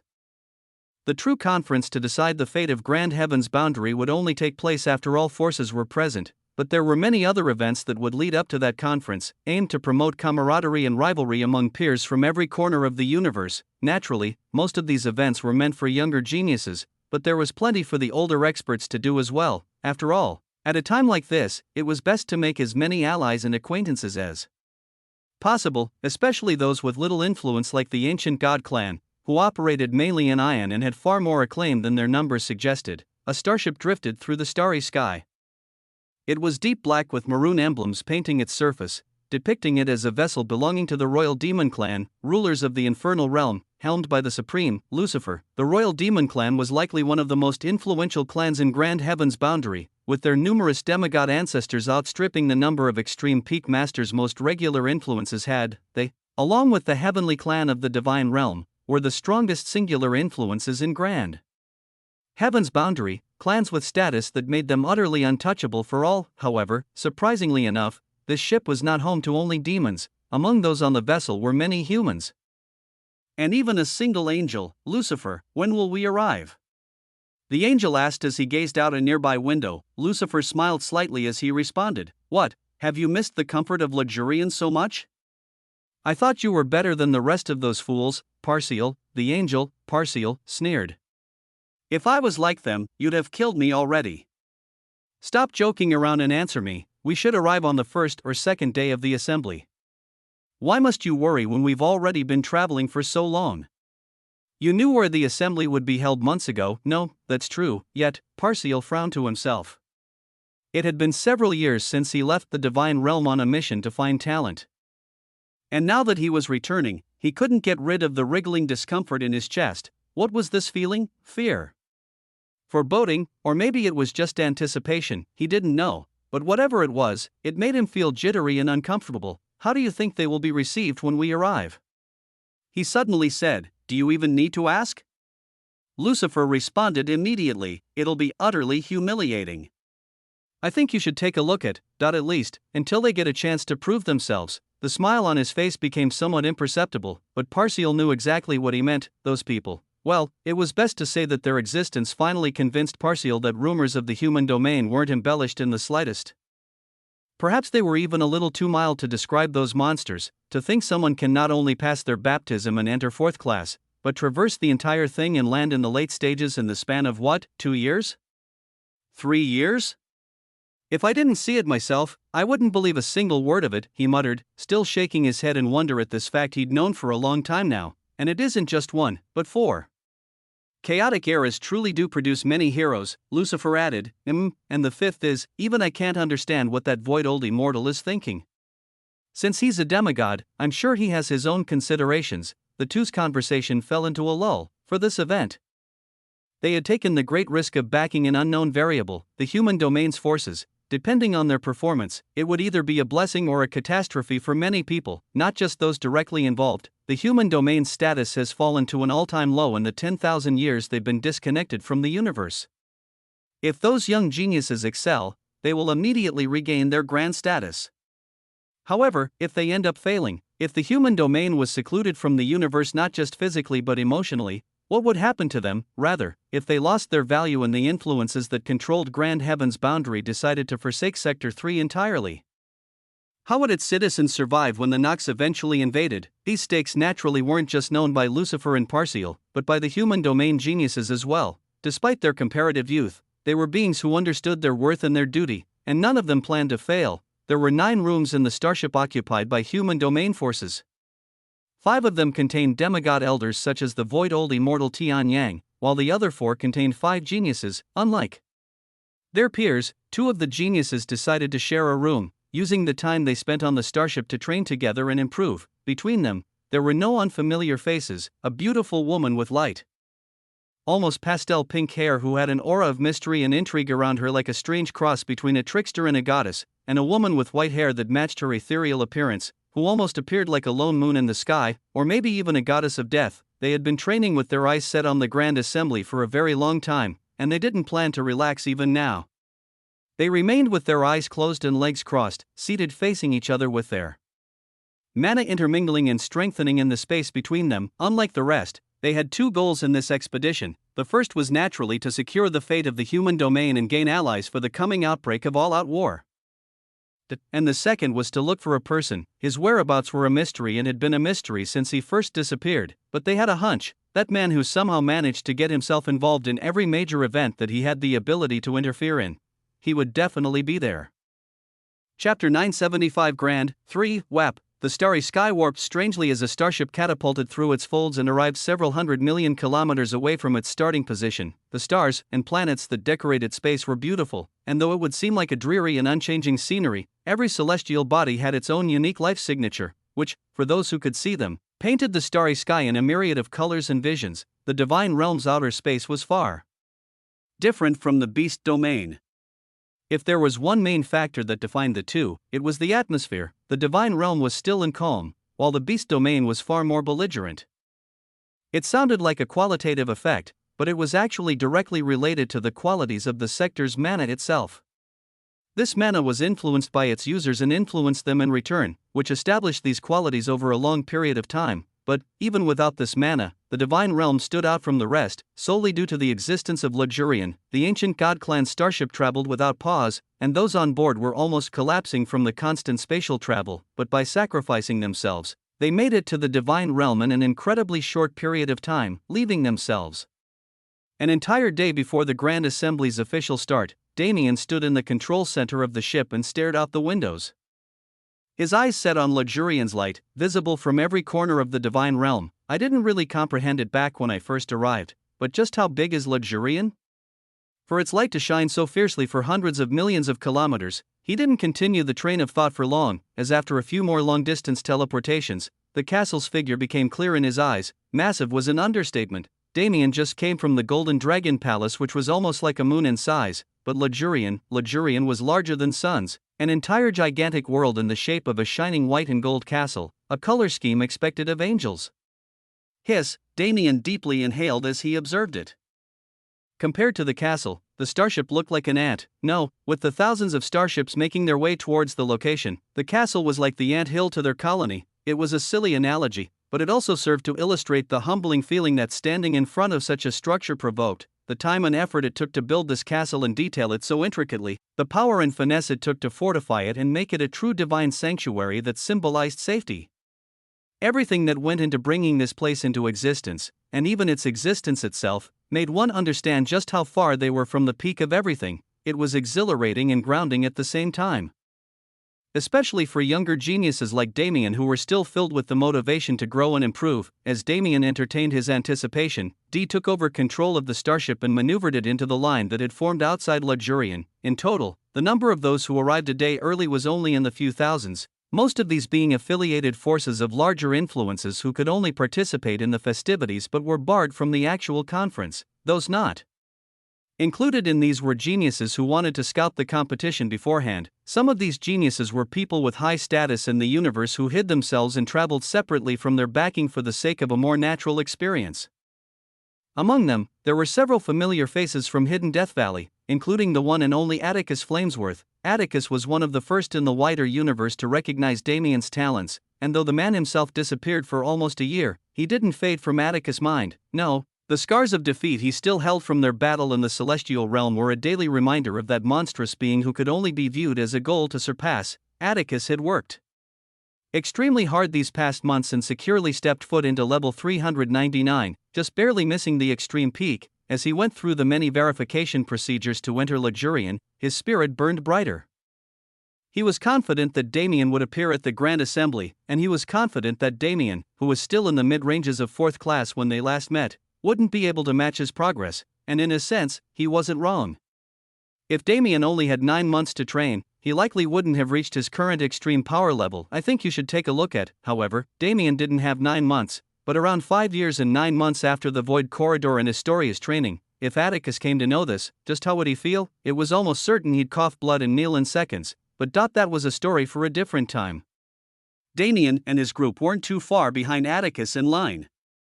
Around 20 minutes after he entered Lugurian, Damien's group arrived and began undergoing security procedures as well. Atticus was definitely understating the security procedures because of his status as Fallen Star Holy Land's young master.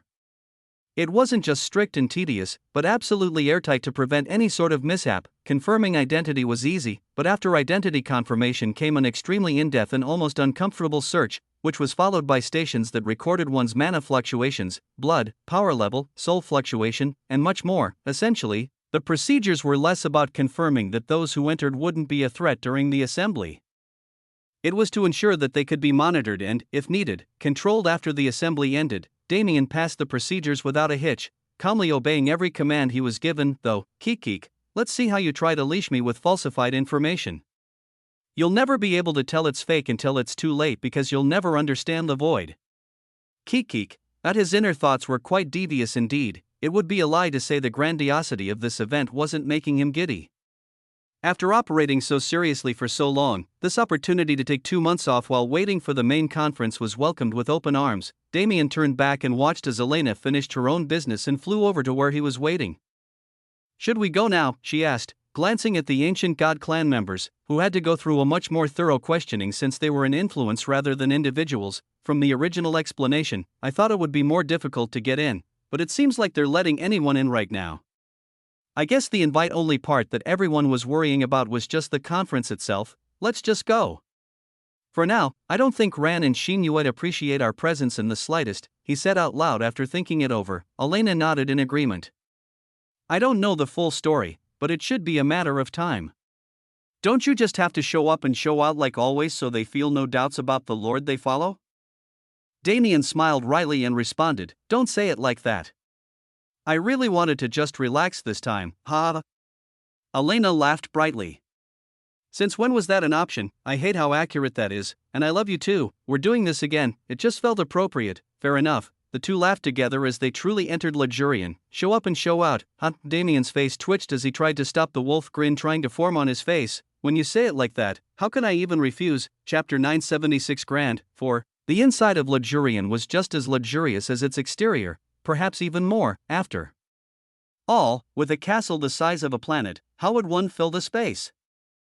Naturally, the entire structure had high ceilings that could easily accommodate giants in their full size or beasts with huge forms, but that was still only enough to fill a bit more space. Luxurian was like a world specifically created for training and events. It was armed with countless facilities which could house hundreds of thousands of practitioners easily that contained state-of-the-art mana technology to train various facets of one's strength, as well as a plethora of arenas and ballrooms and other facilities of similar nature. Damien and Elena entered through the main entrance of the palace, which was on the north side. This entrance was used for public events where outsiders would enter Luxurian. As its other facilities were largely reserved for the angel race alone, it was their treasure, after all. Regardless of its universal importance, the angel race made the final decision on how it was utilized. Nevertheless, for the Grand Assembly, many areas of Luxurian that had originally been closed to the public were opened. At this point, everything is basically free game. We can do whatever we want until someone tries to stop us, Damien muttered as he glanced around. There were many people already in the halls, but they were spread sparsely in comparison to the size of the hall itself. Many younger practitioners were leaving the main entrance hall one by one to explore Luxurian, which gave Damien the idea to do the same. Luxurian's facilities are famous throughout the universe, but those outside of the angel race could only ever dream about them and envy. Now that we have the chance to experience the dream, why not do it right? Elena commented in agreement. The two left the ancient god clan behind as they'd agreed prior and explored the castle. Xinyue's attitude had completely changed since she found out about my position. I don't know if it's grievance or something else, but it's not fun to see. Damien didn't have any particular feelings for Xinyue, but she was an acquaintance that he'd spent some time with. He didn't like that she now looked at him like an enemy targeting her clan. Nothing can be done about it. If I was in her position, I'd probably be the same. Damien shrugged it off and focused on the scenic walk he was taking instead. As Elena said, what the ancient god clan needed was time to accept their fate. If they want to view themselves as slaves, I should leave them with the black dragons and show them how those who were forcefully submitted are actually treated. Maybe their views will change. The black dragons under his command were currently experiencing hell in the name of disciplining, but that wasn't a story that needed to be told. Putting aside useless thoughts, these facilities are truly amazing.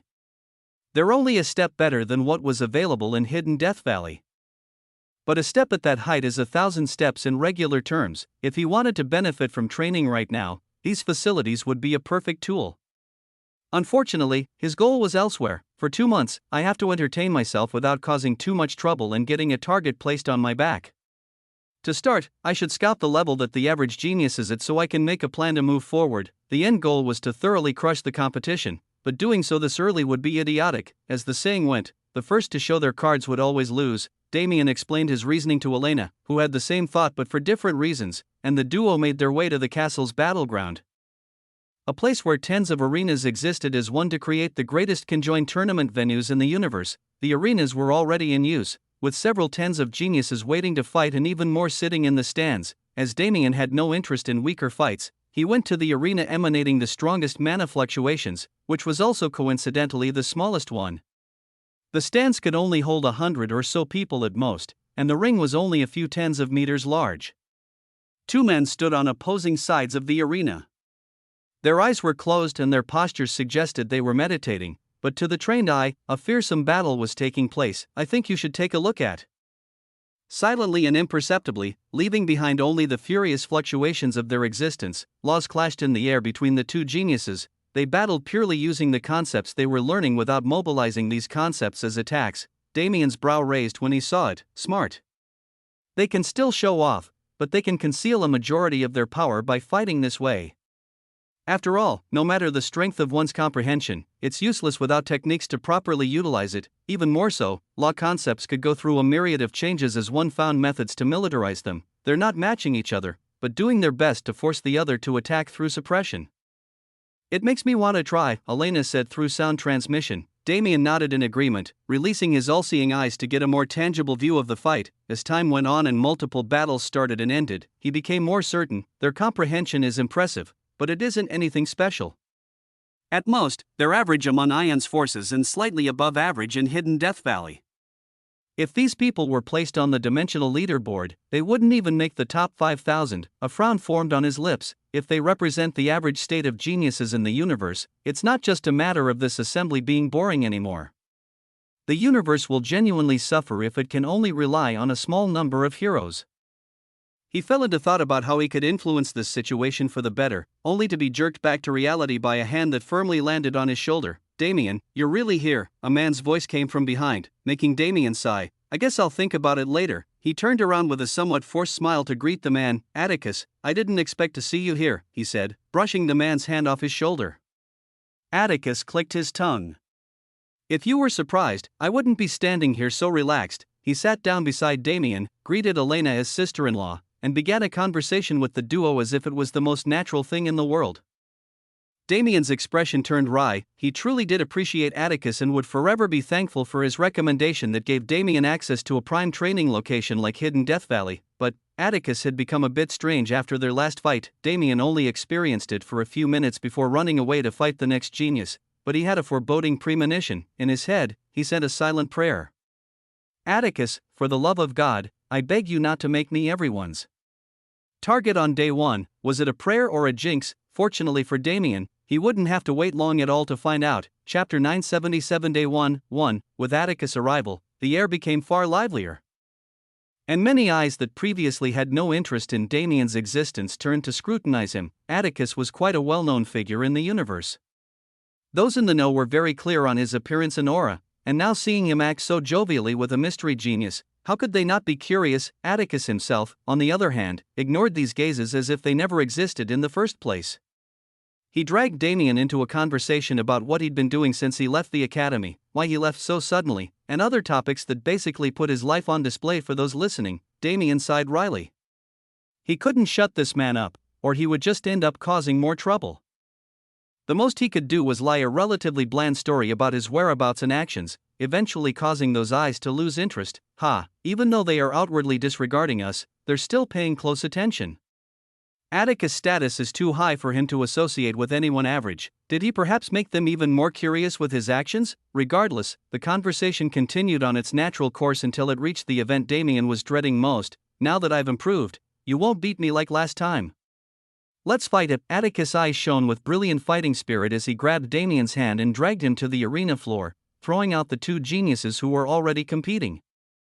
When did I agree to fight you? Damien spat in annoyance. Consent isn't important. If you don't agree, I'll just attack you until you fight me."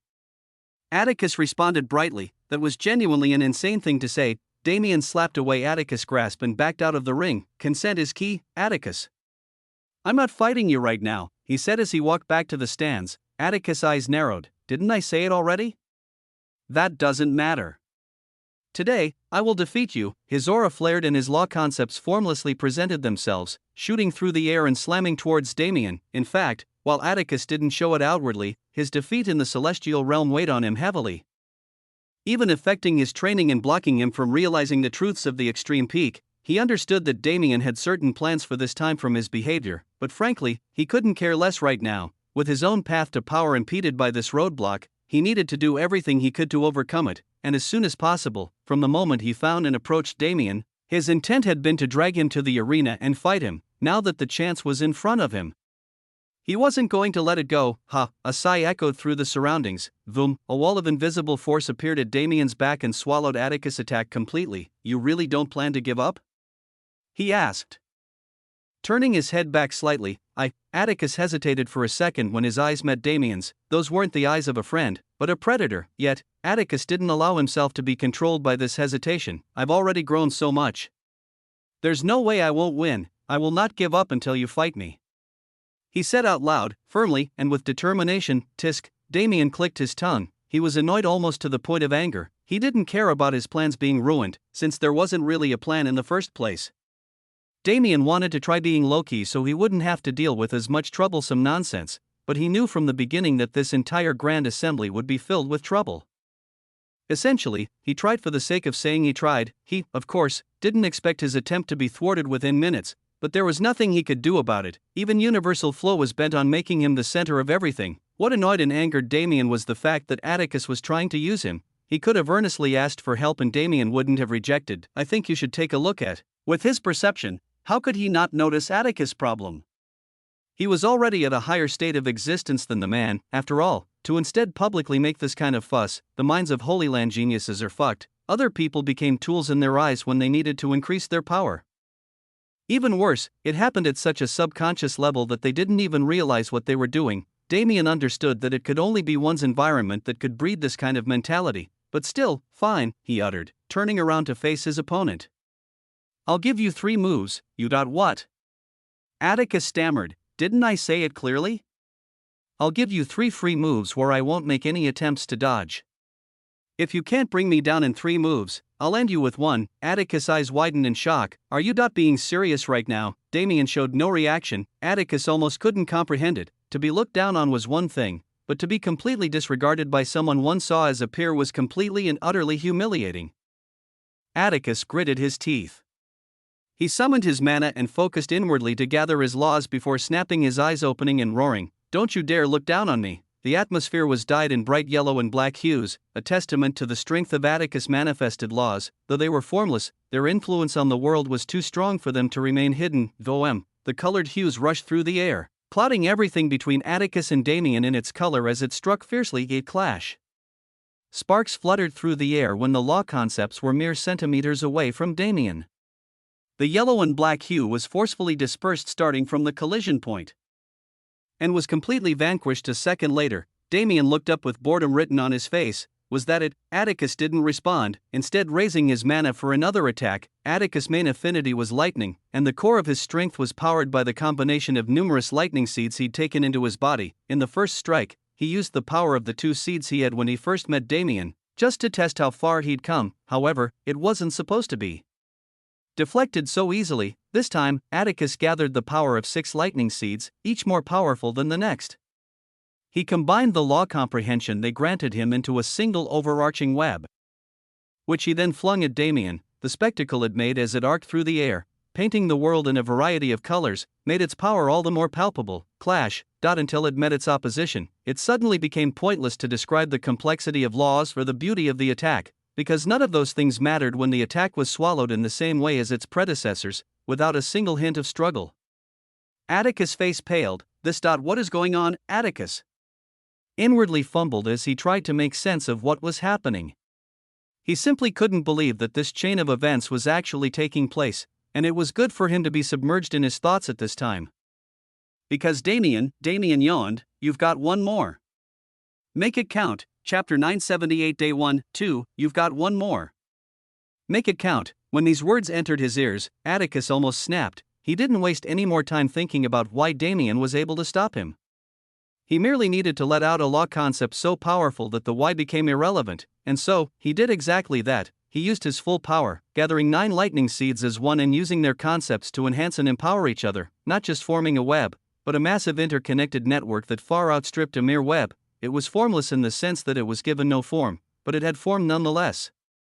At this level, it didn't just color the atmosphere, the law fluctuations created their own manifestations and existed in reality with their sheer intensity as support pillars. A lightning god formed in front of Atticus, its eyes looking down on Damien as if it was sentient. It raised its arms into the air and created a gargantuan spear out of ambient mana, forcing lightning laws into it until its properties changed. Oh ho! Now that's interesting. Damien commented inwardly. He'd never tried something like this himself, so he'd never actually seen if his laws could create such manifestations. His fingers twitched with the urge to try on the spot, but his rationality held him back. There's a difference between overpowering Atticus and letting my law manifestation out.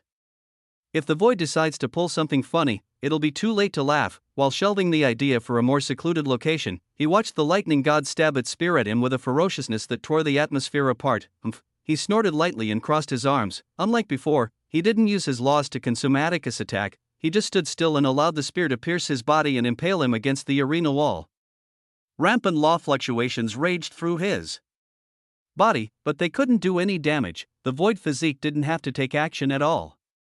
Damien's bodily defenses were already at a level where 3rd and 4th Revolution masters wouldn't be able to easily harm him. For Atticus, who wasn't even in the extreme peak yet, Damien didn't feel an ounce of pain. It felt like tiny static shocks were snaking through his skin for a few moments before they died down, and that was it. The lightning god projection faded, the law fluctuations calmed, and all that was left in the arena was an uninjured Damien and a devastated Atticus. Why? After so long, Atticus collapsed to his knees. His words came out fragmented as he tried to piece together his sanity. Damien sighed in disappointment. He walked up to Atticus and placed his hand on the man's shoulder. The answer was always the simplest. You just needed to let go. He muttered those words so only the two could hear them. And in the next second, a pulse of mana spread through Atticus' body. He coughed a mouthful of blood that was filled with chunks of organs. Damien didn't stay to watch what happened, and Atticus didn't try to stop him from leaving. He sat collapsed on the ground, unmoving as blood leaked from his lips and eyes. Just as Damien promised, he ended it in a single move. Atticus realized the insurmountable gap that had opened up between them. I think you should take a look at the man he once saw as a promising genius who could aid him in the future had grown into someone far more powerful than him before he could even blink. The answer let go. Atticus finally understood. His obsessions were only holding him back. His desire to do first and think later was making him overlook the most obvious truths, and because of that, he almost completely disregarded his friendship with the very monster that defeated him. He sighed in disappointment, a similar sigh to what Damien let out moments ago. I really messed up this time. Damien and Elena quickly left the battleground after the incident, but they couldn't stop rumors of his existence from spreading. In the end, it only took half an hour for almost everyone in Luxurion to know about the mystery genius who thoroughly crushed the fallen star Holy Land young master in a duel. Meanwhile, the man himself found a quiet corner of the castle with a view of the starry sky beyond and took some time for himself. He didn't expect his mood to be ruined so quickly, but after seeing Atticus' behavior, it couldn't be helped. He'd been traveling alone or with little company almost his whole life, so while he understood the base truths of the universe, experiencing them still hit him harder. Today, he was reminded how far people would go for the sake of power. Atticus' case wasn't too extreme, but with Damien's immense perceptive ability and the all-seeing eye's partial ability to see through reality itself, he could almost be considered an empath in his ability to read other people's emotions if he so desired. The deep-seated desire within Atticus that clouded his every other feeling, it was the same desire Damien felt within himself. Seeing that Atticus had the potential to fall prey to such desire reminded him that he was just as much at risk, and more than that, it's guaranteed that a majority of those coming to Luxurion in the next few months will have already succumbed to that desire. Those older experts have a hard time resisting the temptation of power after facing the ultimate limits of their potential. Not only does this suggest that the number of traitors in the universe is probably higher than expected, but it also means this grand assembly will be turned into a stage for them to strut their egos in front of each other. To others, it could seem like Damien was making wild guesses and acting as if they were truths. On such small scales, however, a guess from Damien was no different from truth. His understanding of universal flow made it easy for him to read the flow of people. The original plan was to show up and show out.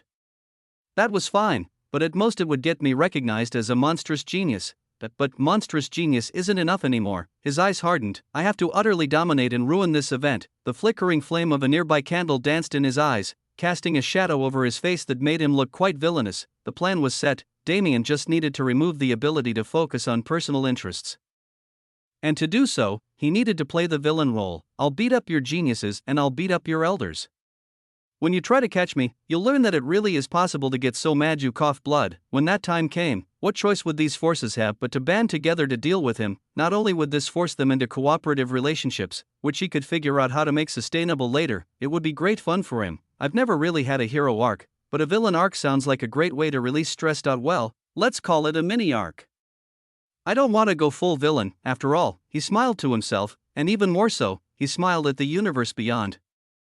Just trust me. I refuse to let you die under my watch. Chapter 979 Meeting 1. As Damien chose to avoid interacting with others after the incident with Atticus, the rest of the day passed smoothly, and soon enough, the true first day of the Grand Assembly began. The forces located within the reaches of the Divine Realm had all arrived, including those of Hidden Death Valley and even Azure Rainstar. It was estimated that the next week or two would be the prime time when most forces would arrive, which meant today was still a relatively relaxed day without many organized activities. Aside from the training areas and other rooms connected by the corridors of Luxurian, there were 3 halls open to entertain newly welcomed guests. These halls could each hold over 25,000 people and became the main area for building relationships and networking. It was a scene equal to a banquet of massive proportions. However, this naturally couldn't go on for months until the main conference. Damien wondered just how they were going to make it worth these experts' time to stay for the entire duration of the event as he and Elena made their way to the nearest of the halls. Originally, Damien wanted to take it easy today and let the talk about him die down a bit before showing his face again, but he quickly realized there was no point in hiding. Unlike other times, the Grand Assembly was filled with only experts. Whether it be the young geniuses who would spread rumors to the ends of the earth or the elders who could see through the truths of the world and verify their words, both would eventually find a way to focus on him, especially when his disguise techniques couldn't yet fool demigods. The most I can do is falsify specific parts of my being for a short amount of time like I did for the entry verification, but I'm sure it'll get better with practice. Damien juggled his thoughts and entertained idle conversation with Elena as the duo approached the first main hall. Ceilings nearly a kilometer high, incredibly grand and ornate decoration, and people of such number that they formed a sea. It was exactly what Damien was expecting. Let's go see if anyone we know is here. If not, we'll try the other ones, he said. Elena nodded in acknowledgement and followed him into the hall. She was also a relatively prominent figure in certain parts of the universe, and she had her own connections, some that reached the level of the director from Hidden Death Valley. The two traversed the hall while ignoring the various eyes that turned to them, whether due to their appearances or reputations, until their heads both snapped in the same direction. Director. Commander. The duo's voices interlapped, causing them to turn to each other in surprise as the two they called for also turned their heads. Damien, Elena, 2 old men voiced their surprise together. One was stronger and more well-built, with a physique like a bodybuilder despite his aged appearance. The other was shorter and chubbier, but his wild mane-like hair and beard as well as the fierce look in his eyes made it difficult to underestimate him. They were none other than Alucard, the director of Hidden Death Valley, and one of Elena's greatest mentors, Commander Huo Xin of Ion's Divine Graveyard Zone. The two duos met each other and introduced themselves, immediately producing a jovial atmosphere around them. You know, I was just bragging to this old fart about the promising seed I found, and he said he had an even better one. Who would have thought we'd encounter the two of you together so soon? The director said with a bright smile. Damien returned his expression and responded, more than that, Director. I didn't know you had such a contact in Ion, brat. Are you worried I'll find out about what you were up to after disappearing? That Damien averted his gaze and greeted Commander Hoy in an attempt to change the topic. I think you should take a look at, Commander. Thank you for everything you've done for Elena. If it wasn't for your help, perhaps I wouldn't have been able to see her again. He lowered his head sincerely. There were no lies in his statement. When Elena first arrived in Ion, she coincidentally landed in the most dangerous zone after no return pass, the Divine Graveyard. This was a place where high commanders were common and supremes fought on the front lines constantly to fight off the unbelievable number of powerful Nox who tried to invade through this point. Divine Graveyard was on the opposite end of Ion from the blood-drenched wilderness, accessible from Hephaestus, the dwarven domain. Due to this location, Divine Graveyard was one of the Nox's main focuses, as breaching it meant reaching the main operations center of Heaven's army. Here, alone Elena went through terrible struggles, almost dying several times before she landed on the doorstep of a human camp, bloodied and nigh lifeless. Commander Hua, who led that camp, could have left Elena to die there. It wouldn't have benefited him in the slightest to take in someone as weak as her, and it would even be a waste of resources to heal her from such grievous wounds. However, the commander still made the decision to save her. Out of nothing but the goodness of his heart, under this just and powerful commander, Elena was able to steadily grow into her strength as a fourth class and gain a deeper understanding of her laws through combat. He turned the Graveyard of Gods into a training ground for a young elite, which was exactly the thing Elena needed most at that time. She didn't stay in his care for more than 6 months before she was sucked into a hidden realm with a severe time dilation, where she remained in solitude for almost a year training her mental strength, but his influence defined her future travels in the divine realm, and his name allowed her to escape many troublesome situations later on. If there was one person who essentially guaranteed Elena's survival until she met Damien, it was Commander Hui. The commander looked Damien up and down, even scanning him a few times with his awareness, and this time, unlike anything he'd done before, Damien allowed the scan to read most of his being. "You are her husband?" Commander Hui asked, seemingly disregarding Damien's words of thanks. "Yes, sir," Damien admitted firmly. The commander glanced between Elena and Damien a few times, his brows furrowing deeper every time before finally, they loosened. "Good," a smile formed on his face. "This lass, with the way she acted so cold to everyone, I thought she would be alone for the rest of her life. Now that I know it was because she had already given her heart to someone like you. How could I be any more contented?" Commander Hua let out a boisterous laugh as he half waddled over to Damien and patted him on the shoulder with ease that didn't match his height. "Boy, since Alucard approves of you, there's nothing more for me to say. As for me taking care of your little wife, just think of it as sponsoring a genius. That shouldn't be too hard to accept, right?" Damien gazed into the man's eyes. They were clear and full of light, the eyes of a true hero. "I can't accept that," he said. He turned his attention inward and looked through the sanctuary a bit before nodding and pulling an object out of the air. "Senior, please accept this gift of gratitude from me in exchange for what you've done for us." Chapter 980 Meeting 2 Flash. A set of 3 booklets appeared in Damien's hand, which he held out to Commander Hui. The commander's eyes immediately widened into saucers. "No, they practically fell out of their sockets. You. This," he stammered, reaching a trembling hand out to touch the booklets. "Take them. They are of no use to me, but it's different for you, right?"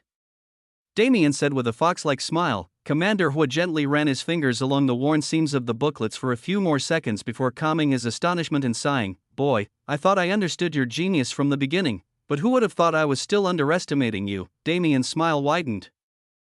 As expected, these books were treasures the commander couldn't refuse. The 3 books were titled as such: Wrath of Odin, Skill Manual, Ultimate Force, Trade Manual, World-Bearing Tyrant Technique. They were 3 techniques owned by the Cloud Giants, who happily handed them over to Damien. As anyone could guess, the 3 were special techniques of the giant race, completely useless to all others.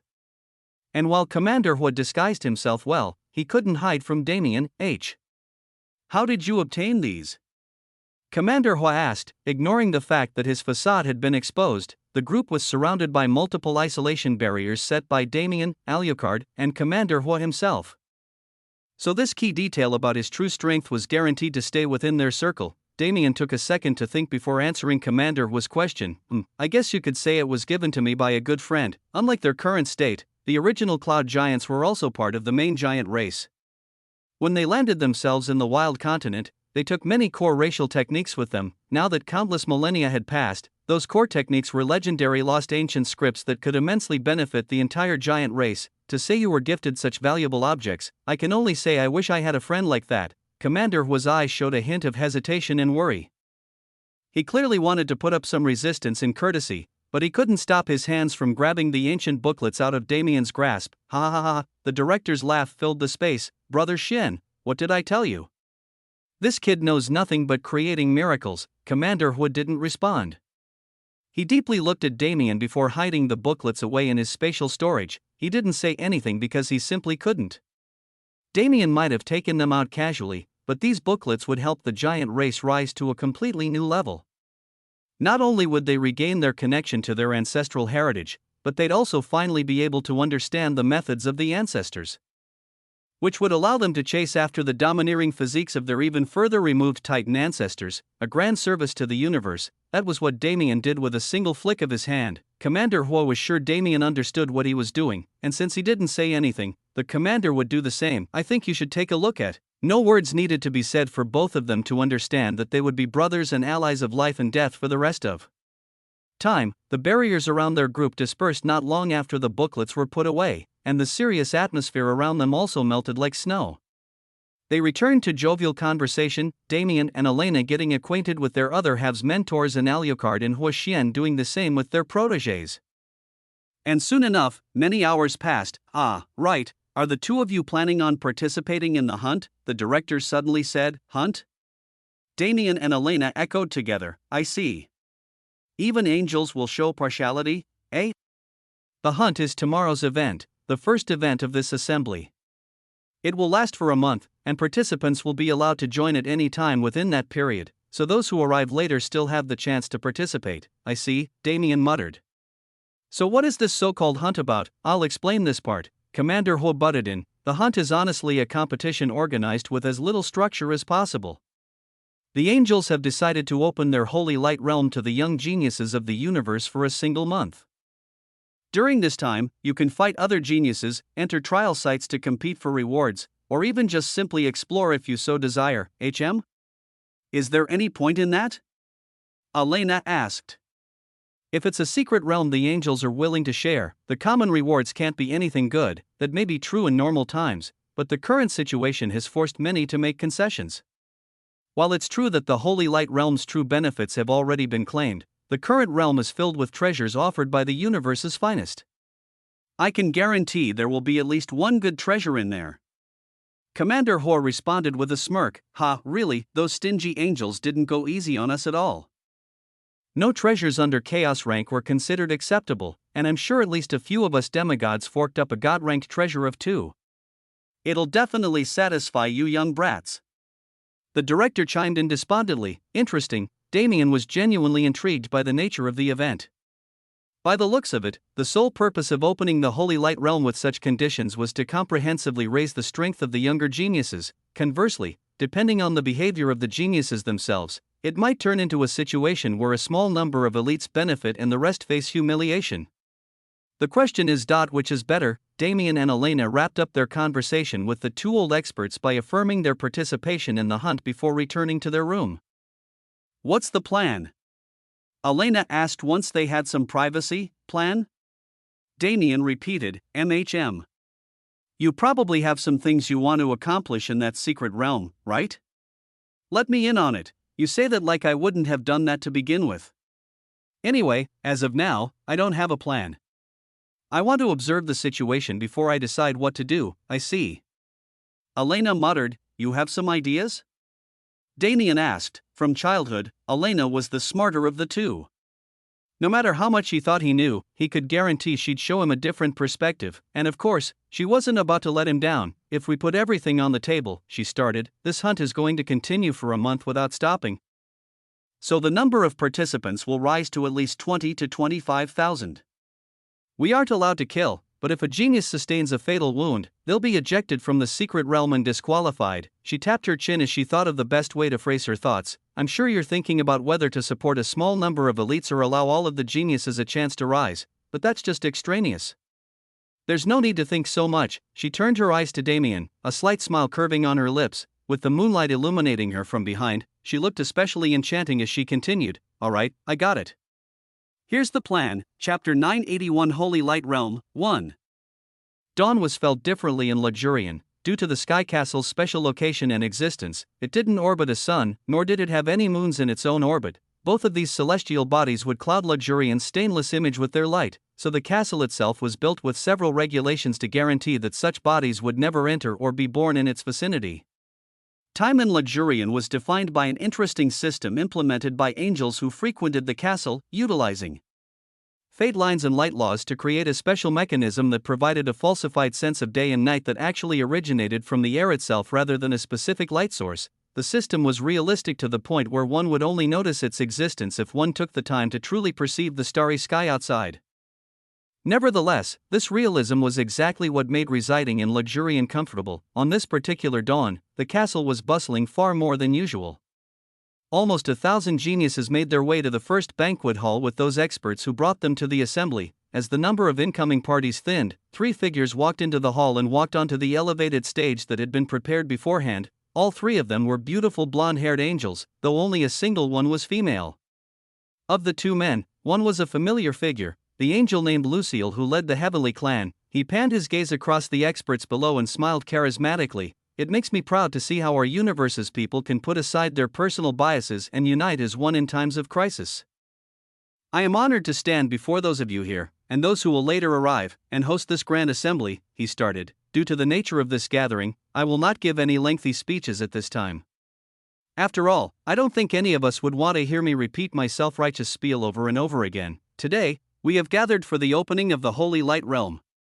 This event is for geniuses under 200 years of age only, and the only rule is that killing is not allowed. Within the Holy Light Realm, there are countless peak treasures offered by the experts of our beautiful universe as well as our own heavenly clan. These treasures are yours for the taking, however.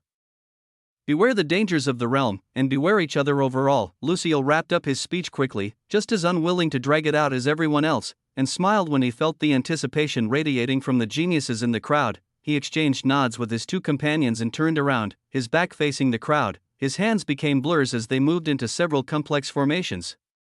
His mana swirled through the air, connecting with the mana exerted by the other 2 angels until it finally materialized as a beautiful compass-like array that flew into the air and rotated fiercely. VOM, along with a strong pulse of vitality-filled mana, a pure white portal opened at the end of the hall behind the 3 angels. Finally, Lucille turned back to the crowd with a smile. Geniuses, enter at your own discretion. Remember, you can enter at any time, but once you leave, you will be disqualified. Now, go forth and meet your fortuitous chances, grow and bloom into heroes who will protect our universe. Immediately a wave of geniuses flooded the area, rushing into the secret realm as fast as they could to monopolize the opportunities within. The 3 angels left the stage, allowing the crowd to pass. Lucille's gaze panned over the crowd once more as he made his exit, and just before his figure disappeared into the corridors of Luxurian, a mysterious smile illuminated his face, standing at the back of the crowd. Damien twitched slightly. His eyes shot over to the receding figures of the angels, his expression hardening. That guy knows me. He frowned to himself as he tried to think of a connection between him and the heavenly clan, but there was none at all. In fact, the only connection they had was through Parcial, who befriended the human domain's forces, though this was something neither the heavenly clan nor Damien knew quite yet. Damien shook off the thought after realizing there was no reasonable answer with the information he knew, instead turning to Elena. I think you should take a look at. You ready? He asked. Ready? I've been ready for a while now. You're the one who suddenly got absorbed in your thoughts. Elena quipped back with a teasing smile. Damien shook his head wryly. I had a good reason for it this TI, and never mind, let's just go. The duo waved goodbye to the 2 mentors who were watching over them from afar and flew into the air, joining the crowd of geniuses rushing into the portal. A grin lit up Damien's face. This is going to be fun. To think this plan was something Elena came up with. His eyes were bright with the light of genuine amusement for the first time in a very long time. He couldn't wait to see the looks on those geezers' faces when it was over. The Holy Light Realm, as its name suggested, was a hidden realm related to light and life laws. It was formed on the remains of a destroyed mystic realm. Using its residual energy to create a completely new environment, the inside of the Holy Light Realm was mainly a collection of forests with a few plains separating them. These forests oozed with strong vitality that empowered the plants and animals within, mutating them into greater species. In the far north of the realm was a stunning pyramid made of sandstone-like material that shone in the artificial sunlight. In the far south was another pyramid, made of pure gold and radiating an even stronger aura than its opposite. When Damien and Elena materialized in the realm, they were merely a few steps from the gold pyramid. They could see every detail of its figure clearly, including the line of geniuses racing through its doors. Do you want this one, or should I take it? Elena asked. Her tone was clear and cool, lacking its usual playfulness. You can have it if you want. I'm more interested in the rest of the realm, Damien responded with a shrug. When Elena got serious, bantering with her was pointless. Let alone going in one ear and out the other, extraneous words would never enter her ears at all. Elena nodded, acknowledging his words as she began to walk away. Then I'll start here. Don't forget to keep in contact. We should keep track of each other's progress while we aren't together. Damien nodded with a wry smile as he watched her leave when suddenly, whoosh, a breeze brushed past his face. And a pair of soft lips quickly met his. By the time he processed it, Elena was already gone, disappeared into the golden pyramid. His smile warmed up considerably in that single instant. I see you still remember your husband, huh? He remarked inwardly as he turned around. Now then, let's get started. There's a lot of work to be done. Chapter 982 Holy Light Realm 2. Damien flashed through the secret realm rapidly, mentally mapping out its topography. It was a relatively large realm, around twice the size of an average continent, but this distance was still easy for Damien to cover within a day. Aside from the two pyramids, there are a lot of subterranean tunnels that lead to unknown locations, as well as hidden groves with even more hidden secret paths. Comparing the size of the realm to the density of treasures, it really is a place where opportunity is always at one's doorstep. Damien came to a stop, his body several thousand feet above the continent. The pyramids obviously hold the greatest rewards, but they'll also have the most difficult challenges. It's not worth challenging the period if the goal is monopolization. It'd be much easier to just, an opportunity. Damien clapped in delight as he set his sights on a target. His body vanished, reappearing soundlessly on the ground below. He walked a few steps to the right, one backward, and three more forward before stomping his foot against the ground. Rumble, a small tremor swept through the earth. The ground within a few feet of Damien vanished, dropping him into the subterranean world. It should be around here. Damien walked a bit and felt the coarse walls around him before his senses finally picked up what he was looking for. Found you, boom! His fist slammed into the earthen wall to his right with immense force, sending clouds of dust flying through the tunnel. However, only some cracks? As expected of a secret realm of the angel race, evidently, certain areas had been fortified several times to keep the things hidden within safe, but Damien wasn't perturbed. If it's cracked in one, it'll shatter in 5. He brought his fist back once more, this time covering it in a dense layer of compacted mana. Boom. Boom. Boom. Boom. Rumble. Just as he promised, he slammed his fist into the wall 4 more times, targeting the exact same spot until the wall lost its integrity and collapsed. Damien stepped through the rubble and into the small room beyond. There, he found a podium about as high as his waist, atop which floated some sort of grimoire that held a mystical aura. What is this supposed to be? He unceremoniously snatched it off its pedestal and flipped through it. Feeling nothing particularly special from the book, he simply tossed it into his spatial storage and moved on. That's one of I don't even know how many. A wild grin spread on his face. This subterranean world is good. I guess the geniuses were presumed to have a maximum of first revolution strength, so the fortification only accounts for this much. It's a shame for those other guys who have to deal with a bunch of nonsense to get these treasures, but hey, if I got them first, were they ever meant for others in the first place? Without a moment wasted, his body shot through the tunnels of the subterranean world, stopping occasionally to break through the walls and steal the treasures they hid. He didn't even bother checking what the treasures were before throwing them in storage, purely moving with the goal of grabbing as much as he possibly could. As he snatched the 10th treasure and moved roughly a fourth of the way through the observable tunnel system, a thought popped into his mind. Those old ghosts outside are probably panicking right now, right? After all, he is blatantly robbing us. This is unacceptable. The shout was one of many that formed a cacophony of complaints in the first banquet hall. I think you should take a look at. It was one thing if he was just stealing treasures. Those treasures he took were merely chaos rank artifacts that were slightly stronger than their peers. The problem was these artifacts were provided by the experts viewing the Holy Light Realm from the outside. He wasn't just stealing miscellaneous treasures. He was basically slapping them in the face. Everyone, please calm down, said Lucille, who returned upon noticing the commotion. Remember, we all agreed to set this event with the loosest rules possible. His actions still fall within the realm of what's acceptable. If you wish to stop him, you can only wait for your own geniuses to fight against him and steal them. Are you backing that genius? A gruff man yelled angrily. How could I? He is not a member of our heavenly clan. I am merely enacting the rules we collectively set. At this time, are you not the ones going back on your word, Caitish? The man gritted his teeth and shot a hateful glare at Lucille, but didn't retaliate. The angel was correct. The rules for the hunt, as well as several other events, had been corroborated by most of the experts that would be attending the Grand Assembly. Luxurian's involvement was kept undisclosed, as was every detail about the main conference, but at least these smaller activities were spread to most forces, which was why people like the director and commander who already knew of the event's existence when they arrived. The fact that Damien and Elena didn't know could only be attributed to the fact that the angel race somewhat disregarded smaller forces like the Ancient God clan and distant forces like the Golden Dragon clan. Nevertheless, the few words from Lucille quieted the dissenting experts.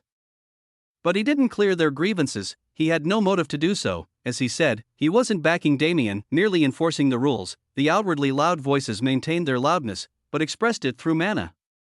Several communication artifacts were withdrawn at once, and within the secret realm, around 30 geniuses received the same message: suppress and eliminate Damien Void. Their orders were accompanied by projections of Damien's appearance, as well as rough estimates of his location. These 30 geniuses, all spread in different parts of the secret realm, turned their attention to one location at the same time. Among them were two who were already together, a man roughly 25 years in age and a little girl no more than 16. "Senior brother, are we going?" the girl asked, tugging the man's sleeve. "Do you want to?" he asked without much emotion. "I do." The girl immediately responded. "Senior brother, I can feel that something fun will happen where Master told us to go. Maybe we'll find a load of treasure." The man didn't respond, gazing into the distance with an unreadable expression on his face. Damien Void. Where have I heard that name before? His nose twitched slightly. This scent, this his path. The man's eyes narrowed, a barely discernible light of interest alighting within them. "I must see it for myself." He stood up from the tree he was leaning against and began walking in the direction specified in the message. "Shall you? Let's go." The little girl happily hummed as she happily followed him from behind. Just like the two of them, none of the geniuses tasked with attacking Damien turned down the task, whether it was due to interest, competitive spirit, or even just greed for treasure. 30 geniuses congregated just a few tens of kilometers east of the Sandstone Pyramid. As for their target, Chapter 983 Blade 1. Chapter 983 Blade 1. Nice, a total of 35 treasures. That's much more than I was expecting to get down here. Damien nodded in satisfaction while tossing the 35th treasure into storage with the rest. "The subterranean vein has been cleared, but I only traveled in a straight line for a few thousand kilometers. I should have made it around halfway through the realm in distance, but nowhere near that in the actual area covered." 35 treasures in a single vein was a great harvest, but it also meant that other similar veins would have plenty of treasures as well. When Damien was mapping the realm, his all-seeing eyes saw the subterranean tunnels as a massively interconnected system, but his experience showed differently. "That can only mean there are powerful illusory walls that I can't see through. Unless I actively use the all-seeing eyes. If I can uncover the fakes and make use of the entire hidden system, I can gain an absolute advantage against the competition." Damien was only able to take a single step forward before. Boom! The ceiling collapsed inward, revealing tens of meters of the subterranean tunnel to the world above. Damien looked up into the open air with intrigue, tilting his head when nothing else happened. Are you perhaps scared?" he commented, shaking his head lightly as he pressed off the ground and leaped out of the tunnel and onto the solid ground of the surface. "I knew I'd get ganged up on, but I didn't expect it to happen on day one." "Let's see. There are 30 of you?" I guess 5 of those elders outside are respectable people." A smile lit up his face as he felt the slight twitches of alarm that came from the surroundings. "I bet you're wondering, how did he find us, or maybe even. He must be bluffing, but I assure you I'm not. Want proof?" Then, bang, Damien flicked his finger, forcing space to implode in an empty area around 10 meters away. "Cook. A man was thrown out of the empty air, slightly roughed up by the previous attack. He immediately spat a few words of grievance before making distance and warily watching Damien's movements. "I think that guy was the second best among you in terms of concealment techniques, so the rest of you have no chance. Just come out and fight me all together." Damien's originally ineffective taunts became super effective as if he had a type advantage. 27 geniuses joined the first man, surrounding Damien in the large clearing he was currently standing in. Damien's eyes lingered on the distant horizon for a second before he turned his attention to the gathered geniuses. Mostly late-stage 4th class and a few in the middle stages?" What are you guys even doing here? Damien immediately scoffed after reading their power levels, snapping his finger and wrapping the 8 mid-stage 4th class geniuses in his mana. Go play games elsewhere. His mana tightened around them, and with a flash of light, they disappeared from the area entirely. You got what did you do to Asia? A young man yelled, pointing his sword at Damien. Do you expect me to know who Asia is? Damien replied offhandedly, you just made her vanish. The man practically screeched in annoyance. Oh, this is a current grudge. My bad, I thought you were an old enemy's pupil or something. If she was one of those who just disappeared, she's probably in this secret realm somewhere. As for her safety, well, that depends on her, doesn't it? Damien remarked tauntingly, I'll kill you. The young man roared, charging at Damien without a second of hesitation. Huh, seriously? Were you listening to anything I said? Damien watched as the man approached with his sword outstretched. He put a finger out into the air. Clink, the sword stabbed against it and halted in its tracks. Within a second of the young man forcing it forward, shatter, it broke into countless shards that fell powerlessly to the ground. My sword! The young man cried out. What did you do to it, you demon? Brother, I quite literally did nothing at all. If you were half as smart as your peers, you'd realize how dumb the shit you just said is, Damien replied with a deadpan expression. He glanced around at the others, who showed clear hesitation after seeing his defensive ability. With a sigh, he turned his attention to the sky. If you're going to send people after me, send the ones that actually have balls. Also, how badly are you treating these kids for the destruction of a single treasure to make them hesitate so strongly? Stop being so stingy, you damn old farts. He shook his head in disappointment. Unaware of the storm his provocation had just incited and turned back to the geniuses. If you want to fight, I'll entertain you, but be warned that your treasures will definitely break when they touch my body. I'll forfeit. I'm sorry, master. The first to flee was the man Damien dragged out of hiding first. It was to be expected from a man who specialized in concealment, but his cowardice started a chain reaction. Sabotaging other geniuses in the secret realm went without saying, but to do so at their own expense was nothing more than foolishness. One by one, the geniuses cleared out, either saying a few words and fleeing or directly apologizing before leaving with their heads held high. Damien watched them go wryly before finally turning his attention back to the horizon. Then, what about you? He said to nobody in particular. Naturally, I have come to test your skills. A response came from the void. A man materialized in the distance. He had a chiseled and handsome face, the definition of traditional male attractiveness. His eyes were sharp like blades, his irises painted in a beautiful sakura pink color, unlike anything Damien had seen before. His hair was long and black as midnight, similar to Damien, but his build was far more robust, that of a man who rigorously trained his body every day. There were 2 blades strapped to his back, one pitch black and the other shining platinum.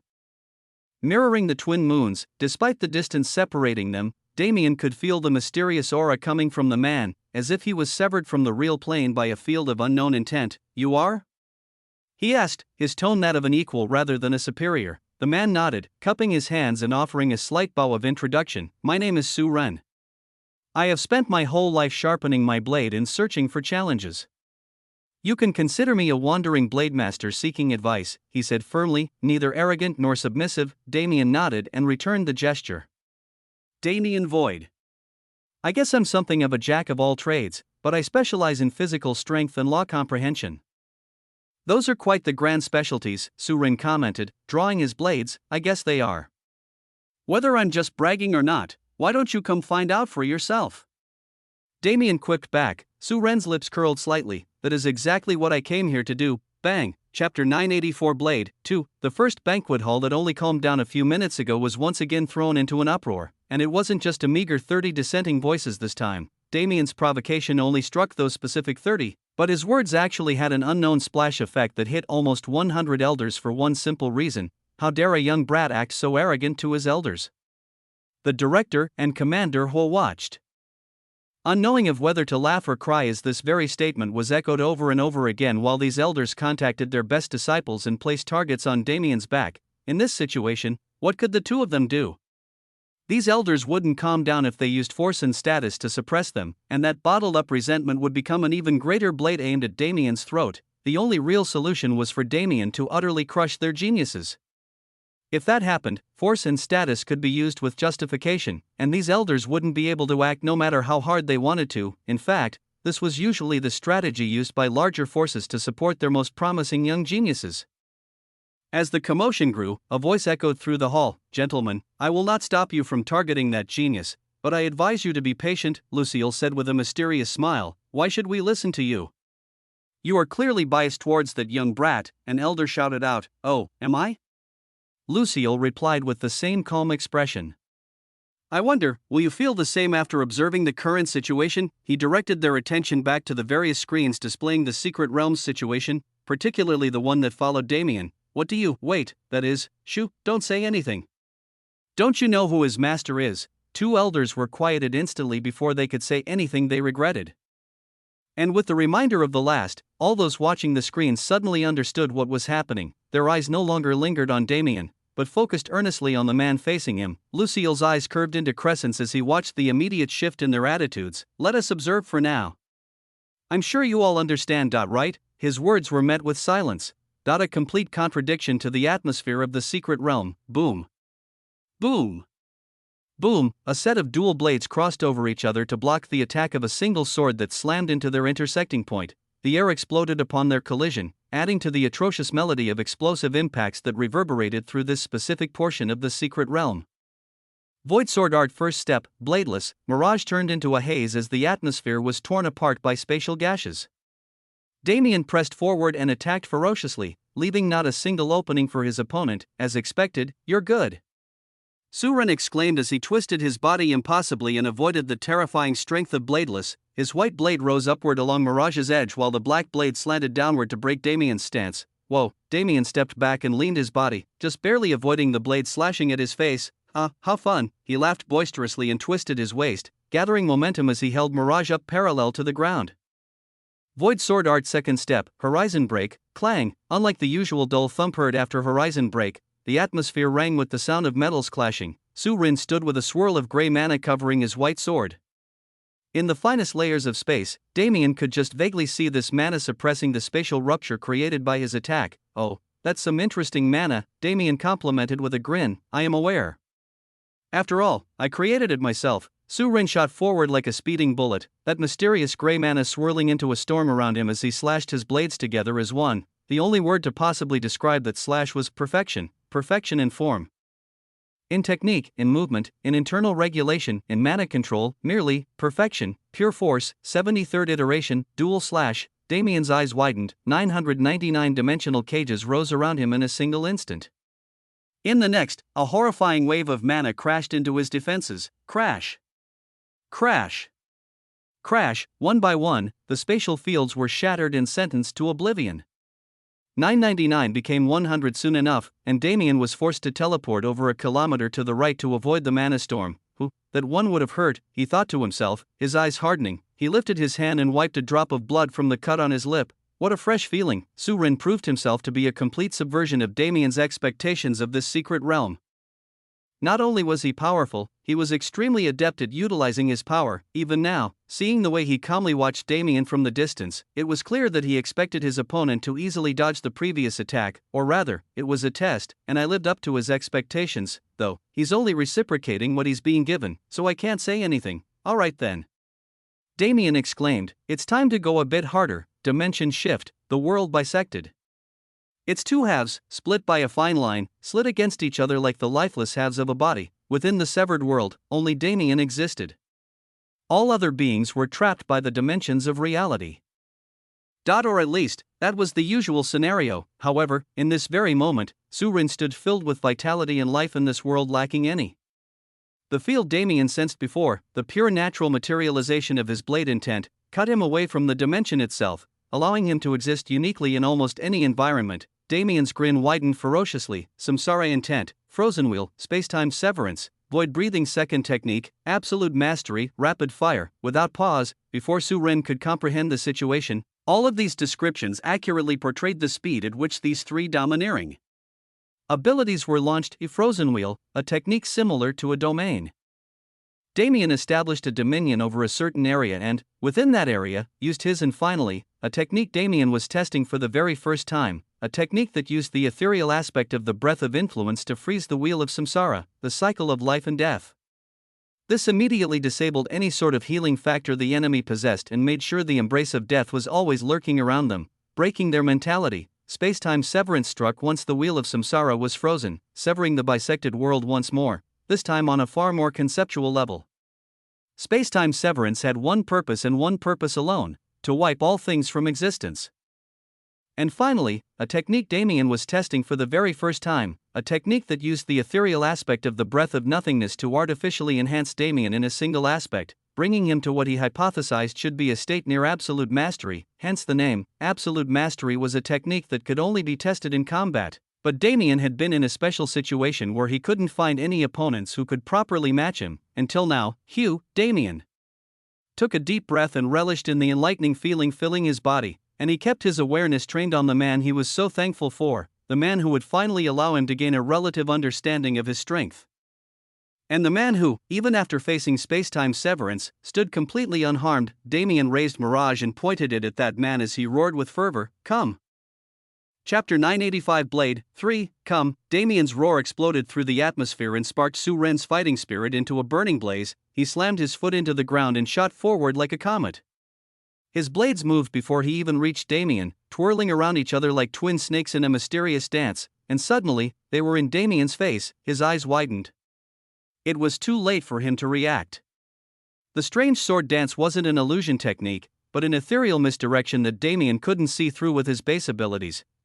Damien twisted his body so the attack would hit a more manageable area, but before he could finish his motion, clash, his arm rose. Completely instinctually, and wielded Mirage to expertly parry Su Ren's blades. Damien's mouth opened slightly in astonishment. Without warning, he had become a spectator in his own body. It was a situation similar to when he used Devour for the first time, only in this instance, he was fully conscious, but in both, his body succumbed to instinct and became a beast. Mirage did an impossible maneuver, shifting from a parry directly into a piercing emotion that would have normally shattered its user's wrist, and in fact, it did exactly that. Snap! Crack! A series of grotesque noises emanated from his hand and wrist, but transcendent regeneration immediately went to work.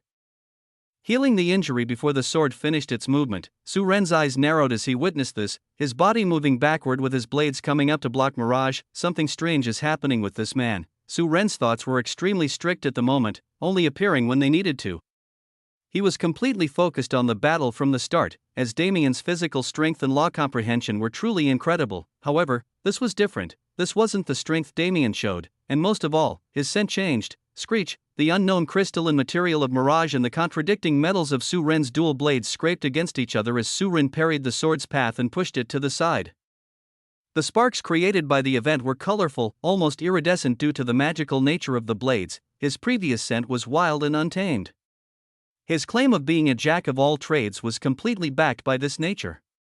However, the current scent is like that of Master's body, that of an expert of untold proportion. How intriguing. Master, you were right. Coming out to experience the world is the best way to train. Su Ren made an expression he only knew how to make in battle. It was an expression often seen on Damien's face in the exact same circumstances, a wild grin. This fight can propel me to the next level. Su Ren's eyes shone with ferocity. He finally decided. There was no need to continue suppressing himself. Boom, his mana raged into the atmosphere, dyeing the severed world gray. Oddly enough, this gray brought light to the world, returning it to its original face and filling it with a sharp and deadly blade aura. I think you should take a look at Sparks flew through the air as the invisible blade intent clashed against Damien's sword, which didn't stop its movements even after being pushed away. Damien was also pushed back several steps by the sudden wave of mana, his body riddled with shallow cuts. Interesting, so you want to compete in domains, he said. Enthusiastically, indeed. Due to the current circumstance, it is impossible for us to fight with our full strength. However, if it is just for a moment, then we should be able to hide it from their eyes. Damien finished. The Holy Light Realm was just a secret realm in the end. The two of them had already fought long enough to understand that a collision of their full force would collapse the realm entirely. Even disregarding this fact, their interaction was being watched by countless eyes. It was never a wise idea to reveal one's cards to those whose affiliations were unknown, but just once, they wanted to experience what it was like to fight without holding anything back. Come, Spacetime River. Damien cancelled the absolute mastery state. He was satisfied with the preliminary test. even if it only lasted for a few seconds. Any further testing could be done at a later time, when he and Su Ren were in a safe environment. Instead, he let go of all else and put his everything into spacetime. Spacetime was his lifeblood, his origin, and the concept he loved the most. The spacetime river was merely a copy, a tribute by him to the true peak entity of spacetime, but even a copy of such an existence couldn't be weak, lest it stain the name of the legendary original entity. Voom, an iridescent blue river of stars, slowly revealed itself in the air above. It was several kilometers long, stretching into the distance, and its width was almost 100 feet, a far cry from its past minuscule form. If you want to see the peak of my achievements thus far, this is what I will show you. The concept of spacetime, the very fabric of reality that allows all things to exist. Face its truth, and tell me what you can glean, he uttered, a slight hint of reverence in his voice. Su Ren nodded in admiration. Then I shall reciprocate. The peak of my achievements with the blade, the path I have followed that allowed me to create my own variation of mana and is guiding me to the very peak of existence, is in this very domain. It is the deepest truth of humanity, and reflects the deepest truths within oneself. Today, I will show you the ability to sever everything. Two men faced each other. Their stances far too different for them to be compared. Damien stood tall with his hands behind his back. His body was illuminated by the light of the spacetime river, painting him as a celestial descended to the mortal world. Meanwhile, Su Ren stood with his knees slightly bent, his center of gravity lowered to the earth. His stance was grounded and reflected that of an average mortal practicing the blade, yet held a hidden profundity that was simply indiscernible to almost all. A pregnant silence descended on the atmosphere as the two men faced off with their auras, the spirits of the battle gods shining in their eyes. Even in the first banquet hall, the same was taking place. All those elders and experts held their breaths, no longer daring to speak out for fear of missing a single instant of this interaction. Their battle was short and packed with constant back-and-forth action, and in that tiny speck of time, the two managed to showcase a level of law comprehension that seemed unfathomable for a genius. Their words were reflected clearly to these experts. Those two geniuses were going to do everything in their power to cast a veil over the eyes of onlookers. When this final clash happened, to see through that veil, even these old monsters and influential figures opened their eyes wide and focused, until finally, that moment happened. Two opposing intents clashed beautifully and chaotically. And the impossible was actualized. Chapter 986 Blade. For, how would one describe such a clash of laws? With more base-level laws like the elemental laws most people had affinities with, it was easier to describe even their conceptual states, since there were only a select number of concepts they could actually harness. This was both due to the simplistic nature of the most basic foundational elements of the universe and the fact that, even when these elements harnessed higher laws like wood tapping into life, it was only ever an emulation, not a true connection to the higher laws. Now, that wasn't to say those connections couldn't be made, merely, it took an extremely high level of comprehension to truly elevate a base element in such an intrinsic way. When comparing this relatively comprehensible structure to those of the true higher laws, it was like night and day. The reason higher laws were elevated from the rest wasn't just due to their primordial existences, but due to their complexity. In fact, these two factors were directly connected. Because higher laws were formed in the very first moments of the universe, they were responsible for maintaining far larger and more important facets of the universe's existence. This, of course, meant the number of concepts within these higher laws far outstripped lower ones. Spacetime was even higher than its individual parts, and when it came to something like the spacetime river, it wasn't possible to describe its effects on reality without breaking down the very fundamental workings of the universe. As for its opponent, it was even more complicated for an entirely different reason. Weapon intents were a human contribution to the universe. The laws that they represented were actually incorporated into the universe's original workings due to the success and widespread usage of such weapon intents. Therefore, while the visible concepts within weapon intents were scarce and simple, their actual meaning on a universal scale was extraordinarily grand. Only those like Su Ren, who reached extreme heights in their professions, could tap into these elusive meanings and utilize them, transforming weapon intent into a magisterial law unlike anything seen before. Such was the cause of Su Ren's special mana. Nevertheless, Damien and Su Ren didn't move in the slightest. On the screens showcasing the battle and in reality itself, they stood completely still. But currently, a scene that could only be seen through their eyes, the eyes of those who had unearthed such profound concepts, was taking place.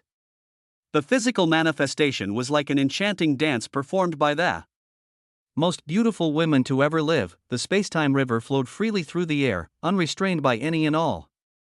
Its waters looped and twirled, twisted, and snaked through the air like a lithe and ethereal fairy above the mundane world.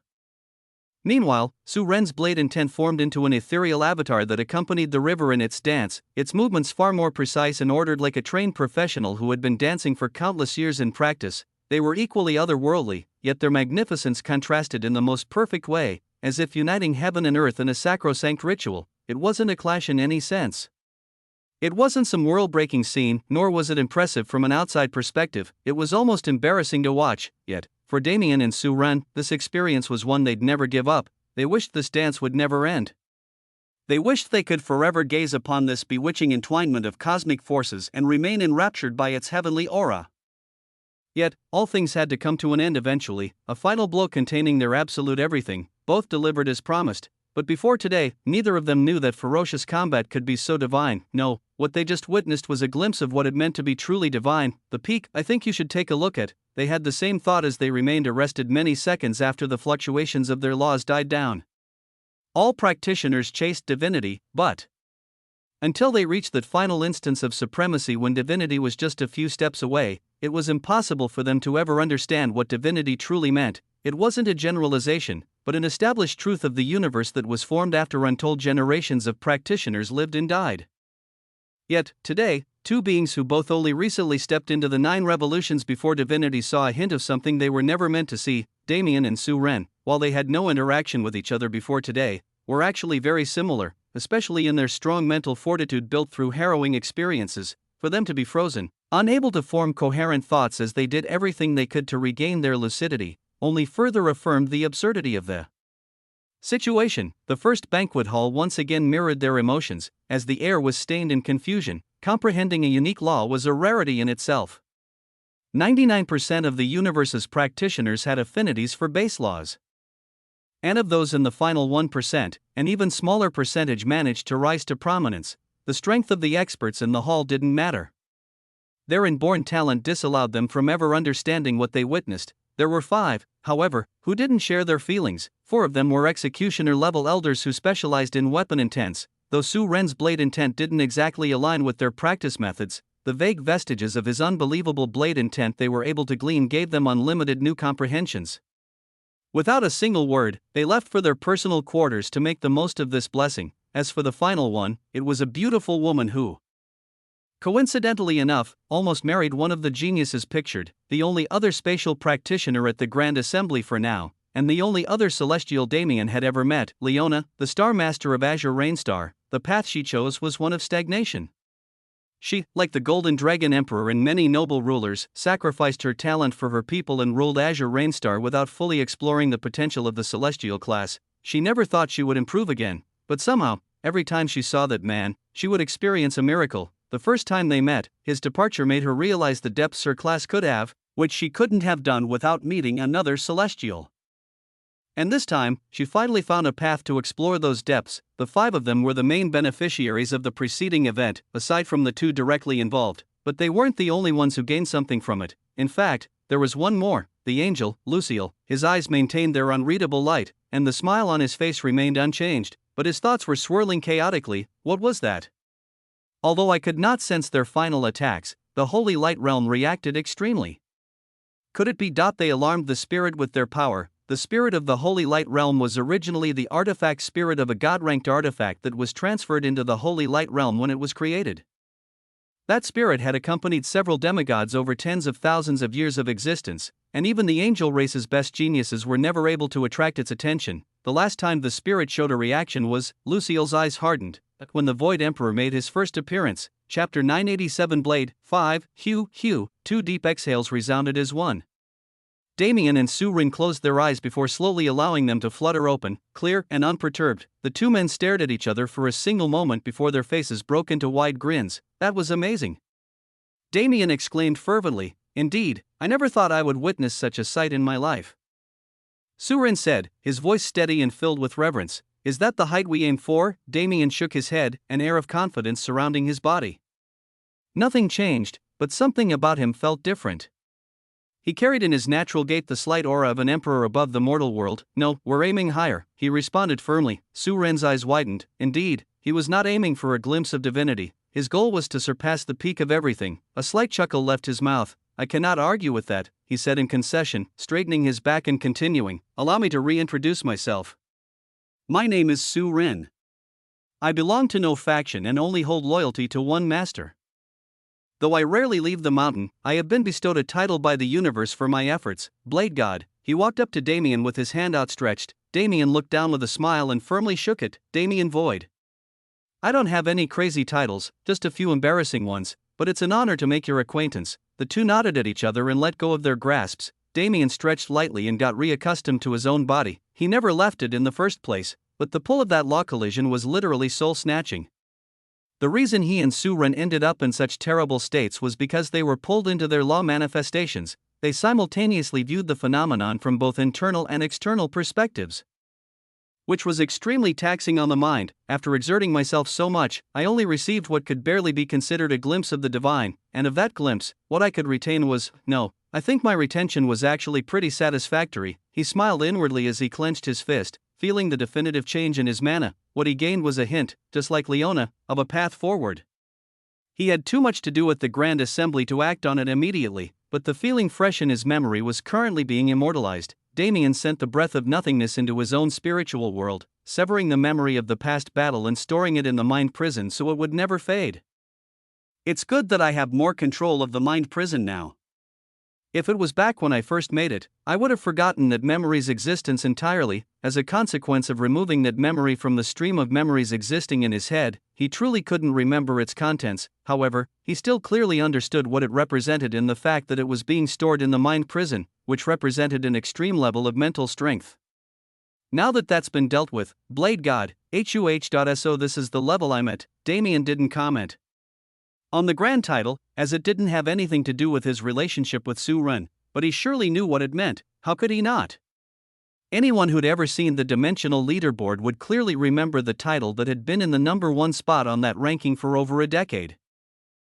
And everyone who witnessed it would forever remember the day he was dethroned by the enemy, the Saint Emperor's son. I haven't had the chance to meet him yet, but he's supposed to be stronger than that guy. The Saint King never truly entered his eyes until this very moment. I should prepare for the worst. With that thought, Damien returned his attention to reality, where he suddenly became the only witness to an extremely comedic situation. Currently, the domineering and stalwart Su Ren was helplessly collapsed on his knees with some kind of sloth-like animal wrapped around his head. Senior brother, how could you do something so dangerous? The sloth-like little girl cried out loud enough to scare all nearby beasts away. She hugged Su Ren's head as tight as she could and pounded on his back in anger. Xiaoyu, calm down already. It was not dangerous at all, Su Ren's muffled voice rang out, only making Xiaoyu angrier. I think you should take a look at, senior brother, you are not alone in the mountain anymore. You have Xiaoyu now, and you can't leave me alone. Damien tuned out at that point.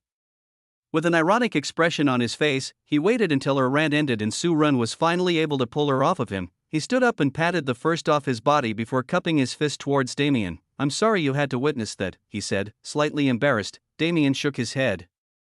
It's fine, I understand, he responded, memories of his little disciple and sister popping into his head.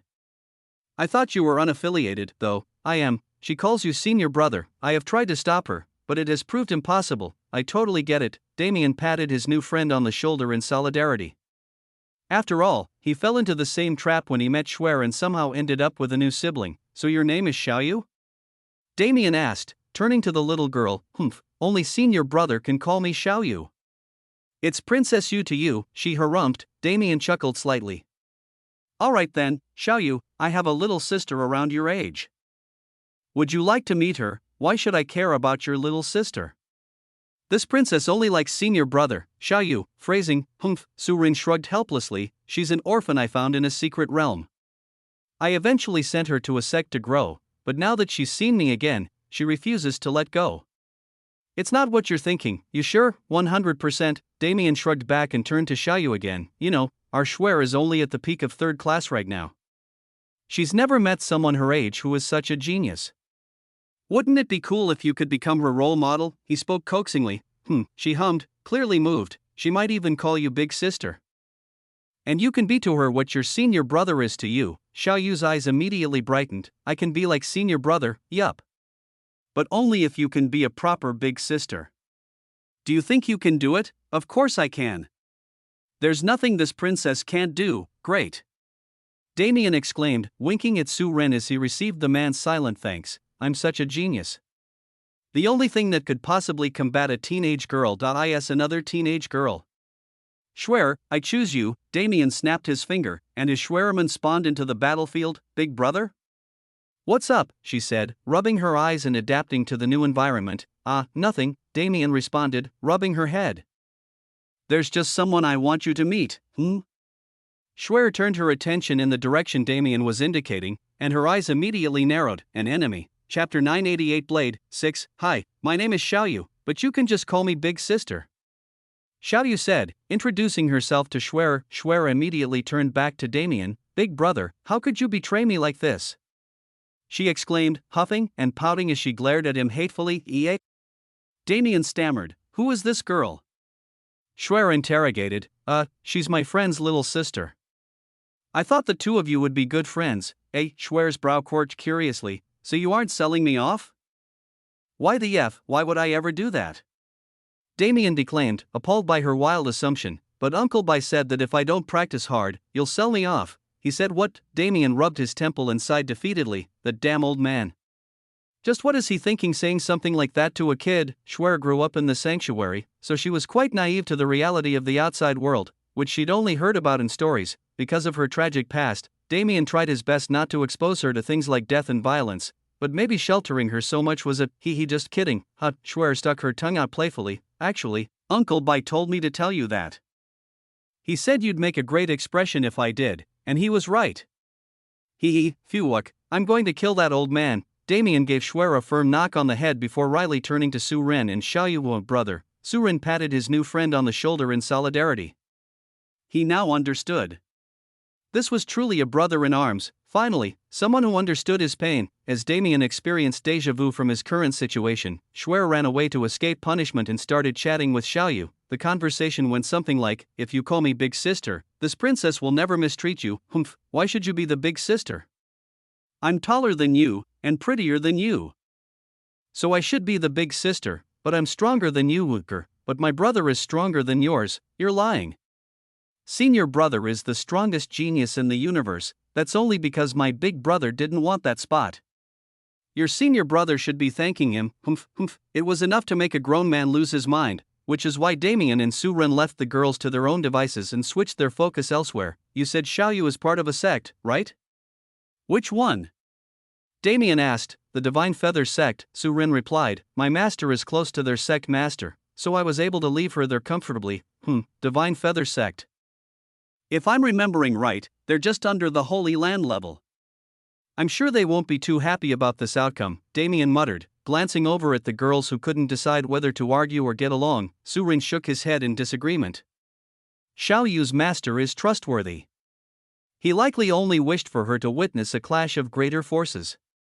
After all, looking at her level, would any sane person think she had a chance? Damien hummed in agreement. Just as Schwer was 15 and at the peak of 3rd class, Xiaoyu was 16 and just recently passed her universe baptism. Her talent was immense, but her real strength wasn't enough to hurt a fly in the holy light realm. That only goes to show how much they trust Su Ren. Alright, it should be fine. I'll have to meet the Divine Feather Sex group later. What's your plan now? He asked, changing the topic. I think you should take a look at. I only came to this realm to find worthy opponents, however, there are none other than you.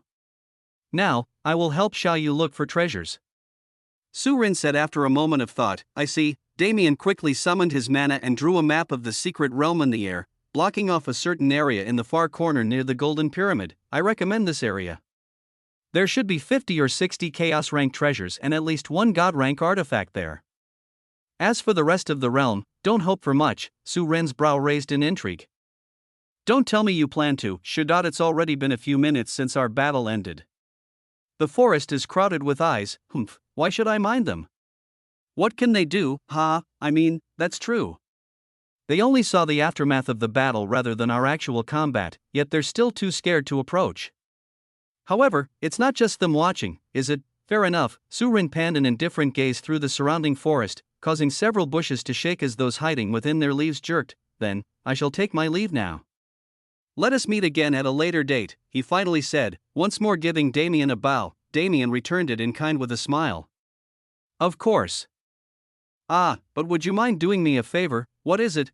Never mind. Damien shook his head, dismissing what he was about to say. Originally, he was going to ask Su Ren to take Shuer along with him so she could get some real-world experience, but he immediately realized it was a stupid idea. When was the last time Shuer actually came to Grand Heaven's boundary? She was born in a secret realm, and she was raised in an isolated world. Damien brought her out with the singular thought to distract Xiaoyu and introduce Shuer to a genius her age, but his actions were far deeper than that. First off, he openly teleported a stranger into the Holy Light Realm through unknown means. The sanctuary's existence was too improbable to be guessed, but those outside would definitely be curious about his methods. He needed to think up a valid excuse, and while he did so, he would give Shuer the best possible first experience as a genius of the universe she could possibly have. Damien and Su Ren wrapped up their conversation and pulled their respective children away from each other, bidding farewell and moving in opposite directions. That Xiao Xiao is so annoying. Big brother, I don't need a friend like her, Shuer complained as they left the area. Haha, you're saying that, but calling her by a nickname? Isn't that a bit hypocritical? Nope. Actually, Auntie taught me that Xiao means small in Big Brother's homeland, so I call her Xiao Xiao, because she's double small. I don't think that's how that works, but let's roll with it anyway. Which auntie taught you that? Auntie Elvira, of course, eh? Who would have thought? Damien was genuinely surprised. When did Elvira start studying up on Earth? And it wasn't just to the level of knowing Damien's homeland of America, but the entirety of Earth. After all, Damien wasn't Chinese, nor did he speak Chinese. It could be said that Elvira managed to become even more knowledgeable on his home planet than he was. It was heartwarming to know that she'd been making these efforts without a single word to him. Just as she did with everything else, if it wasn't for Elvira, Thevel wouldn't have become what it currently was. She was his most trustworthy aide, and someone whose back he knew would always support him. Wasn't that why she was the first of the 5 emperors? Damien happily conversed with Shuer, learning more about Thevel from the perspective of its residents and learning more about what Shuer had been up to in the time they hadn't been together. Her progress was almost reality-breaking. She managed to reach the peak of 3rd class in only 2 years, not slowing down at all from when she was in the earlier stages of power. It's time. He couldn't delay it anymore. Shuer needs to make her debut in Grand Heaven's boundary. Now that she's working towards her baptism, I can't selfishly hold her back anymore. It's time for her to enter the true battleground of geniuses. Chapter 989 Shrine 1. Elena's original plan was simple, at least in its first stage. The first step was to monopolize the treasures of the Holy Light Realm. Of course, the real meat of the plan came after this step ended, but it was essential for the days ahead to take hold of every treasure he possibly could. However, Damien now had a secondary goal: to use this secret realm as a stage for Shuer, and if possible, initiate her baptism under the eyes of all those experts outside. Shuer needed to make a proper wave upon her introduction, or she wouldn't be taken seriously at all. The current Shuer was naive and easily exploitable, something unacceptable if she wanted to survive without his umbrella shielding her from the rain. It hurt him to even consider it, but he needed to expose her to the cruelty of reality while she was still under his complete protection, so that when the day came when she decided to leave and experience it on her own, he could have a semblance of confidence. That day would surely come.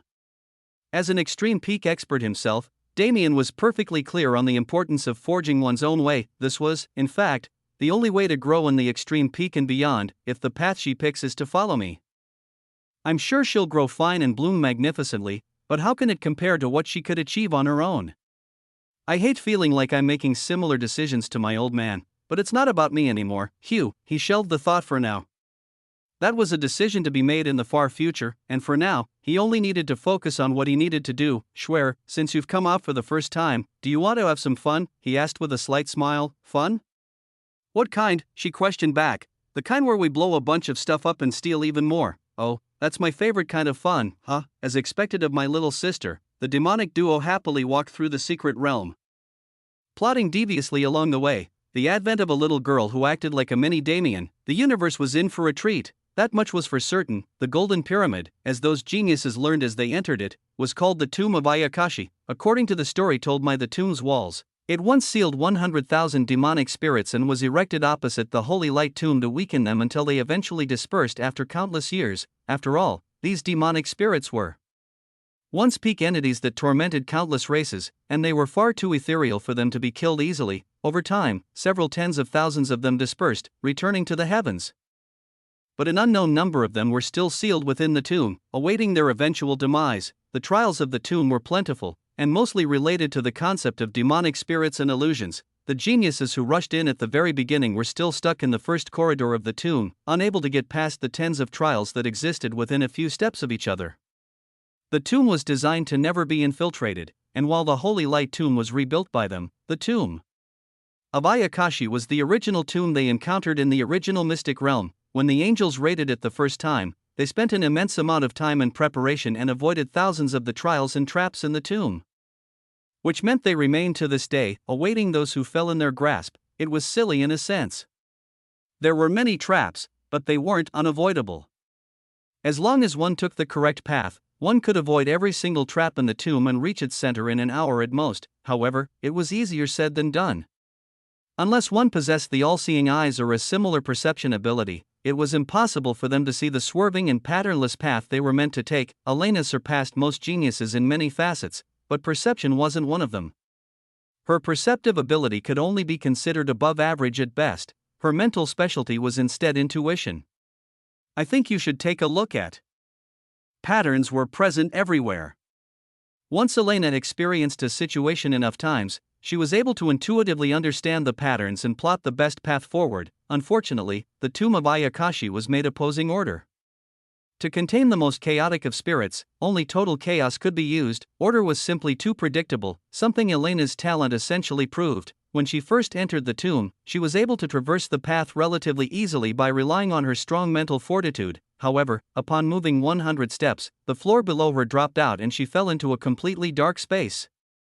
She kept her eyes closed and her awareness spread thinly around her. The illusions impacted her mind constantly, showing her horrifying imagery both of those she knew and of general scenarios of tragedy. They wanted to see her break, to see her succumb to their will and become their puppet. She could hear their voices calling out to her. You are worthless, they said. You are destined to be useless, they said. You will die without accomplishing anything, they said, unless you accept our presence. She would have been swayed a few months ago, back when she was still doubting if she was doing things the right way, back when she was still traversing this cold world on her own. Perhaps she would have entertained their voices a little, but no more. Meeting Damien was the trigger, but it wasn't the reason.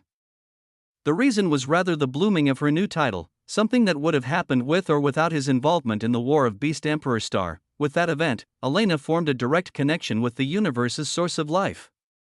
She gained validation from the universe and the void, these forces that silently encouraged her and told her to grow as she desired. It was hard growing without a guiding influence.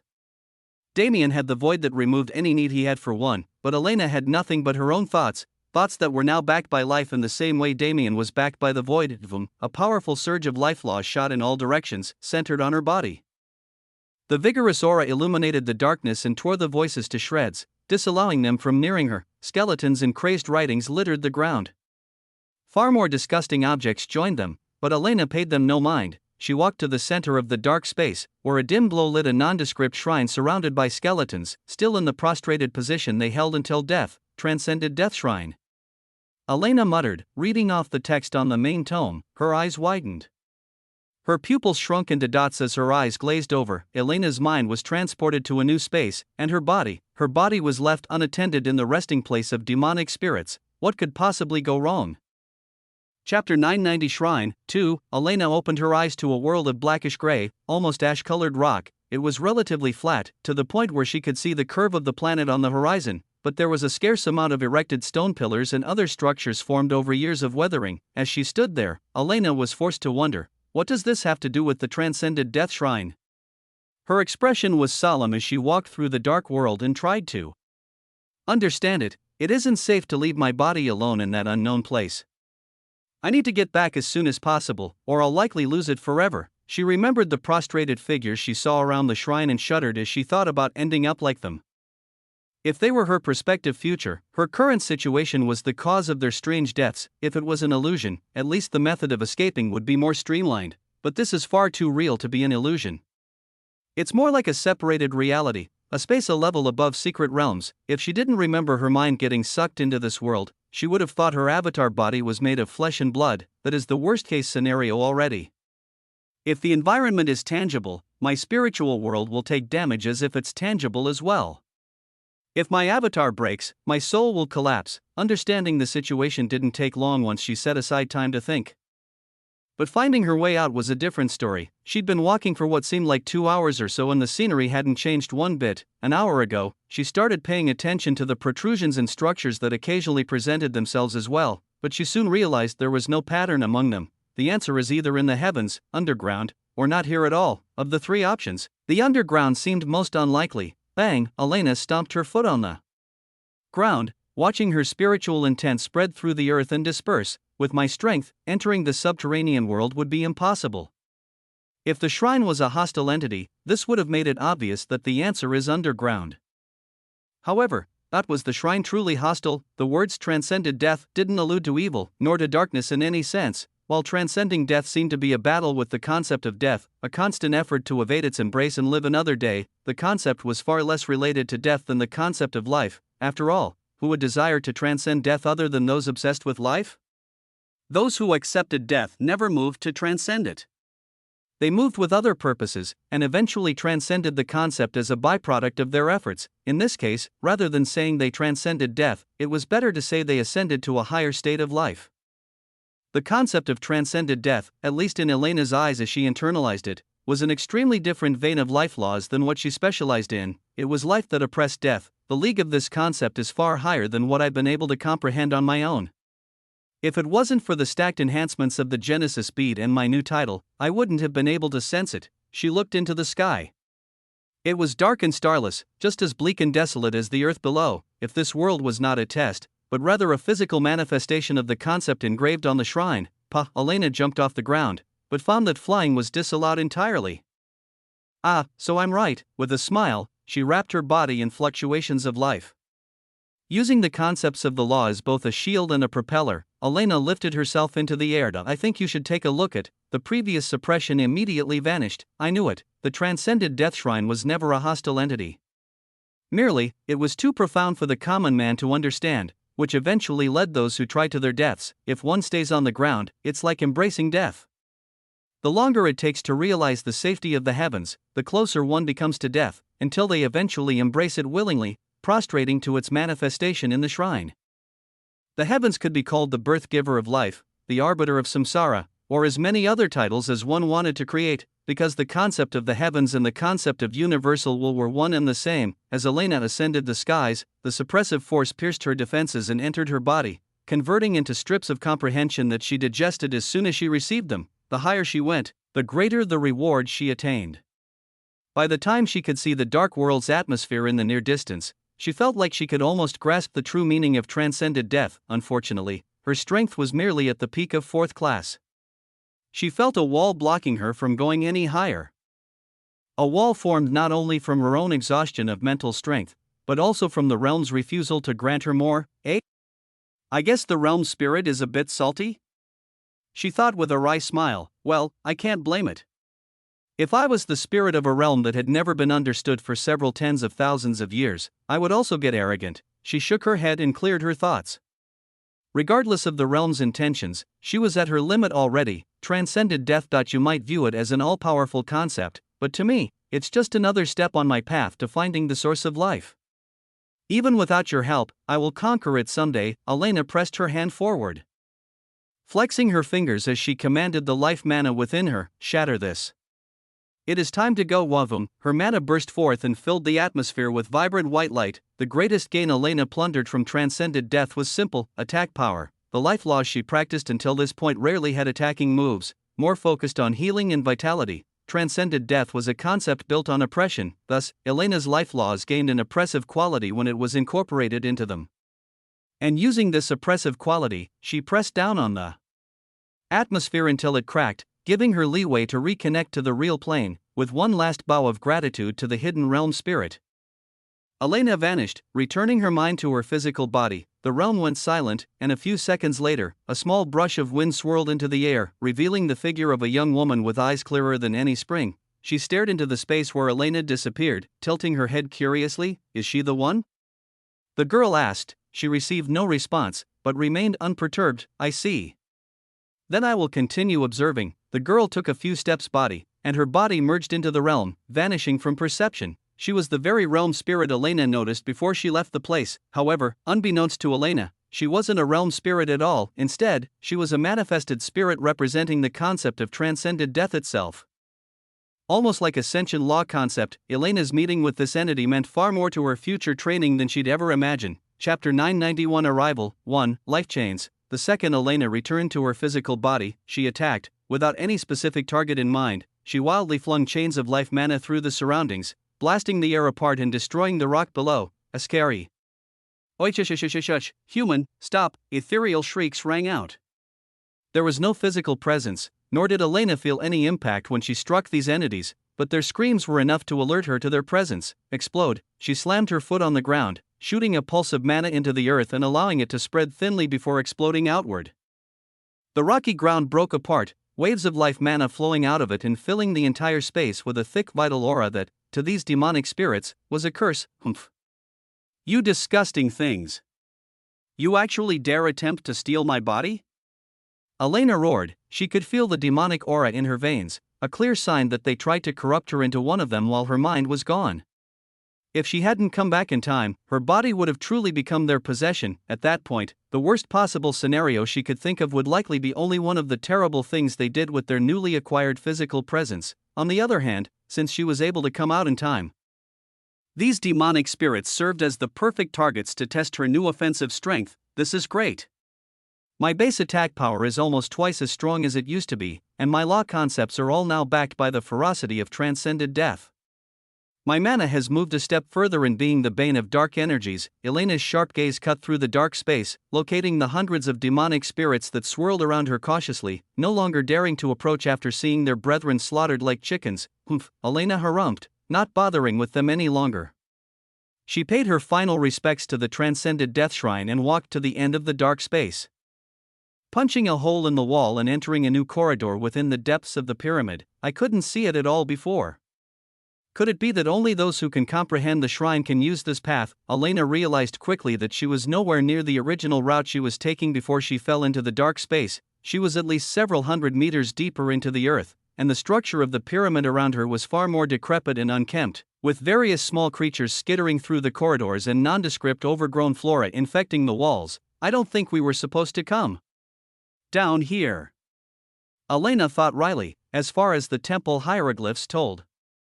The greatest treasures of the tomb of Ayakashi resided at its very peak, so all those other geniuses were ascending with all their strength to this very moment. Who would have thought the pyramid was actually hiding such a large portion of its body underneath the earth? Even if those geniuses knew of this, they wouldn't be able to reach this place unless they had a similar experience to her, which meant, let's see what kind of treasures the angel race was chasing in the original Mystic realm. Elena moved with purpose, killing demonic spirits and avoiding the tomb's traps with as much efficiency as she could produce, and slowly but surely, she made her way to the very central point of the tomb. The true burial site of the demonic spirits. A starship docked at the entrance of Luxurian. The experts who were focused on the geniuses in the Holy Light realm didn't notice it immediately, but as soon as one caught sight of the crest on its side, all the rest turned their attention as well. This phenomenon became especially pronounced when Lucille personally went out to greet the incoming guests. A portion of the starship's body turned holographic, revealing those inside. The first to step out was a beautifully handsome man with striking red eyes, the king of demons, Lucifer. I think you should take a look at. He was followed by Parcial, his angelic counterpart, and the royal demon clan's elders and geniuses. Lucifer, Parcial, it has been a while. Have you been well? Lucille said with a smile, welcoming the duo. Clan head, Parcial said as he bowed in respect. Meanwhile, Lucifer returned Lucille's smile and shook the man's hand. It has indeed been a while. Have you been ruling your clan properly, dear brother? Lucille's eyes narrowed slightly. I would prefer if you didn't say anything that could cause misunderstandings, HM? Misunderstandings? But there is nothing but truth in my words. You. Lucille's words suddenly halted as his attention was drawn back to the starship. Suddenly, the air stilled as a thick and viscous aura filled it. It wasn't an exerted aura, but the natural aura of strength that existed around a strong demigod. An old man stepped out of the ship. His appearance was that of a wise sage, but his eyes held the domineering light of a war emperor. Flanking him were 5 elders, including 3 more demigods, as well as 5 younger geniuses, 3 women, 1 man, and a little girl roughly 10 years old, and among them, there wasn't a single unfamiliar face. They are Lucille asked curiously, turning to Lucifer, who shrugged, "Don't ask me. They're your subordinates' guests, Parcial, yes, clan head. As you know, I left years ago to contact forces I believed would aid us in the coming battles. These are, Parcial, there is no need for you to introduce us. We are more than capable of speaking for ourselves." The old man at the head of the group interrupted. He walked up to Lucille, facing the angel directly without a hint of disturbance in his eyes or aura. "I am Tian Yang, the Void Old Immortal. We from the human domain appreciate your invitation to this grand event." His words were sincere, but the undertone behind them was slightly taunting, just barely laced with mockery that normal people couldn't sense. Lucille hummed, glancing over the group. The forces of the human domain indeed should not be neglected. The achievements of your ancestors are worthy of respect. Haven't you heard that the new generation always surpasses the old? I'd advise you not to look down on us. The one who spoke was the female among the two demigods, Tang Lingzi. She and the drunken old immortal stepped up, silently supporting Tian Yang with their presence. Lucille showed no change of expression as he guided the group into the main hall. However, the same couldn't be said about the experts watching the interaction from afar, the human domain. It was widely looked down upon and regarded as the weakest of Grand Heaven's boundaries remaining sectors. Nobody present believed the human domain would show its face at this assembly, and they surely didn't expect them to show it so fiercely. To make their first introduction by flaunting three powerful demigods wasn't a courtesy, but a taunt. They were practically screaming in the ears of these experts, "You think the human domain is trash? Then come test our fists and prove it." Chapter 992 Arrival 2. Tian Yang led his group through the halls of Luxurian, standing side by side with Lucille as they entered the first banquet hall. The hall was filled with a pregnant silence as those within cast a variety of gazes at the group, gazes filled with disdain, with mockery, with interest, and even those with just a hint of fear targeted the human domain's people, almost as if testing their grit. Tian Yang snorted lightly, diapering the invisible pressure as he walked through the crowd, followed by the rest who didn't lose confident and upright postures once. In all honesty, the experts in this hall were not solely good people. A large portion of them were greedy and self-centered, uncaring for the fates of those who didn't benefit them. To these people, the human domain represented an unknown threat. No matter how much they were looked down upon, the tales of their past deeds were enough to make these people wary. After all, the human domain may have fallen, but its people were clearly still standing strong. However, they were forced to hold back their desire to humiliate these people and establish dominance early, because the human domain forces didn't arrive alone. They arrived along with the royal demon clan and were personally invited by a member of the heavenly clan. This kind of silent support was hard to read, as it wasn't known how far those large influences would go to protect the ones they were backing. Therefore, they needed to observe the situation until they had a proper understanding of how these powers were operating before doing anything. This led to a silence unbroken as Tian Yang and his group reached the front of the hall while Lucille calmly and smilingly filled them in on what had happened thus far at the Grand Assembly. Meanwhile, completely unnoticed due to the extremely prominent presence of those from the human domain, another force entered the first banquet hall of Luxurian. They were the Sapphire Soul Clan, a mid-sized force in Soul World that was led by a council of 9 supremes and only a single demigod ancestor. They were already prepared for a lukewarm reception. They didn't have much status, and were lucky to even be allowed into the first portion of the Grand Assembly, a blessing they only received from being a subordinate sect of Nirvana Soul Palace, one of the strongest spirit race forces. However, the reception they received wasn't just lukewarm, it was colder than ice. Not a single expert in the hall noticed their entrance. Their eyes turned to the center of attention, the reason for this humiliation that they were silently suffering, a small group that didn't look remarkable at all. Upon further observation and learning the identities of those people, the head of the group, a supreme named Thale's eyes narrowed slyly. The human domain is a relic of the past, but they still have a strong reputation. If our disciples can defeat their geniuses, our reputation will rise immensely. The Sapphire Soul sect's ultimate goal was to escape the shadow of their mother sect. This grand assembly, in their eyes, was the perfect place to start working towards this goal. Gumhar, take your fellow disciples and test those human domain geniuses. If you think you can beat them, crush them thoroughly. His sound transmission entered the ears of the sect's top disciple, Gumhar, who nodded with a vicious grin. Understood, master. He motioned for the 4 behind him to follow him and pushed his way through the crowd. His actions finally alerting others to the Sapphire Soul sect's presence. Though Gumhar was being extremely rude to those he didn't have the status to offend, nobody stopped his charge. How could these experts not guess his intentions? Since they couldn't probe the human domain on their own, why would they stop someone from doing it for them? Gumhar made it to the front of the crowd soon enough, and immediately stomped his foot on the ground. I won't accept this. He roared. Tian Yang, Lucifer, and their groups turned their attention to Gumhar at once, bored looks on their faces. Gumhar felt a bead of sweat forming on his temple, but he quickly ignored it. He knew how important his role was. Besides, he really did want to conquer the human domain's geniuses, especially the three women among them, each a peerless beauty. The human domain is just a pathetic relic. You people should be embarrassed showing your faces here. If the human domain wants to help in the war, you should just send some beauties to entertain our hard-working soldiers. Is there anything else you're good for? His taunting shouts echoed through the walls, provoking many reactions from the crowd, but none at all from the human domain, or rather, there was one, for of the younger geniuses and the two elders who weren't yet demigods immediately scurried away from a certain woman, who stood with a bright smile on her beautiful face. She clapped her hands happily. You're right.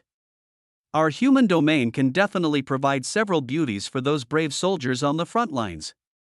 She exclaimed, eagerly supporting Gumhar's words. Why, yeah. He stammered, feeling a little strange. It's good that you know your place. I think you should take a look at, yup. The beauty continued, then, here's the first. Does anyone wish to purchase her services? Gumhar was forced to gulp as he heard the words, following her finger to find the beauty she was referring to with anticipation written all over his face. HM? Where is she pointing? Not until he was forced back to reality. The woman's finger was pointing at him. Why is everyone looking at me like that? He glanced around, looking to Thale in confusion, only to see his elder's pale and horror-struck expression. What's going on? Guys, Gumhar turned around, facing his four comrades, for figures frozen in ice, their faces still twisted in the mocking expressions they held moments prior. Gumhar's face twisted in shock. WW what? He exclaimed, stepping back several steps. Only was his chest supposed to move like that? It can't be. He shakily looked down, and indeed, entering his vision was a pair of voluptuous breasts, and no. This is fake. He fell to the floor and crawled backward, his eyes falling on a happily smiling pink-haired beauty. What do you think? She said. Is this satisfactory? Kahak. Gumhar immediately coughed blood, which looked strange coming from a spirit, and fainted, unable to accept his new and improved body. It was so quick that even these experts would have missed it if they weren't paying attention. The pink-haired beauty imposed an illusion on Gumhar so strong that it nearly became reality, and within a second, the white-haired beauty next to her froze the remaining four geniuses on a molecular level, killing them instantly. Humph. The white-haired woman scoffed scornfully and turned away, not bothering with the situation anymore. Meanwhile, her companion directed her attention to the crowd itself, especially the petrified elder standing at its rear. Now then, does anyone else have a problem with us being here? Her words were met with silence, and with that display of power acting as an early introduction, the geniuses of the human domain walked together and approached the portal to the Holy Light Realm. Rose Adelaire, level 380, Weaver of Reality. Shui Ruyue, level 380, In Spirit Queen. Long Chen, level 390, Draconic Sword Emperor. Shui Fang, level 360, Iceblade Grandmaster. Riva, level, Nut. Together, the five stepped onto the universal stage. It was time to show the entirety of Grand Heaven's boundary what it meant to be from the human domain. Somewhere in the Holy Light Realm, Damien's body twitched, something within was showing itself, reminding him of its eternal existence in his heart. It was a little wisp of soul that connected him to a single person. Ruyue, Chapter 993 Goals. 1. They've finally come. Damien's heart was practically beating out of his chest, but he kept an outwardly calm facade. He was currently with Schwer deep within the Holy Light Tomb. It was the location he decided to use to both train her and acclimate her to danger, and though he could use the all-seeing eyes to find the shortest route to the center and easily snatch the tomb's treasures for himself, he didn't do so. Instead, he used the same ability to find the longest and most grueling route to the center, and unapologetically pushed Schwer along that route. As she encountered traps and illusions, her mental strength and battle sense would improve, but it would take a lot of suffering before she could reach that point. The current Schwer was covered head to toe in small scratches and dried blood from wounds Damien healed long ago. Though the threat they posed was gone, she still clearly remembered the sensation of pain that came along with them. It was scary. The outside world she'd heard so much about was just as cruel as those in Thevel made it out to be. Yet, while it may have been unexpected from Schwer, who grew up sheltered by Damien, she was a girl with her own ambitions and dreams. A single nightmare still haunted her every once in a while.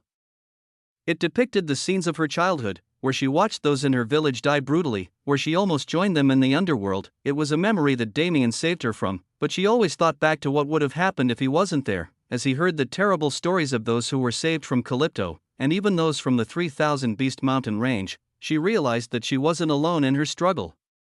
People all over the universe were suffering, and the only way they could save themselves was to become stronger. It was that realization that pushed her to beg Elvira to teach her until the latter finally succumbed, and it was the same deep-seated idea that pushed her to receive Damien's training regardless of how harsh it was.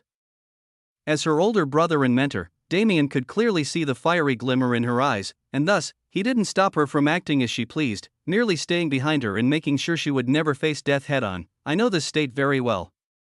This is the same state that allowed me to survive through the first dungeon. I don't know where she found it, but what she's acting on is desperation. He wanted to ask where such a desperate desire for power came from, but he withheld the question. When she was ready to tell him, she would. This kind of desire by itself is extremely dangerous, especially for a growing teenager. She needs me here silently supporting her to balance the desperation with warmth. Otherwise, she might end up like I did. Damien could feel his soul bleeding from the terrible longing he felt for his women, but now wasn't the time to be selfish. They are here as representatives of the human domain, which means they're here with something to prove. If the human domain is planning to re-enter the universal scene, I need to choose the perfect timing to reveal my affiliation. If he outright claimed himself a part of the human domain, his light would overshadow them and have the opposite effect of what he desired. If he waited until Rose, Ruyua, and the rest proved themselves, and then swooped in at the end as a cherry on top, the human domain would be held in legends as a sector that retained its ability to create countless geniuses, even while in its worst state. Good. I can train Schwer without worry and leave the situation outside to them. Now that Ruyue is close and the soul connection is active again, I'll be able to tell if they're ever in mortal danger. Damien flicked his finger slightly, sending a ball of white light into Schwer's body, healing her injuries and replenishing her stamina. Hada thanks, big brother, she said as she stabilized herself. It's fine to take breaks, you know. We have months to train to our heart's content, Damien said gently, expressing his worry. However, Schwer shook her head in refusal. Now that I'm older, I don't want to be weak anymore. The aunties and uncles all told me that Big Brother had to go through terrible things to become powerful. If I also have to endure terrible things to be like Big Brother, then I'll do it. She said it firmly without any sign of the childish immaturity she usually carried. Damien felt a slight pain in his heart, realizing that she was going to start growing up soon, but he quickly shook off the feeling. Schwer, don't worry. Big Brother will always be rooting for you. Damien silently sent his encouragement to the brave girl who pushed forward with a will of steel. I think you should take a look at, and at the same time, he wished good fortune upon those from his homeland who were currently fighting for its sake. The Holy Light Realm's situation became more complicated with every passing day. But the plan was still the same, only, the end goal was no longer Damien's domination over the universe's geniuses, but the human domain's domination over the entire rest of the universe. Whoosh, 5 people surfaced in the Holy Light Realm. Bang, immediately, an explosion wrapped around them. Humph. Ruyua harumphed and tossed up a barrier of special ice that blocked the explosive force entirely. She exchanged nods with the 3 adults behind her and took down the barrier. Shio, Longchen shot out like a ballistic missile, the Empyrean dragon sword in his hand sweeping in a wide arc in front of him. Sheeing, an extremely crisp sound rang through the air, and immediately the world was severed in 2, trees, beasts, and all geniuses in the path of his swing were bisected. The geniuses were immediately transferred out of the secret realm and healed, while the atmosphere suddenly quieted down. Take them down, a shout suddenly reverberated, bringing the geniuses in the surroundings to their senses. The group that just entered was a threat. Roughly 40 geniuses dropped their hostility for each other and acted as one to take down the newly appeared enemy. But this was exactly what the human domain group wanted. Rose grinned deviously. Alright, it's time to start the slaughterfest. Whoever gets the most kills gets a random box of their choosing. Ah. Except you, Riva. You just stay behind us and relax for now, random box? Shuefang's attention was immediately piqued. Don't get excited yet, Longchen said before he could continue. Right, Ruyuat agreed. Rose, you can't just offer a random box without telling us which grade. Rose smirked smugly. Humph, do you think I'd snuff you guys? Since this is a few-month-long event, we'll split it in 3. The winner after a week will get a gold box, the winner after a month will get a diamond box, and the final winner will get a mithril box. Everyone's eyes narrowed as one. she's finally bringing out a mithril box, huh? I was wondering what she was saving it for, Xuefeng muttered. And at the same time, his expression got serious. If there was a mithril box at stake, not a single one of them could afford to slack off. Chapter 994 Goals 2. The experts in the first banquet hall were all stoic characters in their daily lives, but in the past 2 days, they'd been forced to show a wide range of emotions. In fact, at this point, the experts had split into various cliques, mostly of forces who were already affiliated, or those from the same domain. However, the human domain only sent a single group to represent themselves, rather than multiple groups from strong influences, while the murmuring of the crowd leaned towards shaming the domain for having only a few worthy geniuses to showcase. Tian Yang and the rest didn't let the crowd bother them at all. After all, why would they care for the opinions of those speaking without a single hint of knowledge? They alone understood the true capabilities of their domain, and this knowledge bestowed them with supreme confidence. Of course, not all the experts held such bias. There were a few who took the time to greet Tian Yang's group and introduce themselves. These were mainly those without strong affiliations that forced them to pick a side, such as the ancient God clan, and of course, the very familiar Director Alucard and Commander Hui. There was only one influence in the universe that could claim to be completely unbiased. And that influence was none other than Hidden Death Valley of Death Emperor Star. It is a pleasure to make your acquaintance, the director said amiably, nodding and greeting as he approached. Oh? Tian Yang uttered with a slight smile. Could you be Alucard? Have we met before? The director asked in slight confusion. Tian Yang shook his head in amusement. Perhaps you do not recognize this version of me, but perhaps you have some faint memory of a man named Yang Tian. The director echoed before his eyes suddenly widened. Crazy bastard Yang Tian, the one and only, ha ha. The director laughed boisterously. How could this be? I thought you died in the ancient mythical realm all those millennia ago. Tian Yang smiled warmly as his old acquaintance slapped his shoulder happily. I also thought I was dead, but instead, when I awoke, I had returned to my home in the human domain. Quite the strange circumstance, wasn't it, in this universe? Not as rare as one would believe it, isn't that true? Tian Yang's youth took place in a time when the human domain wasn't so utterly disconnected from the wider universe. Back then, while the divide existed, it was far easier to find safe passage through the destroyed space if one was willing to risk their life for the chance. Tian Yang held a secret that nobody in the human domain knew. Under his wise and sagely exterior was a man who, in his youth, was a mad barbarian enough to wear his universally bestowed title was Crazy Bastard. Not many he knew back then were still alive now, and of those who were, only Alucard, who he just revealed his identity to, could make the connection between him and his past. Tian Yang and Alucard began to jovially converse, catching up on the details of each other's lives, while Tang Lingzi and Albius entertained the other influences who came to greet the human domain. Suddenly, a wave of gasps spread through the crowd. Tian Yang's attention was attracted to the front of the hall, and his smile immediately widened into a haughty grin. With no warning, tens of geniuses started dropping out of the secret realm portal every minute, collapsing to the floor and writhing as they readjusted to being alive. On the screens in the air above them, the advent of 4 geniuses was displayed clearly to all. I think you should take a look at. They took the 4 cardinal directions for themselves, moving forward without pause and destroying anything in their paths. To the south was a dark icy hellscape. The souls of the dead wandered the air and corrupted any genius they came across, while the ice below froze their bodies and minds for eternity. To the west was another icy land, but far purer and brighter than its counterpart. It was flat, as all obstructions in the path were sliced to nothingness, and the razor-sharp sword aura in the air raised everything that touched it. To the north was an atmosphere with no change, but perhaps that was the most terrifying part. Despite the land of death and destruction the north had become, not a single person could see a hint of it through its peaceful appearance. And finally, to the east was a path that truly represented the concept of destruction. The land was torn and sundered. Golden dragons of sword aura streaked through the air and devoured any enemy they found. The one thing all these paths had in common was the fact that at their ends, one could faintly hear the sounds of continued slaughter, making it evident that those who carved them were nowhere near done with their domineering killing spree. And of course, they were all created by human domain geniuses. What is this?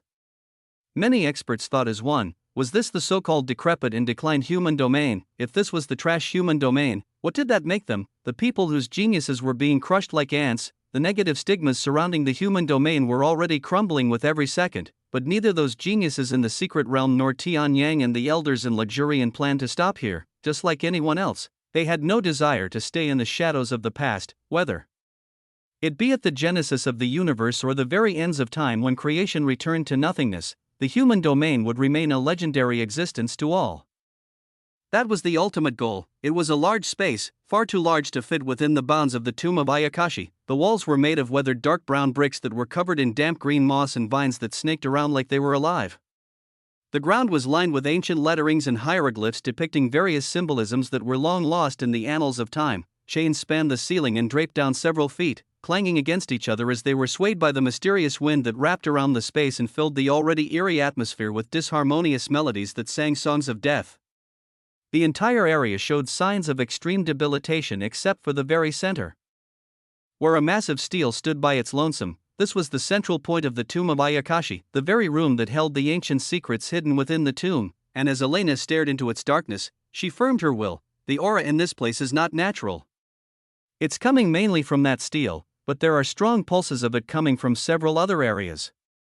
I'm afraid this tomb was already in the process of breaking down. She covered her body in powerful vital aura and light laws, warding off all evil as she stepped into the unknown. A single display in the first banquet hall went dark. From this point forward, Elena was truly on her own. Chapter 995 Shadow 1. Tap, tap, tap. Elena's steps echoed through the damp and empty space as she made her way to the stele in the middle. Her thoughts were slow, as if matching the quiet atmosphere around her. This place is odd and radiates an extremely disconcerting feeling, but I can't sense what's actually wrong. She expected to be dragged into battle or a mental struggle as soon as she entered, but it was strange how peaceful the space truly was. It almost makes me want to take down my defenses. Elena frowned lightly as she realized her thoughts were becoming irrational. It seems too subtle to be everything this place has to offer. If I can overcome it by just realizing that it's happening, it isn't worthy of being an effect of the main tomb. There were two possibilities for the current piece. The first was that the tomb was doing its job properly and all the demonic spirits were properly sealed within the stele, unable to make trouble. But how could such a good thing exist? The second scenario is that Elena reached the stele and carefully placed her hand on its surface, sending a pulse of life mana into its surface. Hong, the stele reverberated, and a set of ancient letterings appeared on its surface. These words were from an archaic language unknown to Elena or anyone alive in the current era, but they shared similarities with the current universal language. Almost like it was a predecessor: heaven, spirit, body. And Elena voiced the four words she could comprehend from the tablet. They were spread apart with context connecting each to the next. Unfortunately, these words could mean anything if I try to fill in the blanks. The fact that this is a tomb of demonic spirits should be the greatest clue to the meaning of these phrases, Elena sighed.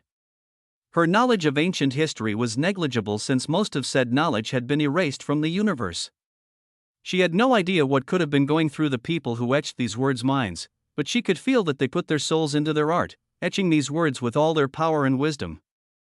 Thus, even at the end of times, these words will remain. She removed her hand from the stele and glanced around the tomb, her eyes hardening. There isn't any sign of a formation on the stele, nor is there any evil aura contained within. Most likely, the spirits that had yet to decay and cease existence were loose, spread out within the tomb. If they're on the level of the previous spirits, it won't be too hard to exterminate them.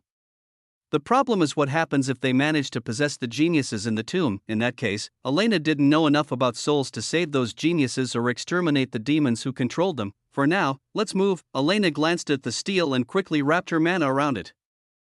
In the next instant, it disappeared. This new spatial ring is far better than the usual stuff. That guy is really, she smiled as she shook her head. The spatial ring was given to her by Damien after he saw her old one. It was connected to the sanctuary, which meant its storage space was almost infinite, and its attractive power was great, so objects rooted in the ground could be directly pocketed if she so desired them. Unlike a normal spatial ring that merely had an internal space that the user could access, this ring could produce its own spatial field to wrap and transport objects, which was what made it so magical. After taking the stele, Elena quickly left the main tomb. Bang, or at least, she tried. An explosion collapsed the tomb's entrance, trapping her inside until she could get through the pile of rubble. Who? She yelled, her eyes sharpening. She summoned her mana and let it wrap around her body protectively in case she needed to attack, and she scanned the surroundings, her gaze taking every inch of the space into account. She gritted her teeth in realization, that's right. Before I entered, I had already sensed the steel's aura. And the auras from the environment itself. She smiled ironically. I guess the confusion was worthy of being an effect of the main tomb after all. Even after she realized it, it still affected her and made her lose any sense of danger. And because of this, she spent too much time studying the stele and completely forgot the matter of demonic spirits for a second. Push, a strong wind blew through the space, its origin unknown. Elena felt the growing auras and the darkness around her. She could feel those eerie voices from the shrine area returning. As expected, demonic spirits. Tap, she took a step back, projecting light mana into the air in front of her. Fuck. Her face paled. That wasn't darkness at all. That was, the darkness morphed. It rippled like waves, and high in the air near the chains hanging from the ceiling, something like a face formed. Run, she glanced at the exit. I'll need 5 minutes to get through the rubble. Her eyes went back to the shadow looming over her, just in time to see its eyes and mouth curve into a twisted smiling expression. I have to fight. Shing, bang. She withdrew her sword and shot into the air, meeting the shadow face to face. Her sword slashed through the air in a clean arc, sending a wave of light and life into the shadow's body. An odd hollow whoosh resounded as the slash disappeared into the shadow. Its connection with Elena cut entirely. Right, she muttered. Demonic spirits were ethereal beings. It was their greatest strength, but also the reason they couldn't leave the tomb without possessing a body, and for this mass of demonic spirits, I'd become the perfect body, the body of an individual who, with nothing but her own strength, made it to the very center of the tomb of Ayakashi. If not her, then who? Whoosh, Elena's eyes suddenly widened. She twisted her body sideways, just in time for a massive wave of shadow to slam against her side. Bang, she shot backward and crashed into the dense walls of the tomb, coughing a mouthful of blood as she pulled herself out of the cracks. Tui, she spit out another mouthful of blood as she stared back at the shadow that was still smiling at her with that same creepy expression. This is troublesome. Her mentality went through a change. Her mind entered a state where the battle in front of her was the only thing that mattered in life. Because she made the realization that if she didn't win here, she'd die and become a puppet to their will. Her sword shone with beautiful white light. Crack. Crack. Crack, boom, a massive tree filled with vitality grew in front of her. Reaching the ceiling of the massive space, she hopped onto its nearest branch and traversed its canopy until she was once again facing the shadow. Thanks for waiting, she said coldly. I'm good now, so come die whenever you're ready. Chapter 996 Shadow 2, Bang. Bang! Bang! Explosions rang through the main tomb of Ayakashi as Elena and the massive demonic spirit fought fiercely. Bursts of light flashed across the space as Elena moved through the spirit's body. They were earth-shaking and soul-rattling, but the infrastructure of the tomb didn't budge. Shio, Elena shot back and pressed her sword forward, commanding the massive world tree behind her. Rumble, the earth shook, thousands of roots shooting into the air and slamming into the ground below, sending furious shockwaves of life mana into the shadow-like entity. It's not working. Attacking like this is a pointless waste of mana if I can't cause any damage. Her eyes sharpened. If I don't find a way to strike it soon, I need to find a way to run. She'd grown much since the past. She wanted to stop this threat before it could hurt anyone, but she wasn't willing to sacrifice her life to do so. Swoosh, she shot to the side, avoiding a wave of terrifying mana that arced toward her. Gritting her teeth, she slashed out and sent a beam of the two forces collided, and Elena borrowed the force to retreat further. Pure white mana into the attack. Boom, the two forces collided, and Elena borrowed the force to retreat further. Luckily, this thing still has to use mana to attack, so even if I can't hurt it, it can't hurt me either as long as I'm careful. Boom. Boom. Boom, the spirit's attacks became fiercer. Not only did its mana improve in quality, the laws that supported it became far more complex, affecting reality at a deeper level. The demonic spirit's mana. What is it? Elena wondered. It was eerie like death, but contained more properties of darkness. It clearly represented an inattributed law, but without knowing which one it was, Elena couldn't form a proper plan of action. After all, she wasn't like Damien, whose mana capacity was nearly infinite. If she wanted to heal herself, she needed to expend a considerable amount of effort. Currently, she was facing an unknown and extremely strong opponent, which didn't leave her space to waste energy. When she found the perfect time and method to kill this entity, she would strike with everything and slay it. To do that, she weaved through the darkness around her, entering the shadow's body once more. Immediately, she was struck by its cruel and cold laws. Her perception went black. No matter how far she stretched her awareness, she couldn't see even a single centimeter in front of her. Even her sense of touch was dulled, the sword shining with mana in her hand the only thing grounding her to reality. I am Elena Pierce. She reminded herself constantly. Her ego felt like it was slipping into oblivion. Her mind was submerged in a deep lake of nothingness, the whispering voices of death enchanting her to join them in their splendor. Whispering voices of death, light shine through Elena's body and soul, that's it. This thing is using death laws, boom, she wantonly released her mana into the surroundings, filling the air with vitality. Though the mana still had no effect on the entity, it illuminated a path in the darkness, guiding Elena back to safety. Whoosh, she shot out of the spirit's body and was immediately confronted by an attack. With her new knowledge of the laws contained within, she expertly wielded her own life laws in a split second to disperse it. The sound that emanated from the clash was strange on its own, but the two attacks actually wrapped around each other like stars on a merging path, creating a beautiful picture of yin and yang. Elena's eyes widened as she made space, her gaze focused on the middle point of those two forces. What she saw was the interaction between life and death. A representation of samsara. This isn't what I want. Her eyes widened at the thought that originated from deep in her subconscious. Right, that's not what I want, she reiterated, completely aware this time. What she chased was not peace. What she chased was not life that acted as one half of a whole along with death. She was chasing the source of life itself. Elena Pierce, an individual recognized by the void and granted a connection with forces far above her station. If she only wanted this much, she would have never been granted such an honor. The essence of life raged around her body, life that transcended death swirled into the air. In the end, ethereal beings, just like all others, relied on mana. Therefore, thoroughly crushing its mana would reveal an opening to strike. My goal has never been to chase a beautiful life. Ever since I gained the opportunity to enter this world, I have been moving with the intent to suppress any and all things. Her declaration was to the universe itself, life that balanced death? The universe could keep that. Elena Pierce was not a person who conformed to anyone's will, even if it was the heavens themselves. She pushed her mana and slammed her foot in the air as if it was solid, shooting into the air like a comet. She put her sword away. It was just a tool, no longer strong enough to support her. Her hands clapped together and her fingers twisted around each other, forming a symbol like an eye trapped in a pyramidal cage. As she slightly closed her eyes, her hands slowly pressed forward. Hong, the ring of an ancient bell resounded through the air. The atmosphere was dyed white. No, a beam of white light shot into the skies of the holy light realm like a beacon was lit atop the tomb of Ayakashi. The beam pierced reality itself, shining through luxurian in the outside world and immediately causing a stir. The pure white light was brighter than brightness, purer than purity.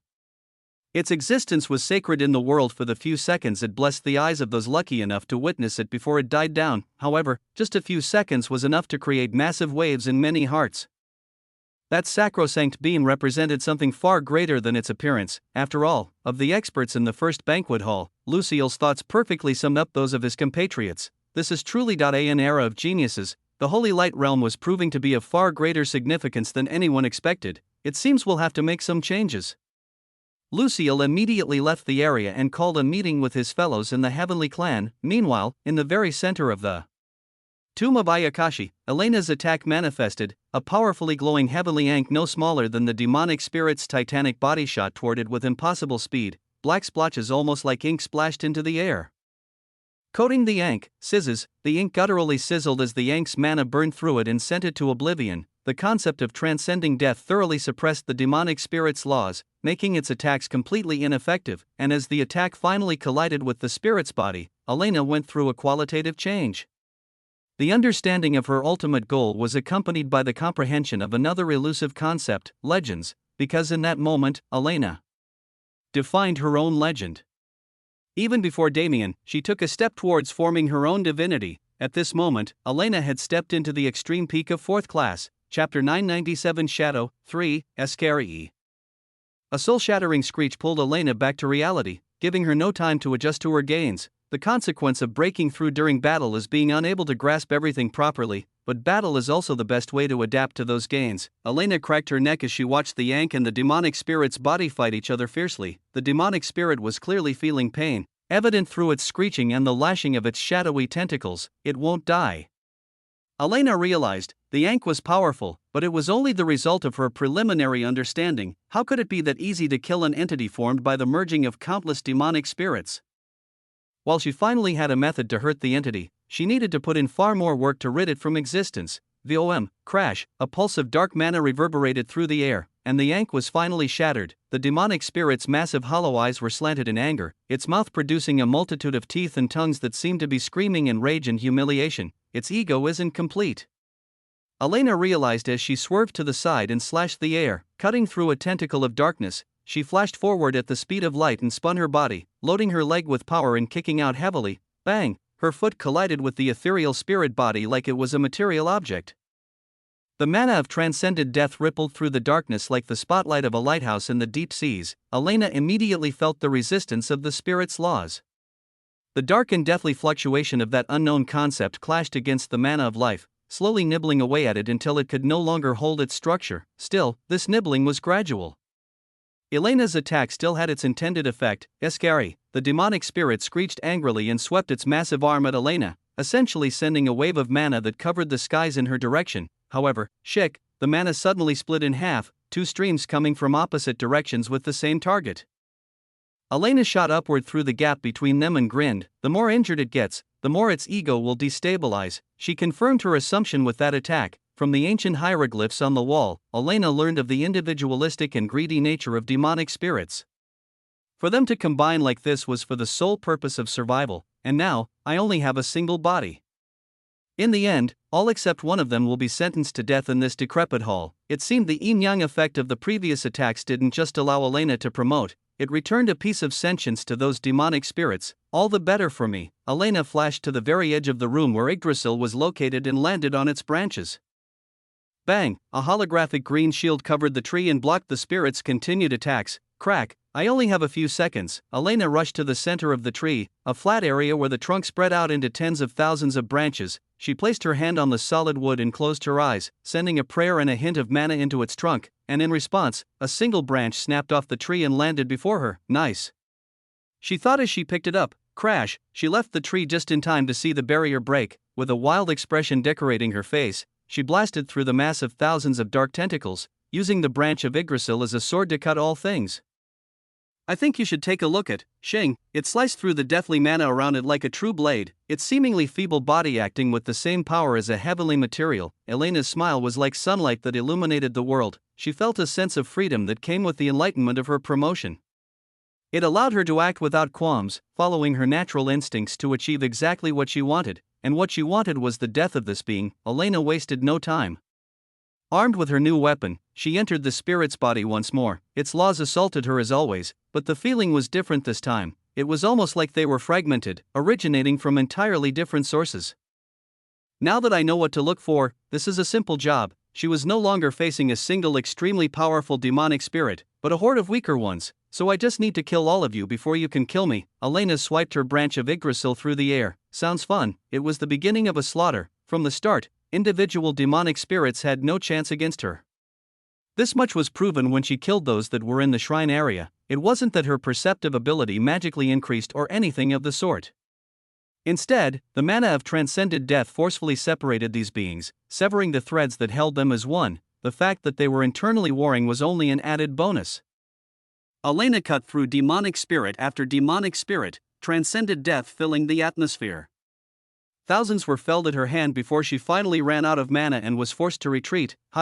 Its body is clearly getting smaller, she noted as she gathered herself. She immediately took shelter within Yggdrasil's powerful frame when she felt herself running out of steam, and at the current moment, the tree was holding back the demonic spirit army. Yggdrasil can maintain its existence without my aid, but its actual combat power isn't high.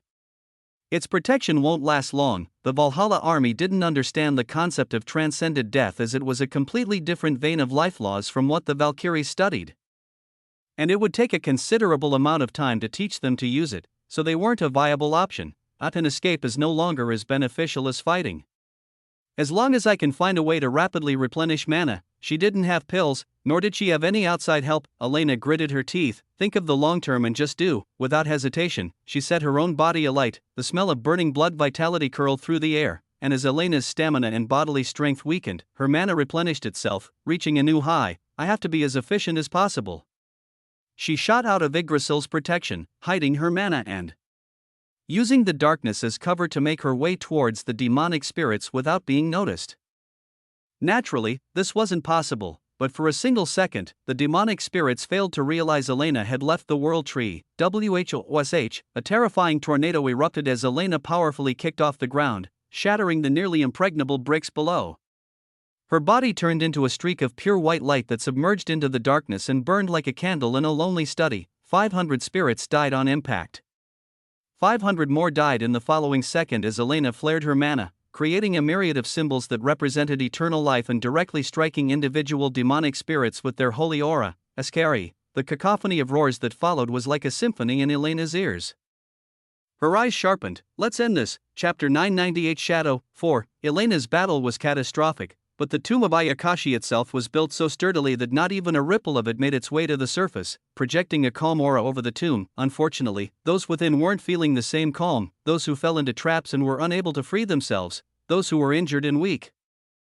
They found their bodies leaving their control as their consciousnesses were swallowed by a foreign entity. In total, the number was only around 100. Compared to the tens of thousands of demonic spirits still in the central area with Elena, it was nothing. However, these were 100 young geniuses of the universe. Their potential and their importance weren't light. Every single one of them was to become a pivotal force of the universe's strength, but that future was no longer available to them. Those targeted were at their weakest, which gave these demonic spirits an opportunity to completely take them over. Their egos were erased, and their bodies became mere vessels. Those 100 demonic spirits immediately left the tomb of Ayakashi, easily avoiding the traps they spent countless millennia observing, and finally, they made their way into the Holy Light Realm. The group immediately split as the demonic spirits followed their individualistic instincts and separated to strengthen themselves. Boom! Fearsome explosions filled the air in all parts of the Holy Light Realm with clouds of smoke. It started from the east. A man with shining black hair and domineering golden-red draconic eyes stared down a group of about 10 demonic spirits with his brow raised. That's quite odd. I didn't expect to see something like this, he said casually, resting his massive greatsword on his shoulder. The demonic spirits looked at each other and came to a consensus. A dangerous enemy was in front of them, so they would work together just this once. It seemed eons of isolation had some effect on their mentality after all. They pounced as a group, strange mana erupting from their bodies. It was a twisted mix of the original mana of the body's owners and the deathly mana of the demonic spirits, a result of the rapidity of their possession and preceding combat. Long Chen's eyes twinkled as he watched them. These entities are purine, right? Isn't this what you were looking for? He said, glancing at his sword. Brrr, the sword purred in response. No, you can't have her.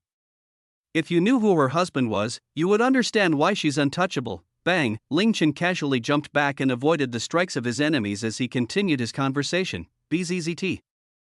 Brrr, he sighed as he interpreted the sword's thoughts. Look at them. If they originate from this realm.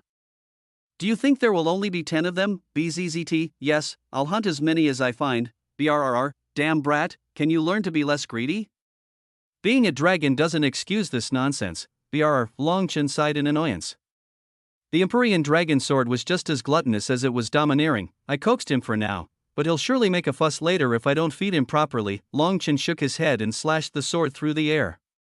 It seemed to be the most casual possible movement, but it was actually hiding a great deal of profound intent. I think you should take a look at a single claw to dominate all, a simple slash that represented just one claw of a dragon.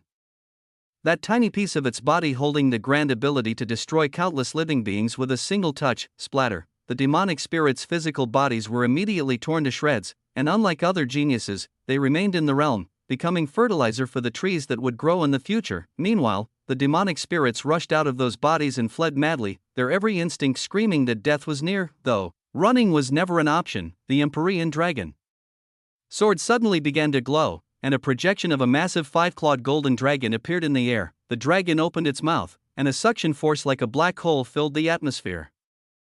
One by one, the 10 demonic spirits were directly swallowed by the dragon, who happily burped before returning to the sword. Humph! Long Chen snorted. What a waste of time. He took a vial out of his spatial ring and downed a few pills, easily replenishing his mana and stamina. This time, the human domain came wholly prepared. Whether it be pills or artifacts, strength or mentality, the human domains group arrived with it all in spades. 100 demonic spirits. What did that mean to them? Ignoring Long Chen's strange method, Ruyue was a literal ruler of Yin, and Rose's entire path to power was based on controlling the ethereal and bringing it into reality. Demonic spirits were nothing more than snacks to them. As for Xue Feng, he didn't personally have a method to interact with the immaterial, but he did have a treasure that could imprison spirits. After he killed the host bodies, he collected the demonic spirits, which was actually the most beneficial method in the long term. the screens in the banquet hall were only chaos-ranked treasures. Their ability to project was just as much as the perception of a fourth class who had yet to step into the 9 revolutions. Originally, there was going to be a riot in the first banquet hall when those experts saw their geniuses dying without the realm's protection. However, it was Shuefeng's actions that gave physical presence to the demonic spirits themselves and allowed the experts to understand the situation. Rather than a disaster that could have ruined the universe's chances at survival, the release of demonic spirits became an event for geniuses to rise, and all of its gains, that were granted to and monopolized by those of the human domain, each of them had a nigh-infinite supply of pills, and now that they'd been in the Holy Light Realm for an entire day, their kill count had rapidly risen into the hundreds. Luckily for the poor geniuses who fell prey to their assault, the Holy Light Realm was filled with alluring treasures, and slaughter wasn't the only way for those 4 to prove themselves. Eventually, they halted their killing spree for a single reason. In Rose's own words, what better way is there to show these fools up than monopolizing all the treasures they were supposed to get? It was a genius plan, and oddly enough, it was a plan proposed by 2 of Damien's wives on completely separate occasions. One had to wonder, just who influenced them to think like that. The Holy Light Realm was originally planned to be an exciting event that lasted roughly 2 months. This was because, frankly speaking, nobody expected the sheer number and power of the universe's geniuses. Because each of the individuals that stood out so far were those who didn't show themselves on this grand stage often, if at all. The actual standard for geniuses was considerably lower than their level. Therefore, a change was proposed, and within a day, it was implemented. Heaven and earth rumbled. As the Holy Light Realm began to expand, Chapter 999 Growth. 1. Rumble. The ends of the Holy Light Realm were once represented by an illusion barrier that made the realm seem ever expansive when it, in reality, was anything but. However, this illusion shattered as a true scenery appeared in its place. The plane expanded exponentially until it was almost 10 times its original size. New structures appeared with new treasures hidden within, and new dangers populated the lands. Every genius outside the 2 tombs felt the change directly as the earth under their feet stretched and cracked. Their interest was piqued. The Holy Light Realm was already explored to its maximum potential. It wasn't that there weren't treasures or new environments to find, but rather the fact that a select few geniuses established such a dominance that the rest had no motivation to compete with them. The expanding realm represented a new frontier. Those who were already in the realm and those who were newly entering all had their eyes lit with a newborn fervor as they shot into the vast expanse to meet their destined chances. Unlike the rest, however, Ruyue's eyes didn't explore on the new territories. They were directed at the Holy Light Tomb. A contemplative expression on her face, she and Rose anticipated the grand assembly not only for their own ambitions, but to meet the man who disappeared from their lives over 2 years ago. And unlike Rose, Ruyue could feel him in her heart. Literally, she felt his calm and reassuring heartbeat, and she felt his presence in that magnificent sandstone tomb. But, should I go? She didn't know whether or not to follow her instinct and find him immediately. Among Damien's wives, Ruyue was always the coldest outwardly.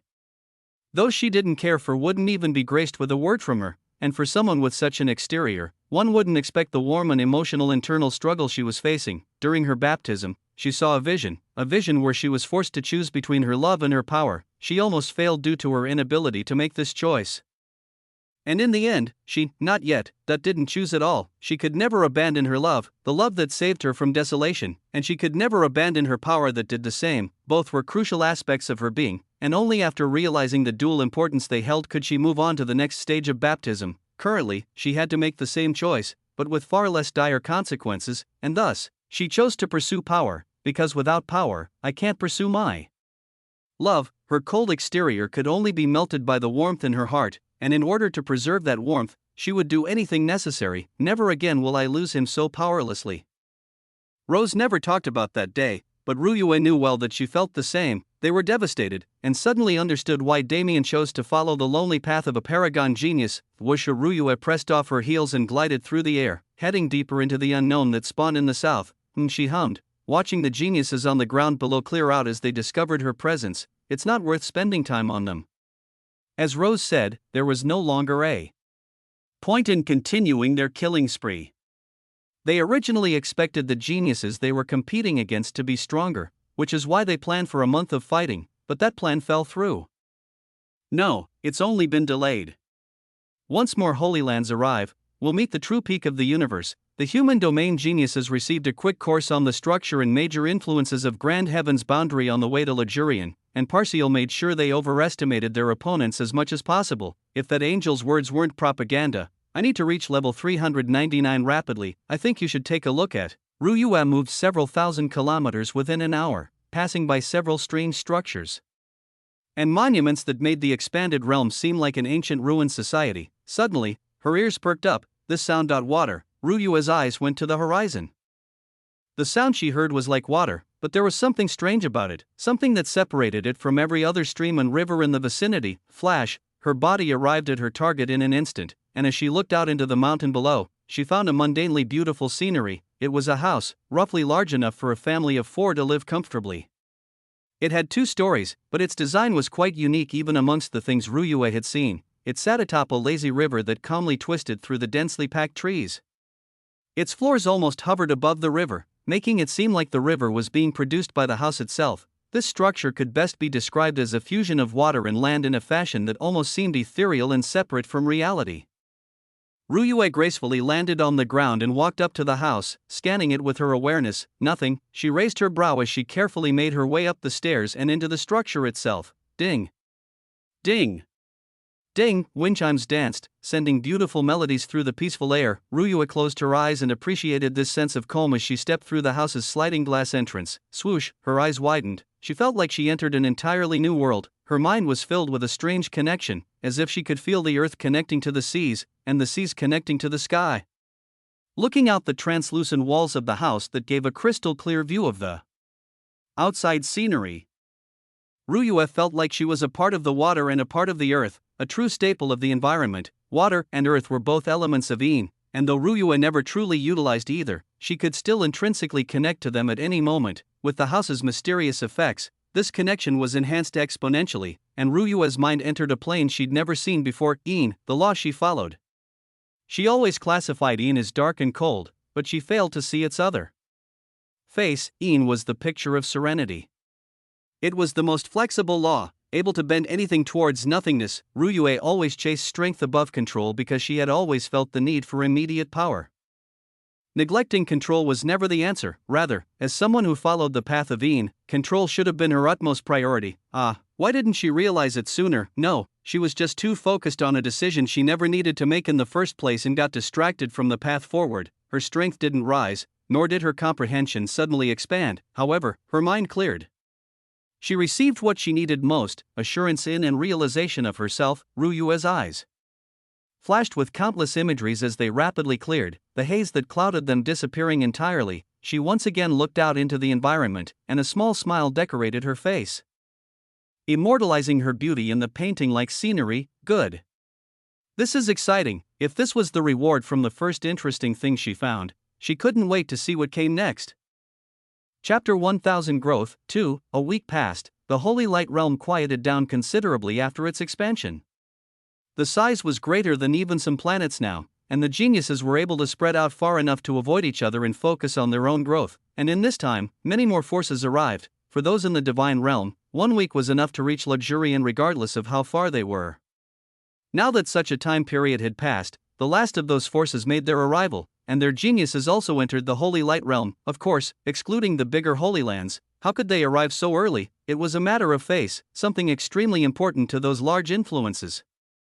Nevertheless, there were now over 10,000 geniuses in the Holy Light Realm. The experts in the first and second banquet halls watched these geniuses closely, taking note of those to be befriended and those to be nurtured, and naturally, those who witnessed it were curious about what exactly happened to the Holy Light Realm. Lucille's charming smile was quite wry as he explained. After reassessing the strength of these young geniuses, we realized that the Holy Light Realm isn't quite enough for them to fully display their gifts. His eyes lazily turned to the displays as he continued. In fact, this is not the Holy Light Realm at all.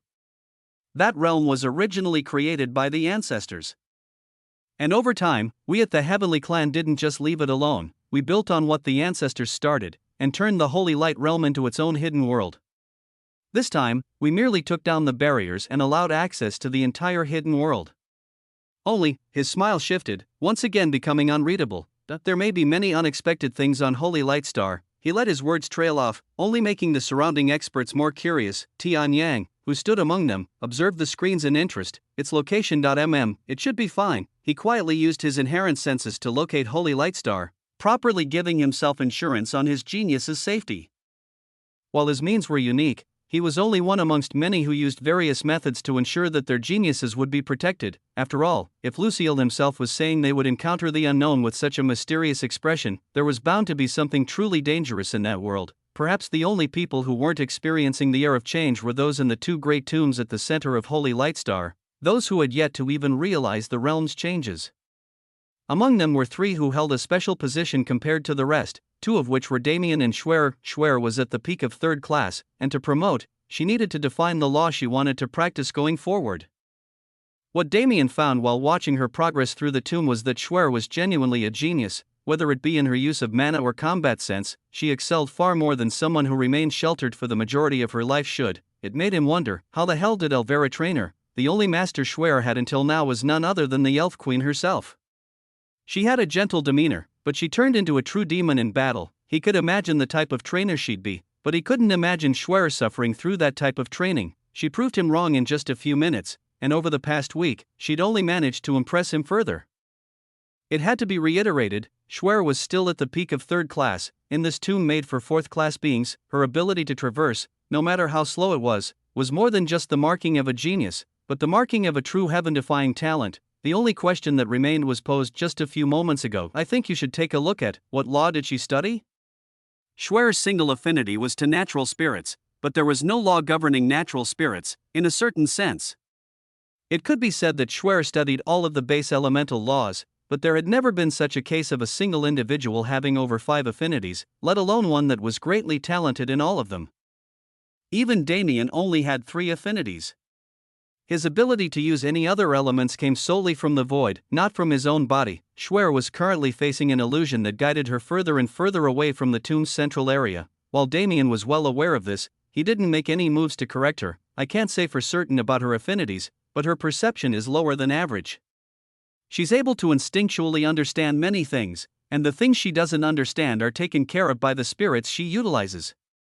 She hasn't actually trained her physical body's perceptive ability to the proper standard. In Damien's opinion, this perceptive disadvantage was exactly the thing preventing her from realizing her affinity and triggering her baptism. As for Schwer herself, this isn't the way. She looked up into the empty air and tilted her head curiously. Then, where am I going? She asked. Bzzzt. A small light like a firefly materialized before her, dancing in the air as it pointed her through the halls around her. Aren't we going back the way we came?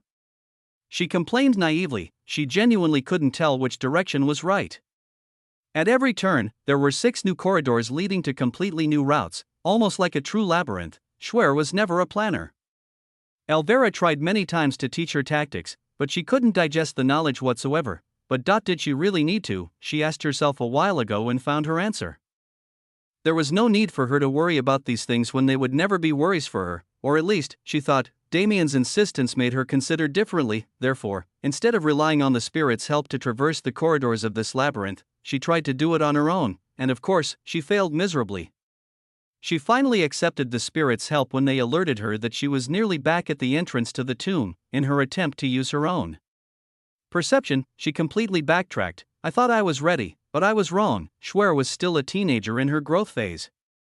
The only way for her to realize that she didn't know as much as she thought she did was to truly experience these new situations.